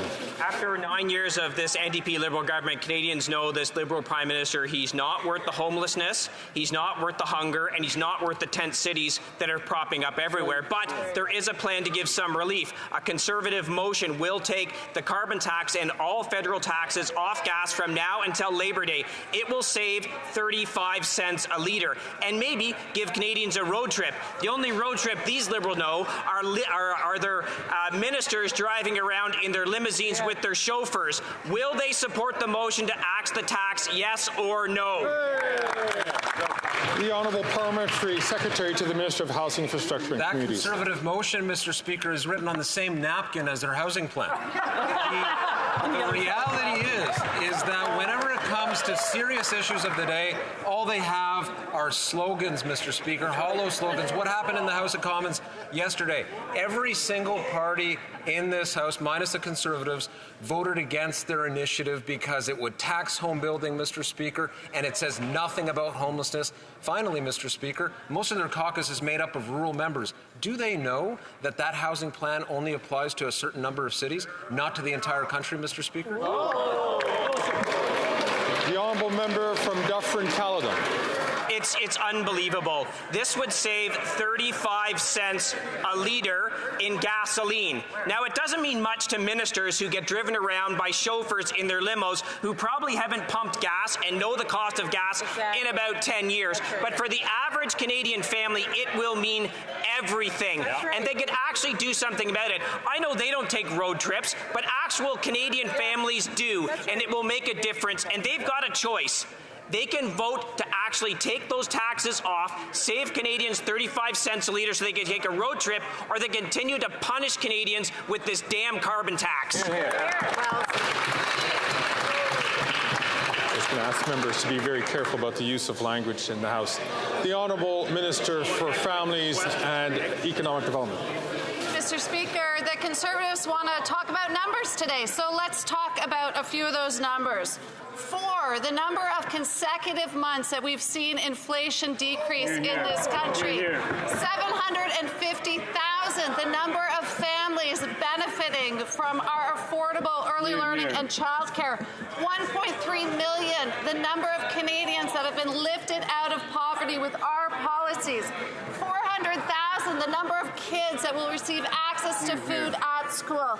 This is what our government is doing on this side of the House. Why won't the Conservatives get on side and support Canadians? The Honourable Member for Lac-Saint-Jean. Mr. Speaker, the French Language Commissioner has been very clear. Quebec is incapable of franchising a large number of immigrants. Despite investing hundreds of millions of dollars, there are 642,000 people in Quebec today who still don't speak French. Only 70,000 of them have been able to take a francization course, which is a record, but which is still far from enough. When will the federal government finally going to share out the reception of asylum seekers and reduce temporary immigration in collaboration with the government of Quebec? The Honourable Minister for Immigration, Refugees and Citizenship. Thank you, Mr. Speaker. That is exactly what we are doing. We are working hand in hand with Minister Fréchette and other provincial ministers. The member across the way seems to forget that La Loi 101 exists and has existed for a while. We, since 2015, have sent $5.2 billion to Quebec without asking for accountability for francization. If Quebec needs more Francophone immigrants, we're here to help them. The Honourable Member for Lac-Saint-Jean. The Loi 101 that they do not respect themselves, Mr. Speaker. In any case, the French Language Commissioner has been clear. At the moment, 20,000 people a month enter Quebec and need francization. Only 8,000 of them register with Francisation Québec. Francisation Québec can't maintain current levels. They can't work with these current levels of immigration, and so we can't maintain these levels without weakening the French language in Quebec. That's a purely mathematical finding of the French Language Commissioner. Will the federal government finally respect Quebec's capacity in receiving immigrants? The Honourable Minister for Immigration, Refugees and Citizenship. Mr. Speaker, once again, the member across the way seems to be asking the question under the wrong jurisdiction. Under the Canada-Quebec agreement, Quebec has most choosing powers when it comes to Francophone immigrants. They have the power and the capacity, and with $5.2 billion since 2015, they also have the financial capacity to do all of this without accountability. It's Quebecers who will have to ask answers of their government. The Honourable Member for Lac-Saint-Jean.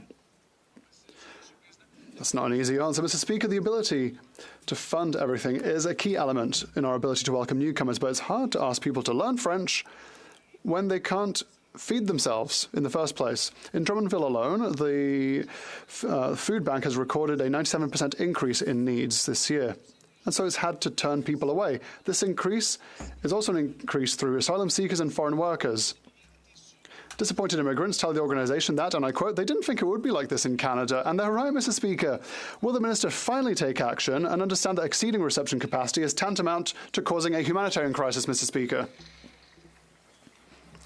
The Honourable Minister for Immigration, Refugees and Citizenship. The member will once again blame immigrants for the increase in grocery prices. We must be reasonable, Mr. Speaker. Clearly, Canada will play a role, and that's why we are working hand in hand with Quebec to spread asylum seekers. There's work to be done on various jurisdictions. I'm looking forward to doing so with Madame Fréchette. The Honourable Member from Thornhill.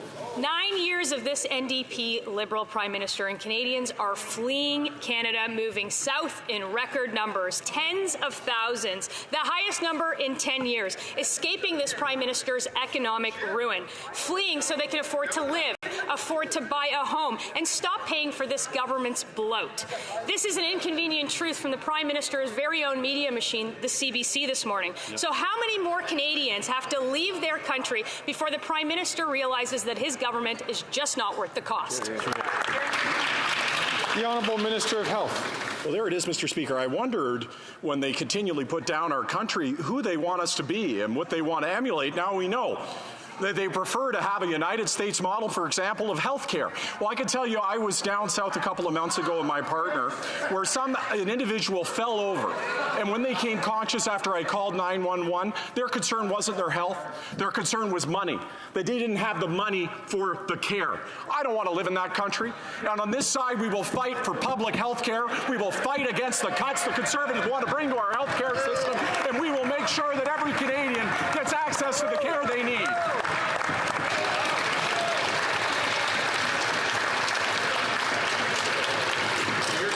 The honourable member from Thornhill. The plan is actually driving Canadians out of this country in droves. More than 126,000 Canadians left to go stateside in 2022. That's a 71% increase from the year before. Doctors, nurses, mechanics, young Canadians with university degrees, don't they get why they're leaving? His policies, the Prime Minister's policies, are hurting them.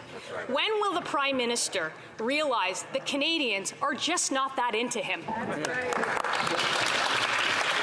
The Honourable Parliamentary Secretary. Mr. Speaker, families like mine chose to come to Canada from places that were difficult, where there were challenges. Canadians are proud of the country that we have. Conservatives keep talking this country down. There are people around the world, Mr. Speaker, that would choose to come to this country, that are choosing to come to this country every single day for freedom, for the capacity to be who they are, to love who they love, to be proud of their traditions, and to be able to do it in this country. We have health care. We have the things that Canadians and all those around the world are desperately seeking. We will keep fighting for that on this side of the House while they keep talking this country down. Hear, hear.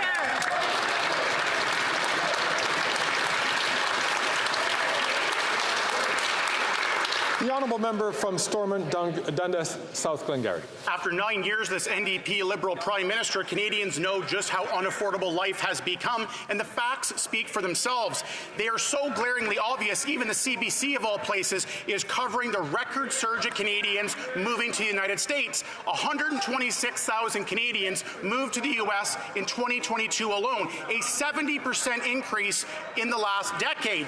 There are Facebook groups, some as big as 55,000 each, that are finding ways and sharing tips on how to move out of Canada. If things are so great, why are a record number of Canadians moving to the United States then? The Honourable Minister for Indigenous Services. Mr. Speaker, while we're talking about the United States, let's just take a moment to reflect what women in that country are going through. A lack of access to reproductive choice, Mr. Speaker. I read an article in the New York Times yesterday, Mr. Speaker, about the number of women that are dying because they can't access abortion care in their states, Mr. Speaker. That's the kind of future that these Conservatives want for Canadian women, and we'll fight for their freedom.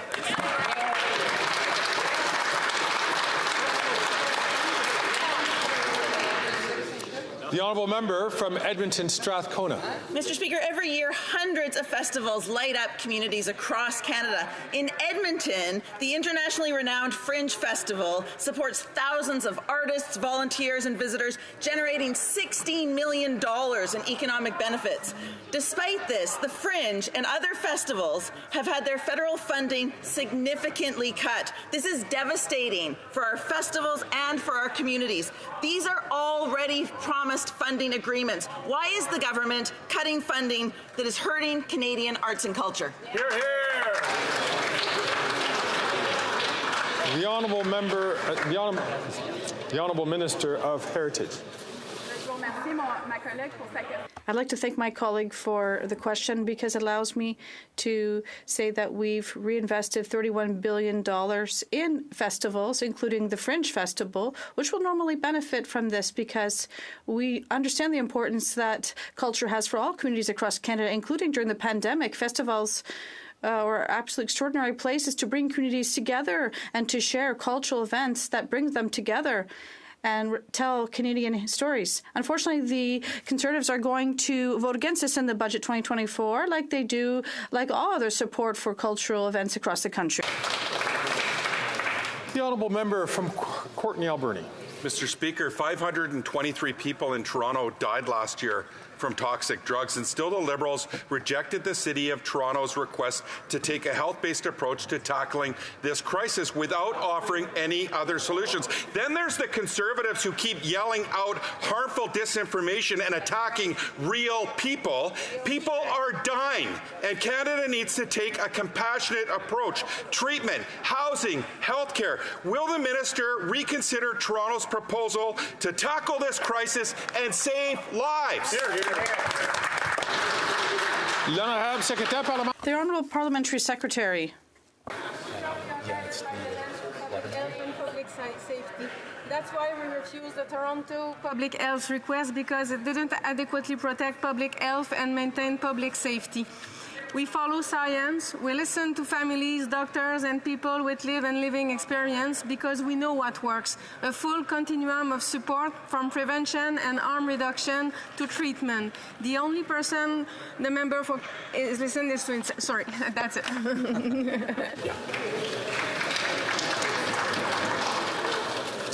The honourable member from Aurora Oak Ridges, Richmond Hill.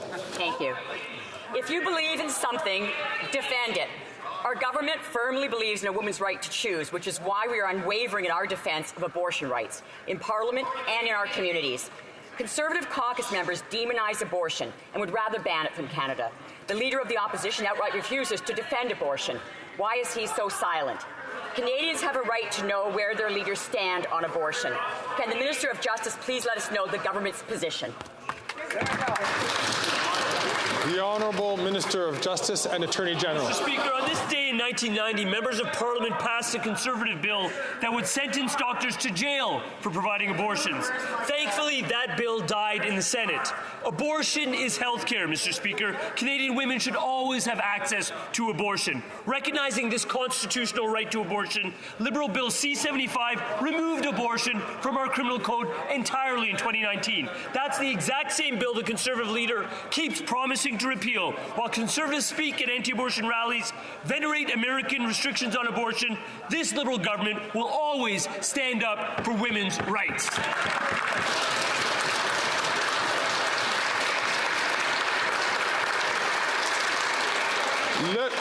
The honourable member for Levis-Lotbinière. Mr. Speaker, and where the mayor of Montreal was elected, there are 540-day delays in obtaining housing permits. It costs more to build units. This is what you call incompetency. This Liberal bloc government doesn't require anything from cities to step up housing development. Why is the Prime Minister refusing common sense and promoting the incompetency of the mayors that are supporting him? The Honourable Minister. In math class today, we look at basic competence. There's a whole idea of size. 1 is smaller than 10, and so 6 is smaller than thousands. One plan is much bigger than 0 plans. And what do they want to do? Just cut infrastructure. And just insult mayors, Mr. Speaker. It doesn't build any housing. The honourable member for Levis-Lotbinière. Mr. Speaker, after 9 years of this government, it's not worth it. The CMHC has stated that Canada needs 5.8 million units to restore housing affordability. This Liberal bloc government is building less housing than in the 1970s. It's a real scandal. Mr. Speaker, Conservative legislation to build housing, not red tape, is a common sense solution. Why is this Prime Minister protecting the incompetence of Liberal mayors instead of building housing? The Honourable Minister. Once again, in terms of math, he has some lessons to learn. 0 is much smaller than 179 agreements across the countries with municipalities. 200,000 is smaller than 240,000, and 0 housing units is still zero. That's their plan. Zero. It doesn't work. Then I have the honourable member for Montmagny, Lille, Kamouraska, Rivière-du-Loup. Mr. Speaker, after 9 years of this Prime Minister, Quebecers are paying the cost of this housing crisis. In Ville-Marie, under the mayor, it takes 540 days to obtain a building permit. Imagine this. 540 days in the midst of a housing crisis. This is what you call incompetency. Quebecers are suffering, and the Bloc is voting for $500 billion in appropriations and against common sense solutions in this crisis. Can this Liberal Bloc government step up to the plate and promote housing construction in Montreal and across Quebec once and for all? The Honourable Minister of Public Services and Procurement. Thank you, Mr. Speaker. Yes, we're talking about math today, so there's a very small figure that is so easy to forget because it's so small. It's 6 affordable housing units. 6 units that the Conservative leader, former minister, when he was minister across the country and throughout his entire term. Only 6 units. Where in the riding of my colleague who just spoke, there's 134 affordable housing units that have been built with the support of the Canadian government. And yet their leader continues to insult municipalities in Quebec. The honourable member for Montmagny, Lille, Kamouraska, Rivière-du-Loup. Mr. Speaker, it's more than 6 or 9 years under this Prime Minister, and more Quebecers are living on the streets because of the lack of affordable housing across Canada. This Liberal Bloc government has doubled the cost of rent. Imagine in Montreal, it takes 2 years to get a building permit, and that's when things go well. The incompetence is blatant. Quebecers need solutions, but the Bloc voted against the Conservative leader's plan for affordable housing. Can this Bloc Liberal government, for once in its life, help people across Canada to help them build housing? Thank you. The Honourable Minister. Inaudible. They like talking about common sense, but when you build a house, Mr. Speaker, you make sure that basic things such as infrastructure, water, electricity, sidewalks, streets are all in place. And all they want to cut is infrastructure for municipalities to build homes. So once again, one plan, 3 million housing units versus zero units. The honourable member for Rivière-du-Nord. Don't forget the North, Mr. Speaker. Mr. Speaker, last March, Quebec's Minister of Justice informed us that 109 stays of proceedings for unreasonable delays were granted last year alone in Quebec. 109. How can you expect people to have confidence in the justice system when justice no longer takes its course? We've been sounding the alarm for years about this government's nonchalance in appointing judges. There's still a shortfall of nearly 60 judges, and it's a recurring problem. Does the minister find it acceptable that trials are aborted because he hasn't taken the time to appoint judges? The Honourable Minister of Justice and Attorney General. Thank you very much, Mr. Speaker. I won't accept the question asked by the colleague. I appointed justices as quickly as possible, the quickest in Canadian history. 113 appointments over the past 10 months. Nevertheless, there is always more to do. We are doing this. In terms of delays for criminal justice, we have established $700 million for legal assistance to help speed up trials. The honourable member for Rivière-du-Nord. Mr. Speaker, the Bloc is obviously in favour of bringing accused persons to trial within a reasonable time frame. But when people accused of murder or other crimes against people escape justice because our courts are overflowing, that's when they lose our support. Putting violent, dangerous people back on the street because at the end of the day we don't have enough judges, this has serious consequences for public safety and in people's confidence in the justice system. Will the ministers support our bill so that people accused of violent crimes are not simply released because there's no time to judge them? The Honourable Minister of Justice and Attorney General. Just to be clear, that bill tabled today is to use the notwithstanding clause under the Canadian Constitution. They said that they would use the notwithstanding clause to trample the rights and freedoms guaranteed by the Charter. Now we see another federal party saying that the Charter is just an option. On this side of the House, for the Liberal Party, our government will always protect your rights and liberties guaranteed by the Charter. The honourable member from Fort McMurray, Cold Lake. Earlier today in Health Committee, we heard powerful testimony from Indigenous leader Earl Thiessen, Executive Director of Oxford House, who said safe supply is akin to pharmaceutical colonialization. Will the Prime Minister listen to Indigenous leaders like Earl and put an immediate end to this dangerous government drug trafficking program?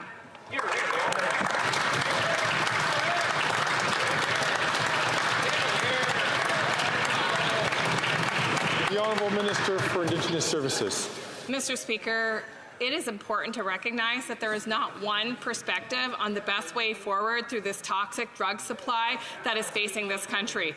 That's why this government is focused on providing tools that meet the needs of communities. In fact, if communities are not comfortable with safe supply, then they are not using safe supply, Mr. Speaker. To allege that this approach writ large across the country would not have detrimental effects is false. And I will say this, Mr. Speaker, we on this side are focused on saving the lives of our friends' children, and we will continue to do that.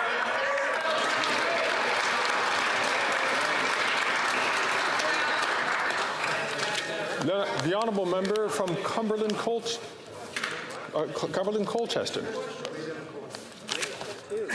I think my honourable colleague has two questions, Speaker. Honourable colleague is actually deferring to the honourable member from Cumberland Colchester.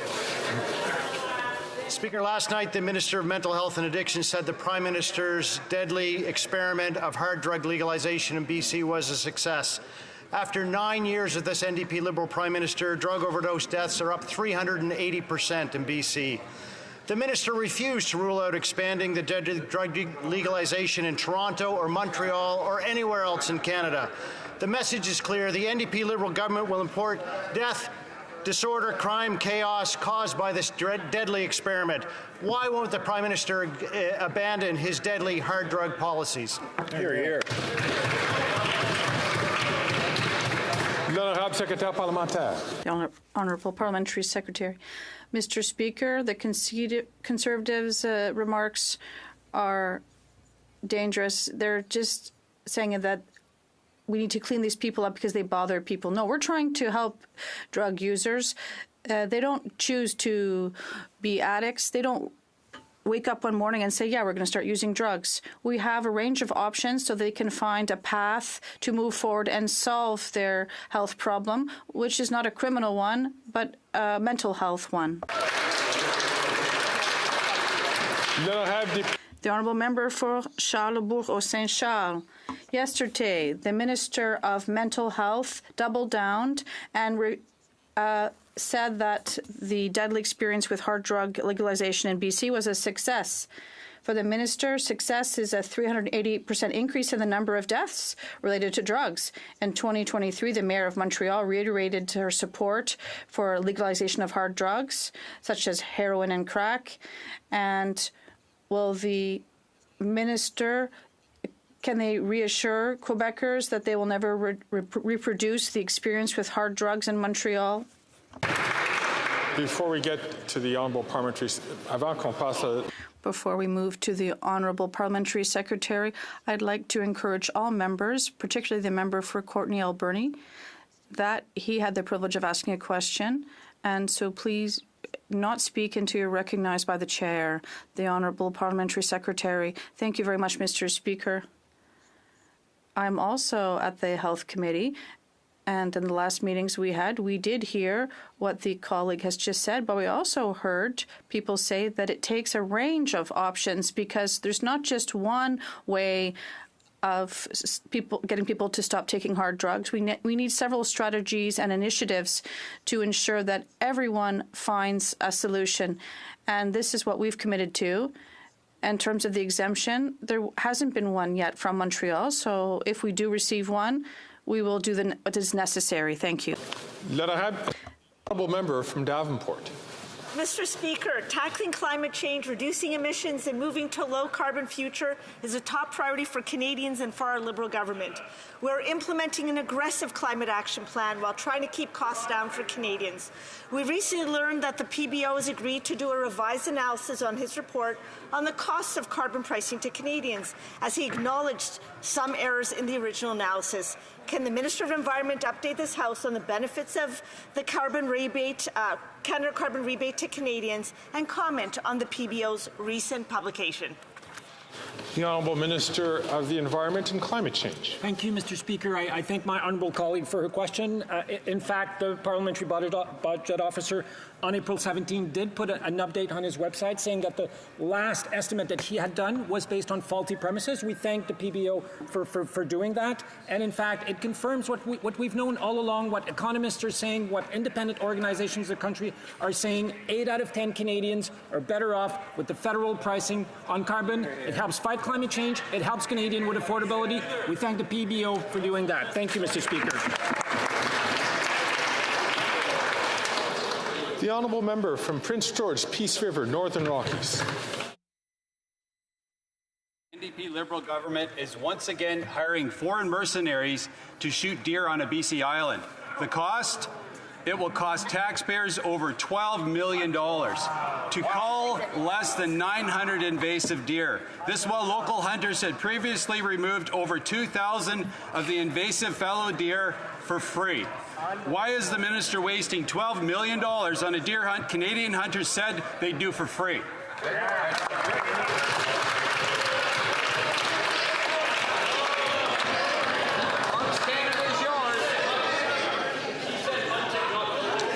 The Honourable Minister of the Environment and Climate Change. Thank you, Mr. Speaker.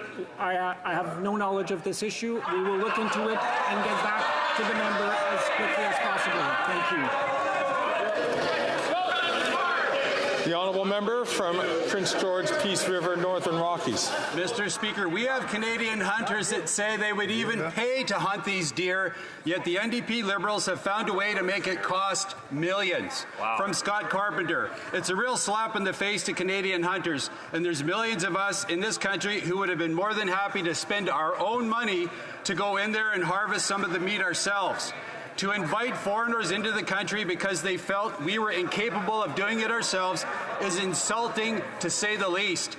What does this NDP Liberal government have against Canadian hunters?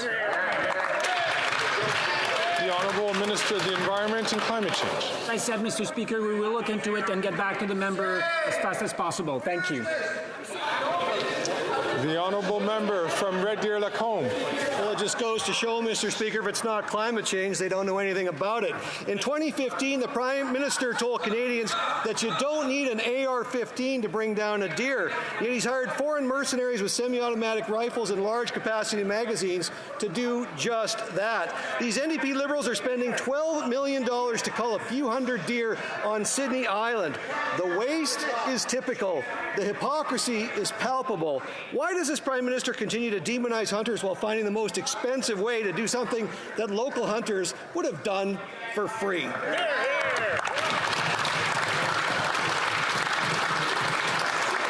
There's a conversation which is happening between members who should take that conversation behind the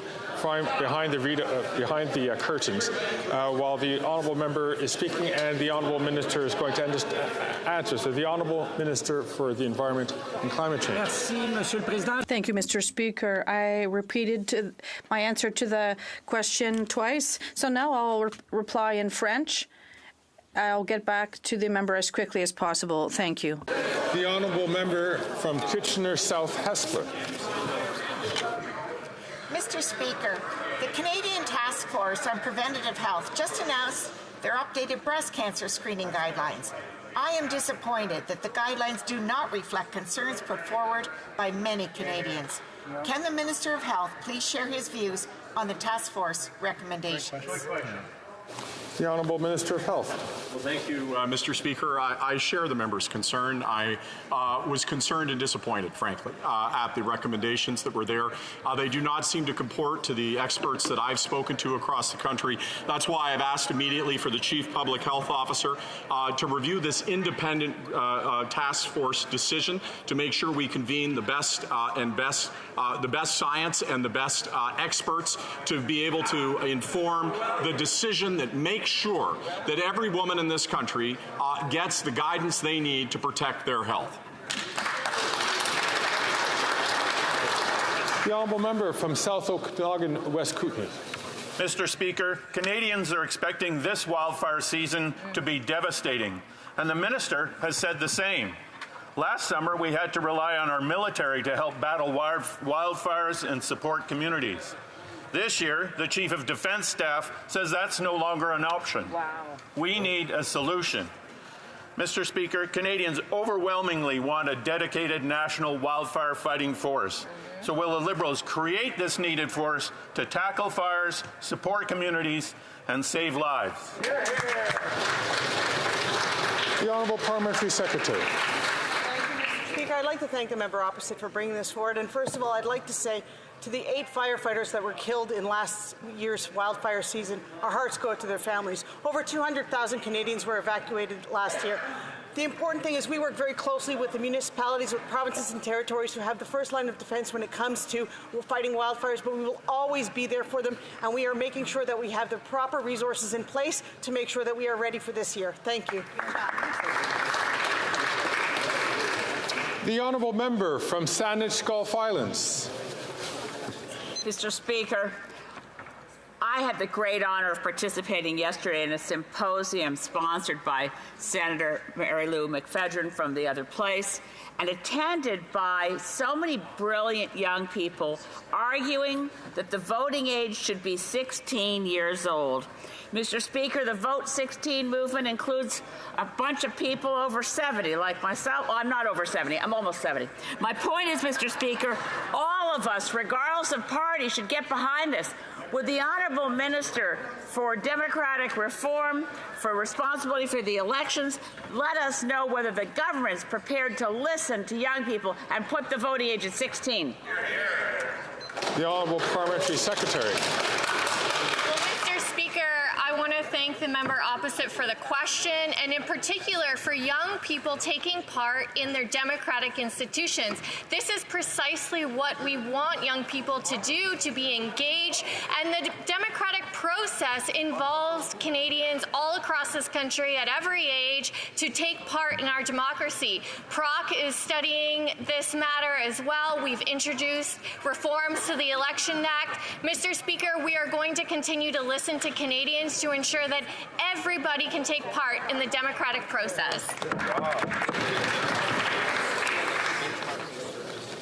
À la suite des discussions entre les Following discussions among representatives of all parties in the House, I understand there's an agreement. All right, everybody, that's it. I will not be streaming tomorrow, but I will come back Monday. Fridays normally suck, and they're boring, and I get like nobody watching the streams, so I will not be streaming tomorrow. I will come back and stream Monday, Tuesday, Wednesday. All right. Have a wonderful, wonderful evening.